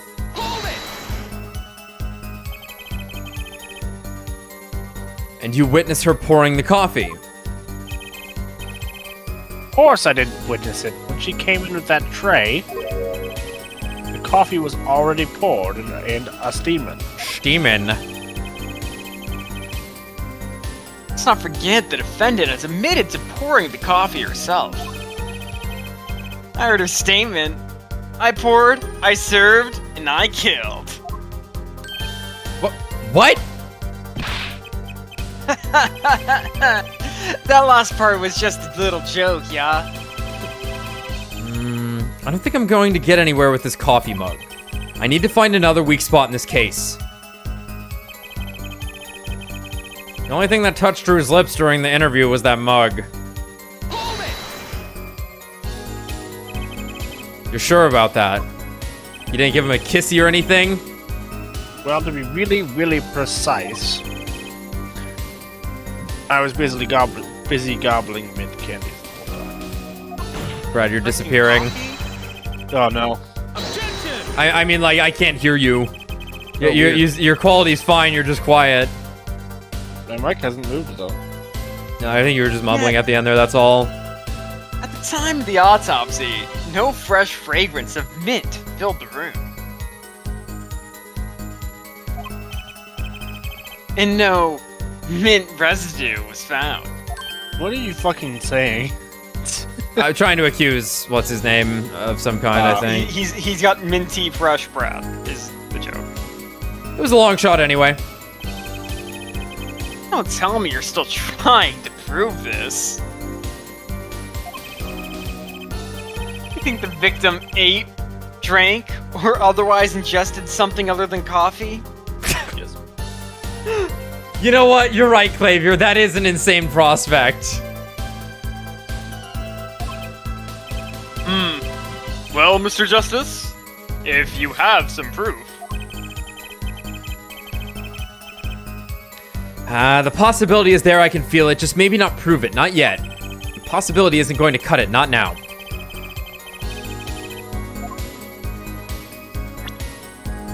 I can't prove that.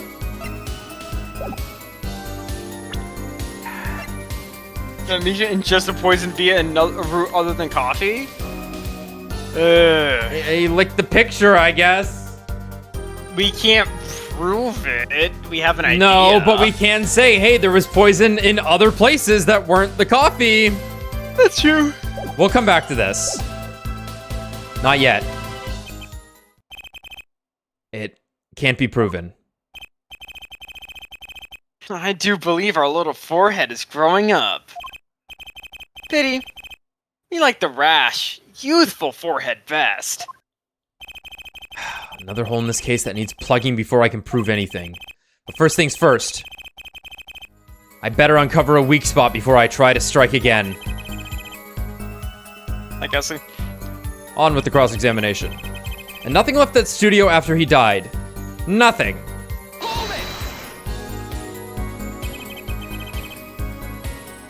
Not one thing. You're sure? Yep, sure as sure can be. Well, with one exception. One exception? What? Journalist Spark Brushel does interview, leaves studio. End quote. Fair enough. Come on. Yeah, I was actually thinking. It's a joke. Get it? You know, I know it's not funny, but I know, but still. Him and Vera left, so. Did something leave the studio that night?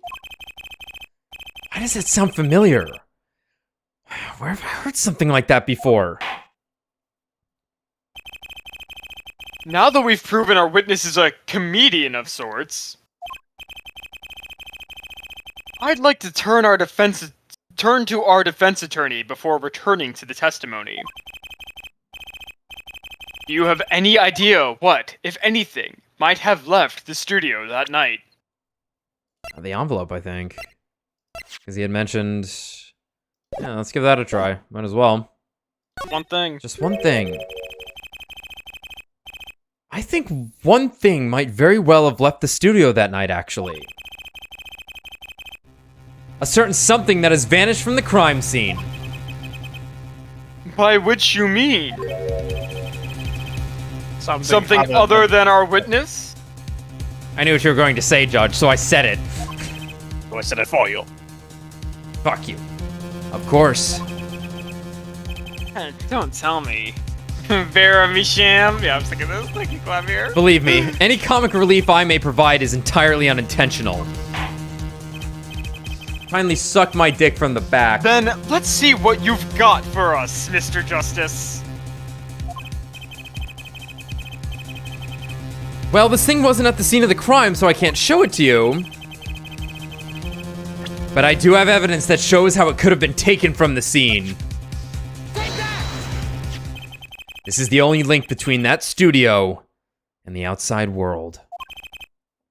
A letterbox. Letterbox. What did Mr. Brushel just tell us? When he entered the studio on the night of the murder, the victim had just finished writing a letter. Yeah, I said that. Yeah, it was true. Furthermore, you went on to tell us that he put the letter in a yellow envelope and put it in the letterbox.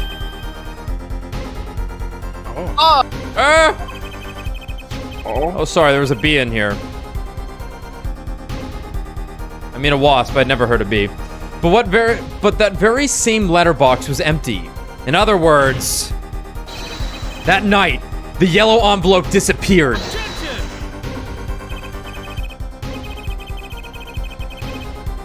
Ah, yes. Intriguing. So an envelope has disappeared from the scene of the crime. Of course, this changes nothing. Huh? He has a point, Mr. Justice. What we're trying to figure out here is how the poison got into Mr. Misham. Is it really important that this envelope the witness says he saw disappeared? Well, if it did disappear, then something did leave the studio that night. That seems very important to me. Very well then. The witness will add this to his testimony. See a doom moose. You got it. Got it. I still think this fails to change anything, Yor Forehead. I wouldn't be so sure. A letter disappeared from this crime scene that night. This is exactly the opening I've been looking for.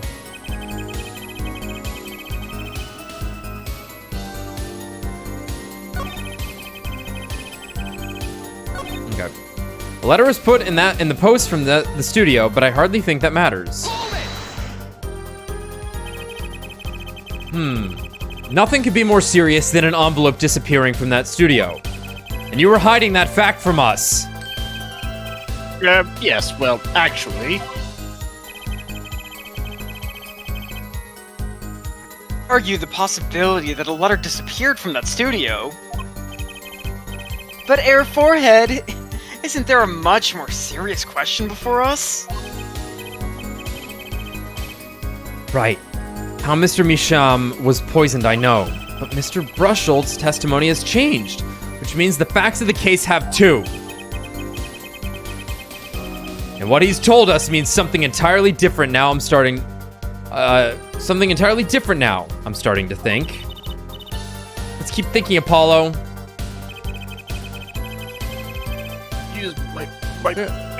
Clearly the only one who could have poisoned him was his daughter.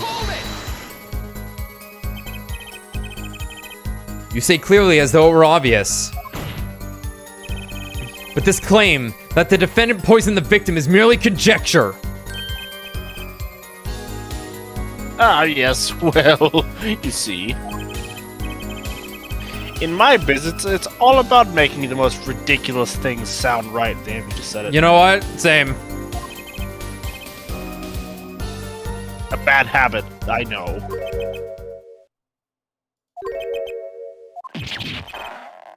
Yes, well, actually, I guess this is more a case of ridiculous journalist sounds wrong, end quote.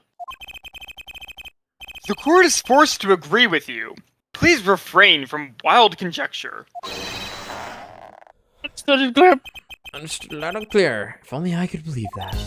What do you think, Apollo? Everything he's saying seems so not flawed. Well, that's kind of what you want from a testimony, really. I need to keep my eye on what matters. How and why was Drew Misham killed? You report the coffee. That's not going to change. Okay. And if that coffee didn't kill him, I need to find what didn't prove it. Okay, so it is going to be, Well, yeah, the little picture frame. It's going to be the little picture frame, then. I wanted to potentially... I would actually want to bring up the time frame, because we kind of glossed over the fact that he died immediately afterwards. We kind of just moved on from that, even though it's like the coffee couldn't have killed him. He would have had to have ingested it sometime before, 15 minutes before that, the coffee showed up. Yeah, we haven't established that, and we should have. Okay. The only other person in the studio that night was the defendant. It was Vera who poured the coffee. She's admitted as much herself. The only thing that touched Drew's lips during the interview was that mug. That's not true, because the letter did. But how do we present the letter here?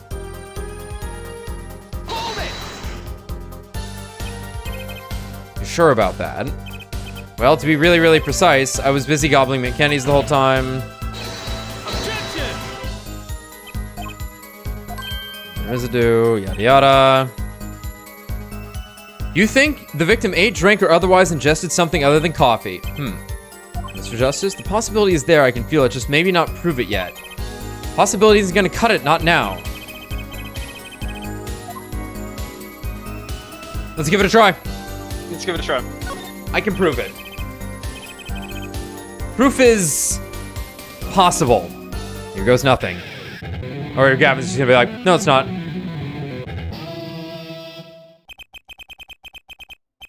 You do understand what we need, yeah? Proof, Yor Forehead, not possibilities. Of course. And Prosecutor Gavin, I hope you understand. I'm ready to give you that proof. What did you say? I have proof of the disappearing envelope. I saw him writing a letter, I did. Which was picked up by the mailman, I assume. Of course, which means... that envelope had a stamp on it. Okay, I'm glad we actually didn't have to point anything out. That's pretty clever, Apollo. Thank you, Apollo. I'm glad I didn't have to do anything for once. As we all know, stamps come with dried glue on the back. In order to use the glue, you have to wet it by licking the stamp.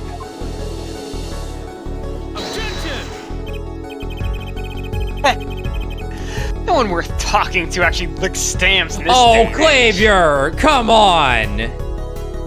Objection! But it's fun! Even if you wanted to talk to him, you couldn't. He's dead after all. Objection! Okay, so we licked the stamp. But wait. How does that explain the atrocanine on the rim of the coffee mug? Objection!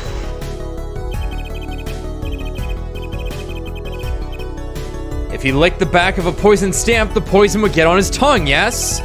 What would then happen if he put the coffee mug to his mouth, Oh, shit. Yeah, I was wondering about this. Yes. Yes. Those traces on the mug weren't the killer's doing. It was the other way around. What?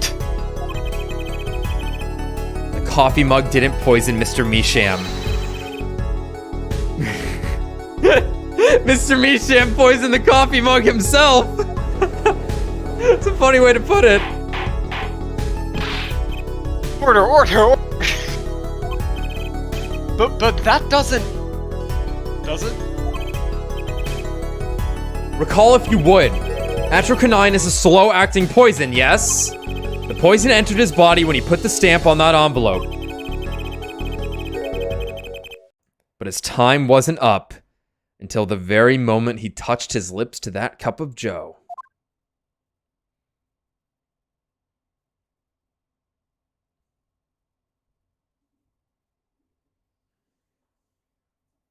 Yes. You have something to add, Mr. Brushel. Uh-oh, his nose is picking up another scent. I believe I mentioned earlier. Well, that's the thing, see, after he put this letter in the envelope. Oh, this is really weird looking, because look, he looks normal there. Because his 5 o'clock shadow's missing. Because it's entirely gray.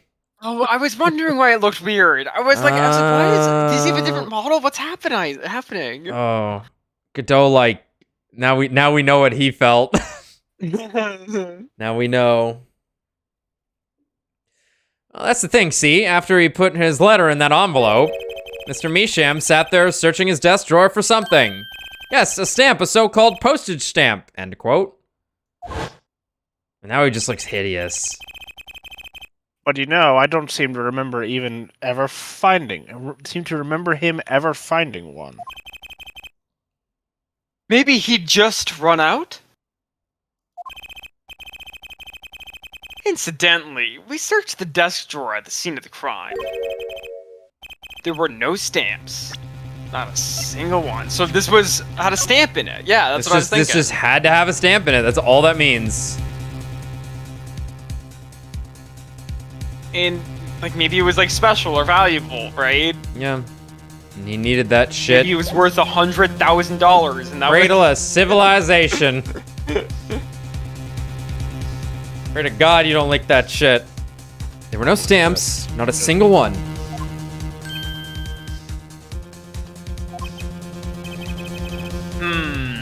That does pose a problem. How will you prove that the stamp was coated with poison? Actually, I'm glad no other stamps were found. It makes proving the stamp he used was poison possible. I knew he was gonna say good show. Fuck! Good show. I should have fucking said it! Oh, fuck! He didn't prove there was a stamp at the scene in the first place. Well, let's hear what the defense has to say anyway. Where is your evidence that proves the existence of this poison stamp? Tiny frame. Well, that certainly is a cute little frame, and by little I mean really little. Yeah, because it would have been... It's a 2-inch by 2-inch frame, right? So, like, you had the 1-inch stamp in the center. Yeah. It was on the victim's desk, Your Honor. Quite empty, as you can see for yourself. How long has that poison been there? What? Good. That's a good question. What the fuck?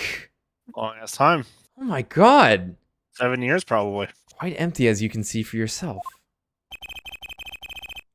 I noticed that too during my inspection. So what? Ah, apparently you weren't as observant as you should have been. You see, when you saw this frame, it was missing something quite important. Missing something? Yes. A pale bluish stain on the inside of the frame. Atroquinine residue. What? Why wasn't I told about this? Emma, she's betrayed me again. No, she didn't find. Don't worry, she didn't find it. I did her job for her. Fuck. The frame is only 2 inches square. The face of the frame is even smaller. Maybe an inch wide at most. You aren't saying. I am. Oh, but I am. Tell me, what fits in such a small frame? A commemorative stamp, perhaps?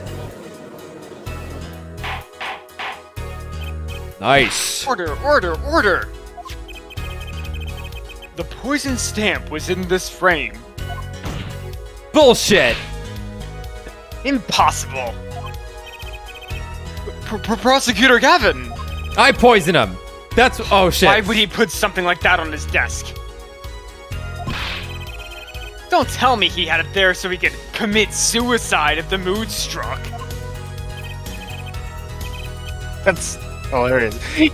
You know, can I say something? We talked about it. I had a thought. He saw this guy and was like, I'm out. Well, What, Mr. Brushel? And please stop jittering around like that. No. you're fucking creepy and gross, and I hate you. Judge Abel is confirmed. I have cerebral palsy, okay? Shut the fuck up. The victim was a forger, right? There's a lot of. I'll do this in all voice one of these days. There's a lot of money in that line of work. The victim was a forger, right? There's a lot of money in that line of work. Forger forges friends, makes enemies too, end quote. Oh. So the poison stamp might have been a murder weapon aimed at him. You know what? I'm gonna write a song about that shit. Ooh, the combo. Oh, rich. That's rich. That's rich. Leave the ridiculous flights of fancy to the Gavineer's song lyrics, please. No. Finally, something we agree on. Stamp was a murder weapon? Nonsense. Murder is a simple business. Who would go on to such lengths? No one. Especially not my bandmate, who definitely did one of the most bizarre murders ever. Who would go to such lengths? Who would go to such lengths? No one. Go to such lengths to do this. Oh, I disagree. Come again.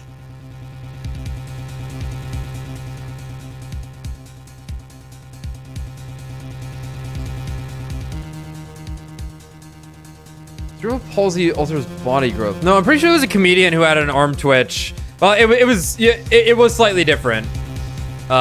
For sure. I was more so just going with, like, if you're like, yeah, ADHD, you might just be like twitchy. Got the Tourette's. You know, like the fidget spinners were kind of like designed for that. Give you something to do. I got a super nice fidget spinner somewhere. That shit's heavy. Come again. Recall, if you would, the victim's reclusive lifestyle. Drew Misham hid from the world.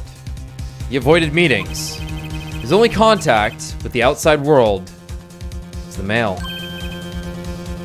Mail? Now, if you wanted to kill someone you couldn't meet, but you knew who read letters, a stamp would be the perfect weapon. Fist already on wall. Ridiculous. Where's your proof? I want proof. Proof? This is a jury system. I don't need proof. Show us evidence that this poison stamp was sent to him as a murder weapon. I might not have evidence per se. Things are finally starting to come together.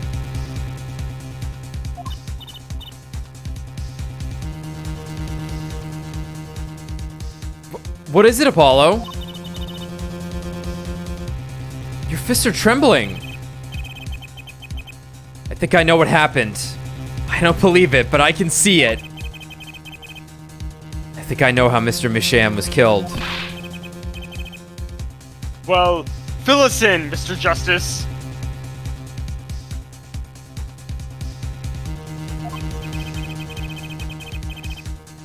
A certain piece of evidence points to the truth, Your Honor. I can show you how someone with the intent to kill sent Mr. Misham the stamp of death.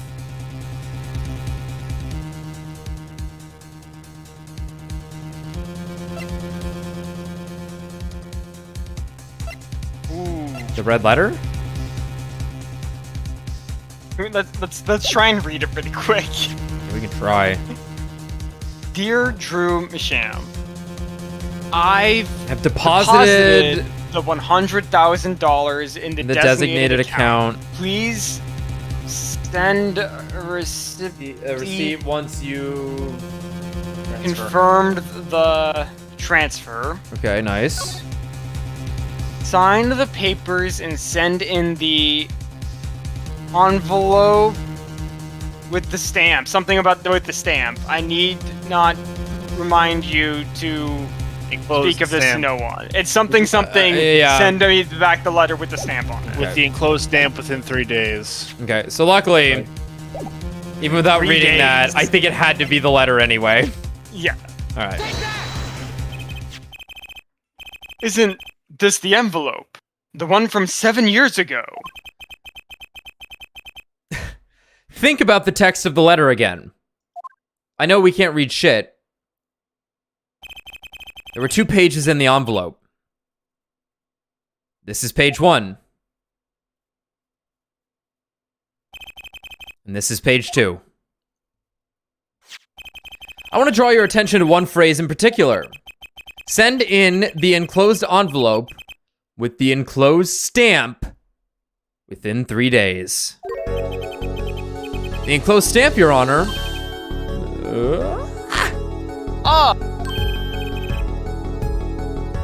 In other words, if I have this straight, the stamp, poison, on the stamp, lick, lick, gasp, end quote. Now, what if he had done exactly as the letter asked? He would sign the document, put it in the envelope, and put the stamp on it, right? Put it in the mailbox, die, and then it would be gone. No one would find the body, potentially. Then he would put it in his letterbox. 15 minutes wouldn't have elapsed between affixing the stamp and mailing the letter. But the clock started ticking, and when the time came, he drew his last breath. And the murder weapon would be taken away from the scene. Quite conveniently, thanks to the postal system. This jury shit, who cares about that? Clearly we have to fix one of the most incredible systems ever. The postal system. How do they do it? I suppose they don't at times.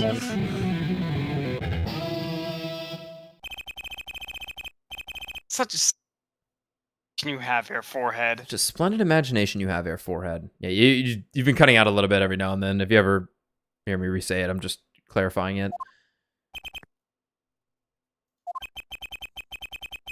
Let me confirm one thing with you, if I might. So, this poison stamp was inside this envelope from 7 years ago, yeah?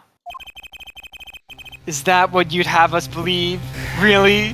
Like, Clavier, your tactics are getting old, man. You literally just point at everything and go, it's wrong. And then, until we've... But, like, if we're using a jury system, we don't have to go as hard, actually. But at the same time, with the jury system, it's like, he wants to point out the ridiculousness of the situation. It's true. But also, it's all about weaving the stories, right? So... For sure.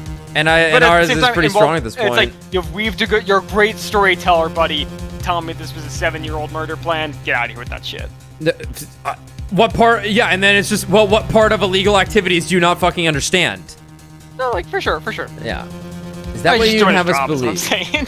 I'm saying he should shut the fuck up! You need to shut the fuck up. Well, it is a little bit of a stretch, but there's a possibility. Yes, a very small possibility. How small, I wonder? Inch by inch.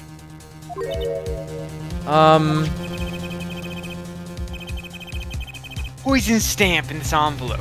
A stamp that then became the murder weapon. How do you intend to prove this seeming coincidence? Well... it was 7 years ago and we don't even know who sent that letter. And your answer is silence. I see. Very well. I move to... It's not nice to pick on Fräulein Clavier. What? Whoa. Wait. That was scary. That was fucking scary. Thank God it was Emma and not Kristoff. Yeah, that was from Clavier's perspective. Yeah. That was his trauma. Because yeah. That was awesome. It's not nice to pick on the Fräulein Clavier and yeah. Emma. Well, like my Kristoff Gavin impression. Let's go, Emma! I'm here to trigger everyone's PTSD. That's right. I know you're all traumatized by him, so that's why I brought it up. I thought it would be funny. Well, like my Kristoff Gavin impression? Did I sound Literally, like him? Everyone is traumatized by this guy. Like, what the fuck? He's very daunting. Yeah, he's actually huge. Don't quit your day job.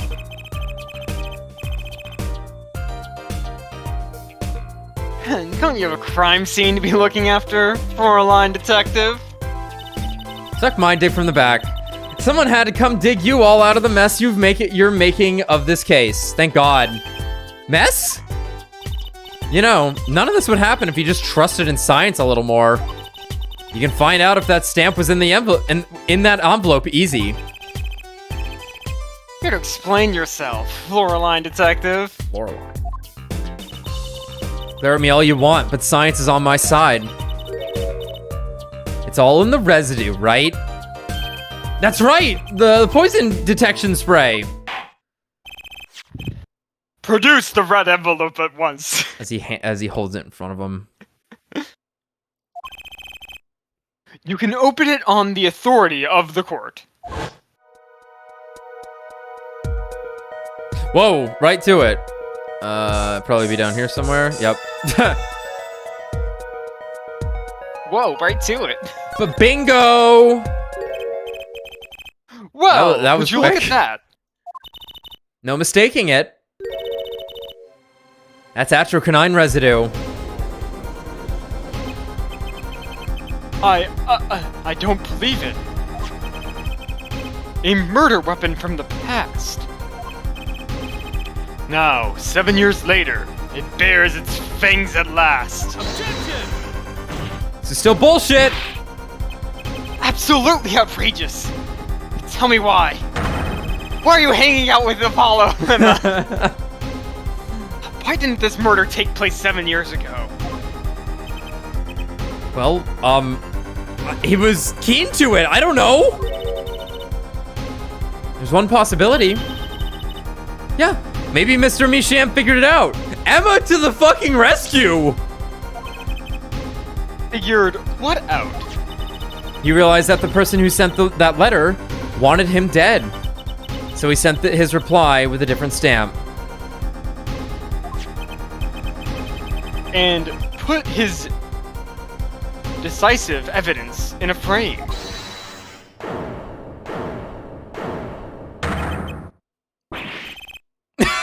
Ah! You're still here. Can I make a statement here on the record?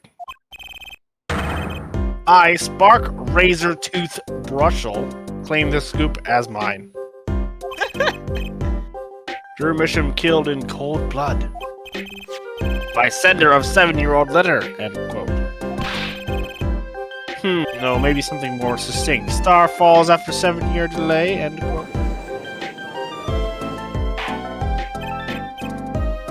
Order, order, order! I see no room for further argument here. Though I admit, this is all coming as quite a shock. To think that the murder weapon reached his mouth after 7 years. Stamp is his ticket straight to afterlife. End quote. Uh-oh. I think the witness is a bad influence on our judge.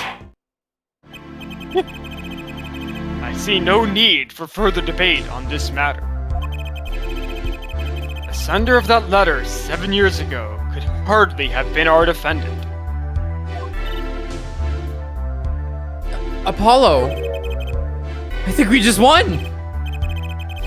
Very well. Wait. This court finds the defendant. I was hoping it was Phoenix objecting because of this being a test trial and whatnot. Is this the bright future of our legal system? Prosecutor Gavin. Ticket to the afterlife from 7 years ago. Tickets for Gavineer shows are invalid after 2 weeks. Uh-huh. Okay. I mean, typically they just work for the one night, but whatever. But it doesn't make sense any other way. Boggles my mind that so many people haven't noticed this. There's a fatal contradiction in their forehead's claim. A contradiction? A poisoned stamp was placed in this envelope 7 years ago. Whereupon, it was framed until now. I've never seen whereupon as one word like that. If that's the case, then why would Drew Misham have done what he did? Emma explained that! He must have realized it was poisoned. No, not that. Therein lies the rub. Why would he use it now? 7 years ago, the forger Drew Misham sets the trap. Put the stamp in a frame. I do not debate this. But this begs the question. Why, 7 years later, did he use that stamp on the night of the murder? Have you seen The Interviewer? Have you seen The Interviewer? We already figured this out. Surely, you don't mean to suggest that Mr. Misham simply forgot. He put the murder weapon in a frame on his desk for 7 years. And forgot. You expect us to believe he sprang the trap on himself?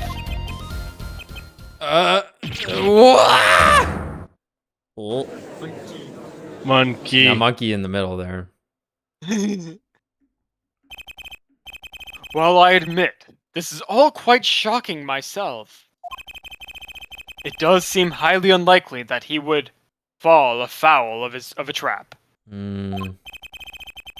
That had been sitting on his desk for 7 years. Apollo! I don't think we're winning anymore. I'm glad to see we're all back in the real world now.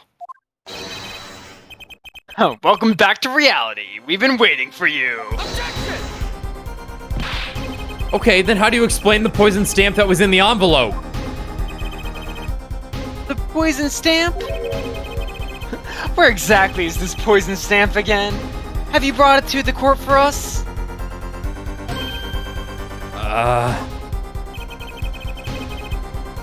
See no proof that such a thing ever existed. Objection! What about the testimony? What about the atroquinine residue? Atroquinine residue, huh? Oh, I agree. That does seem to be atroquinine residue. You know, I just realized I think they're trying to push it like this because they want to show the flaws. I think this is meant to be incredibly irritating right now. Yeah, okay, I agree. It does seem to be atroquinine residue. But her forehead, it's certainly no stamp. Yeah, but even if your precious poison stamp did exist, Troom Sham never would have used it. okay, let's hear his daughter's testimony about him. Like, That is all.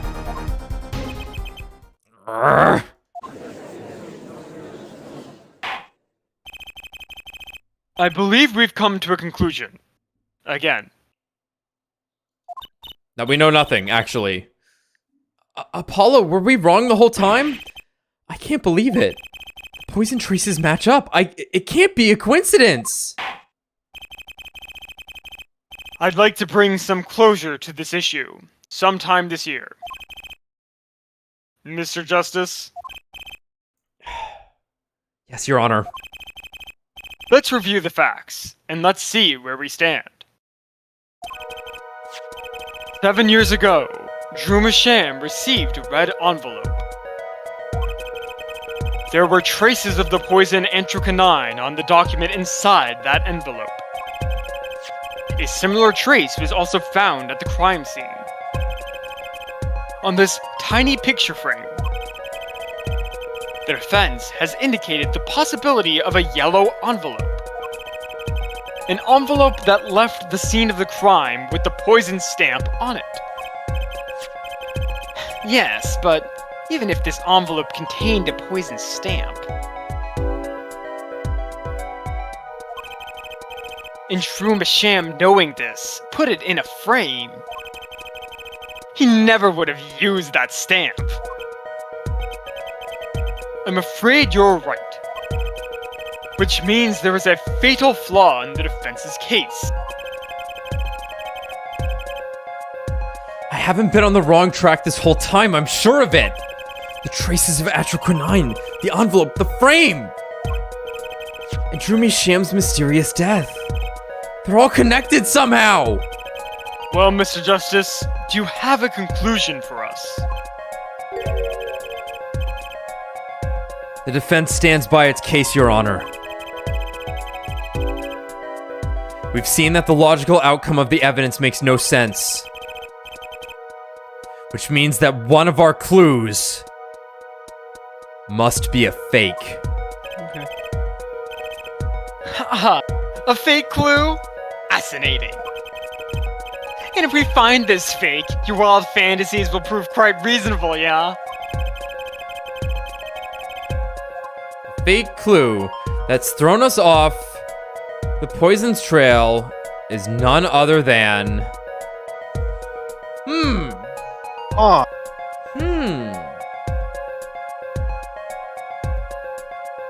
This is interesting.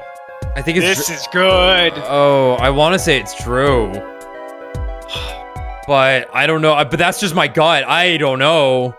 Because the fake clue that's thrown off the poison's trail is none other than... So I want to say the red envelope because we know the red envelope was tampered with. We do know that. And I think that might be the answer.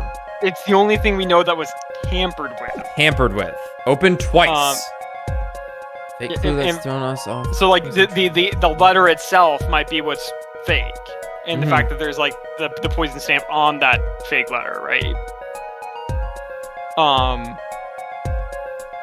Yeah, I mean, we just know nothing about Drew to just be like, it's Drew. Yeah. Yeah, I think I'm in agreement. I think we go with the red letter.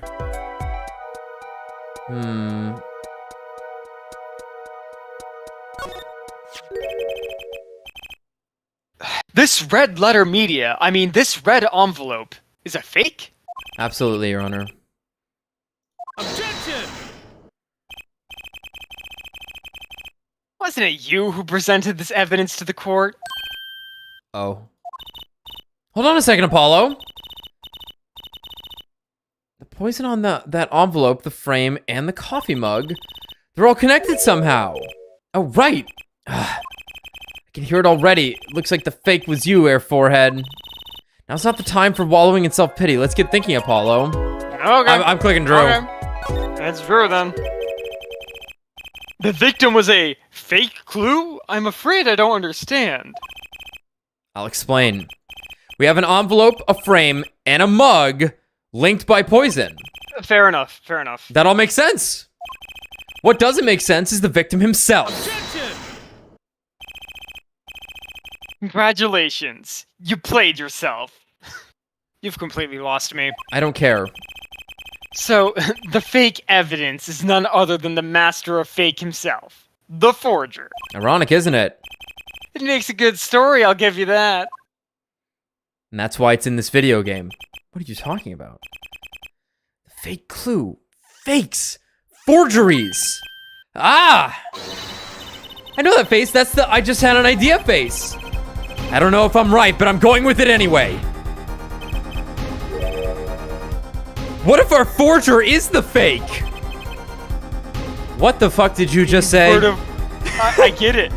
Because the original forger would have known that it was the stamp. Oh. He's a fake, and he's not the original forger. Oh. He's not Drew Mishima. Oh, 7 years ago, our forger sniffed that trap and stepped aside. 7 years passed. Now the forger stumbles into that very same trap and dies. Why? That's what I want to know. Because the forger who was killed was a fake. Nisei Mono. Here we are again. The victim was a fake? Ha! Yes. You're not even good enough to be... One forger smelled the trap. One forger fell into the trap. That's 2 forgers! And one of them was a fake! Holy shit!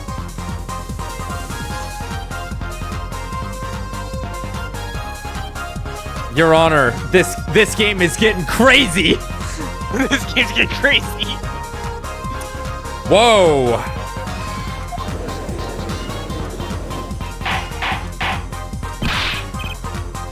Order, order, order! So, you were telling us that Drew Sham, the victim, was a fake. Well, if he was a fake, who was the real forger? You better not be claiming there was some kind of switcheroo. I'm afraid you're going to have to back up your story. Mr. Justice, show us just who the real Drew Misham was.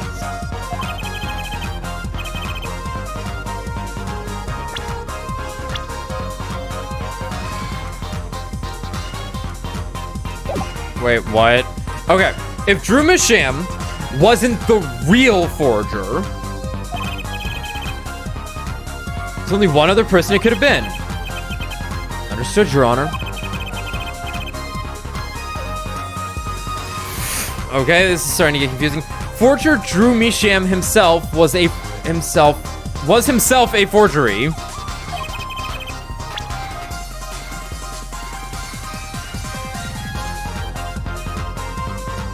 I'm sorry, what? Should we have to figure out who the real forgerer? So the person who actually received the letter 7 years ago. Person who actually received it 7 years ago. Yeah.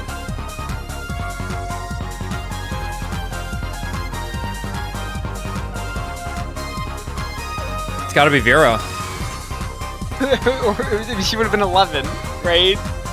I think it's Phoenix. How is it Phoenix? That would be insane. He forged evidence 7 years ago. We know this. But this wasn't the case where he forged evidence. Oh, that's And we're talking about a person, not evidence. Right. Huh?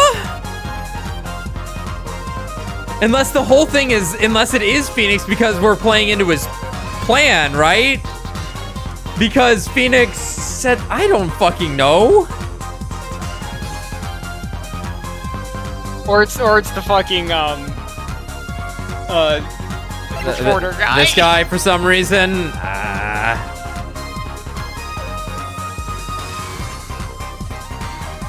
Okay, all right. Let me think here. I'm a little lost. This is really confusing. So,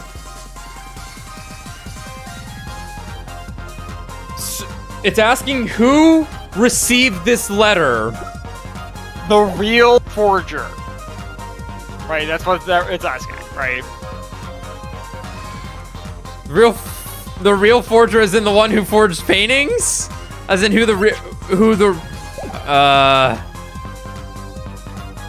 Well, we know that the real forger was someone who forged evidence. So obviously that guy, that profile right there, Drew Misham, that's the guy. That's the face of the guy who's dead, right? Yeah. I don't think plastic surgery is involved necessarily. So you're saying Phoenix lived in this fucking studio potentially, but he hasn't been. But how long has Drew Misham been out of the light? It was 7 years ago. All I'm saying is that who else is in it? It's probably not Valant. It's probably not. I know, and I think that's the problem. Is like, wait, like we can't just throw Phoenix under the bus suddenly and it'd be like, okay, yeah, sure.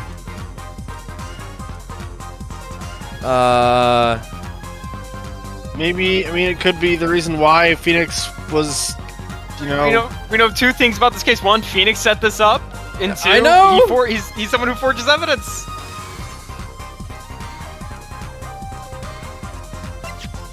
Alright.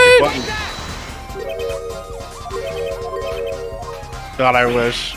No, okay. Thank God. Okay. I was gonna say, that's too much.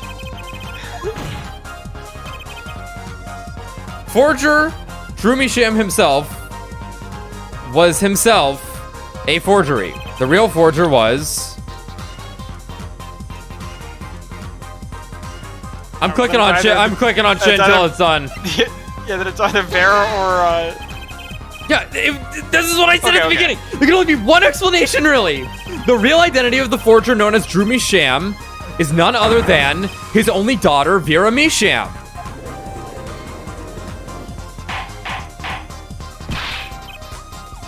Order!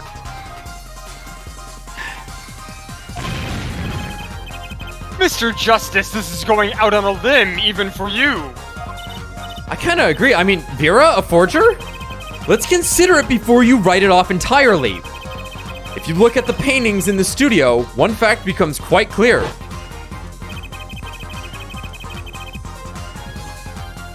Forgery had been taking place in that studio for quite some time.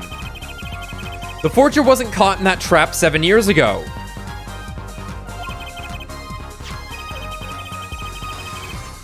This can only mean that the one who was caught in the trap wasn't the forger. Right, but I have to believe that an 11-year-old girl is the one who is in the crime spree. Well, let's see. Well, actually, that does make a certain kind of sense. Like, it's not a matter of, like, believability right now. It's a matter of just... It's just an explanation, right? Sure. Although Claver's about to whip out his favorite possibilities statement. Because it is. It's only that right now. Well, actually, that does make a certain kind of sense. One more thing. Only 2 sets of fingerprints were found in the forger's studio. When did we learn this? Whatever. Drew Misham's and Vera Misham's. If we know that Drew Misham wasn't the forger, that leaves only one possibility by process of elimination. The forger was Vera Misham. Well,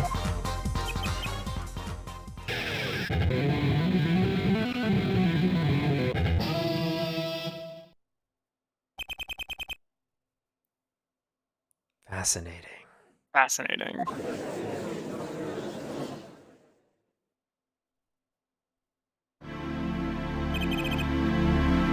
Yeah, so I'll say what was throwing me off is how they described Drew as a forgery, which made me think he was ultimate impostering the situation and was replacing an adult man, right? Yeah, I was kind of led to believe that at one point too. But he's not a forgery. People were just wrong. That's two different things. Right? Being mistaken doesn't mean someone was a forgery. You were just wrong. Vera Masham. You've been paying attention to the trial so far. That's gonna be done with it, shall we? Who are you? Who are you? Who is the forger, Drew Masham?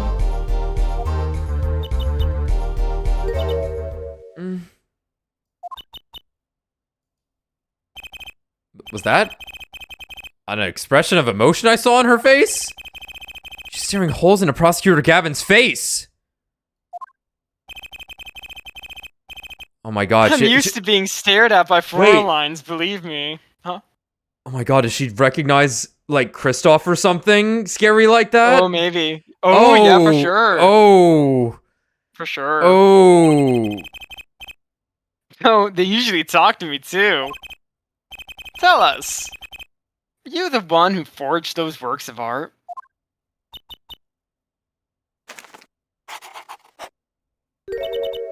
Yes. I can't believe Komi-san fans are still winning. Never! They never won! This can't be! Turn into a Gyaru! Please! What?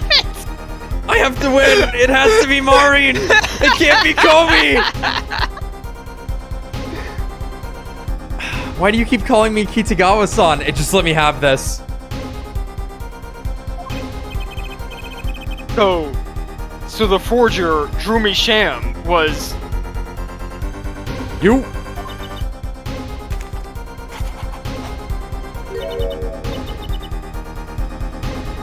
Yes, oh, it's a tear. Yes. It was me. What? What? The court was in an uproar, and it wasn't coming down. We had to break for a 10-minute recess. Oh my god.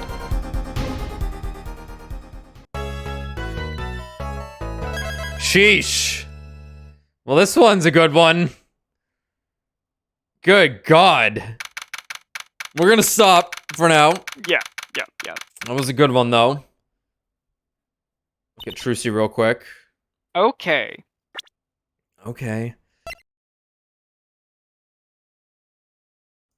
Yeah, they that one definitely throws you through a loop. But it did ultimately make sense. And like her admitting to being the one making the forgeries of art is not admittance to murder, right? If anything, this does appear to be a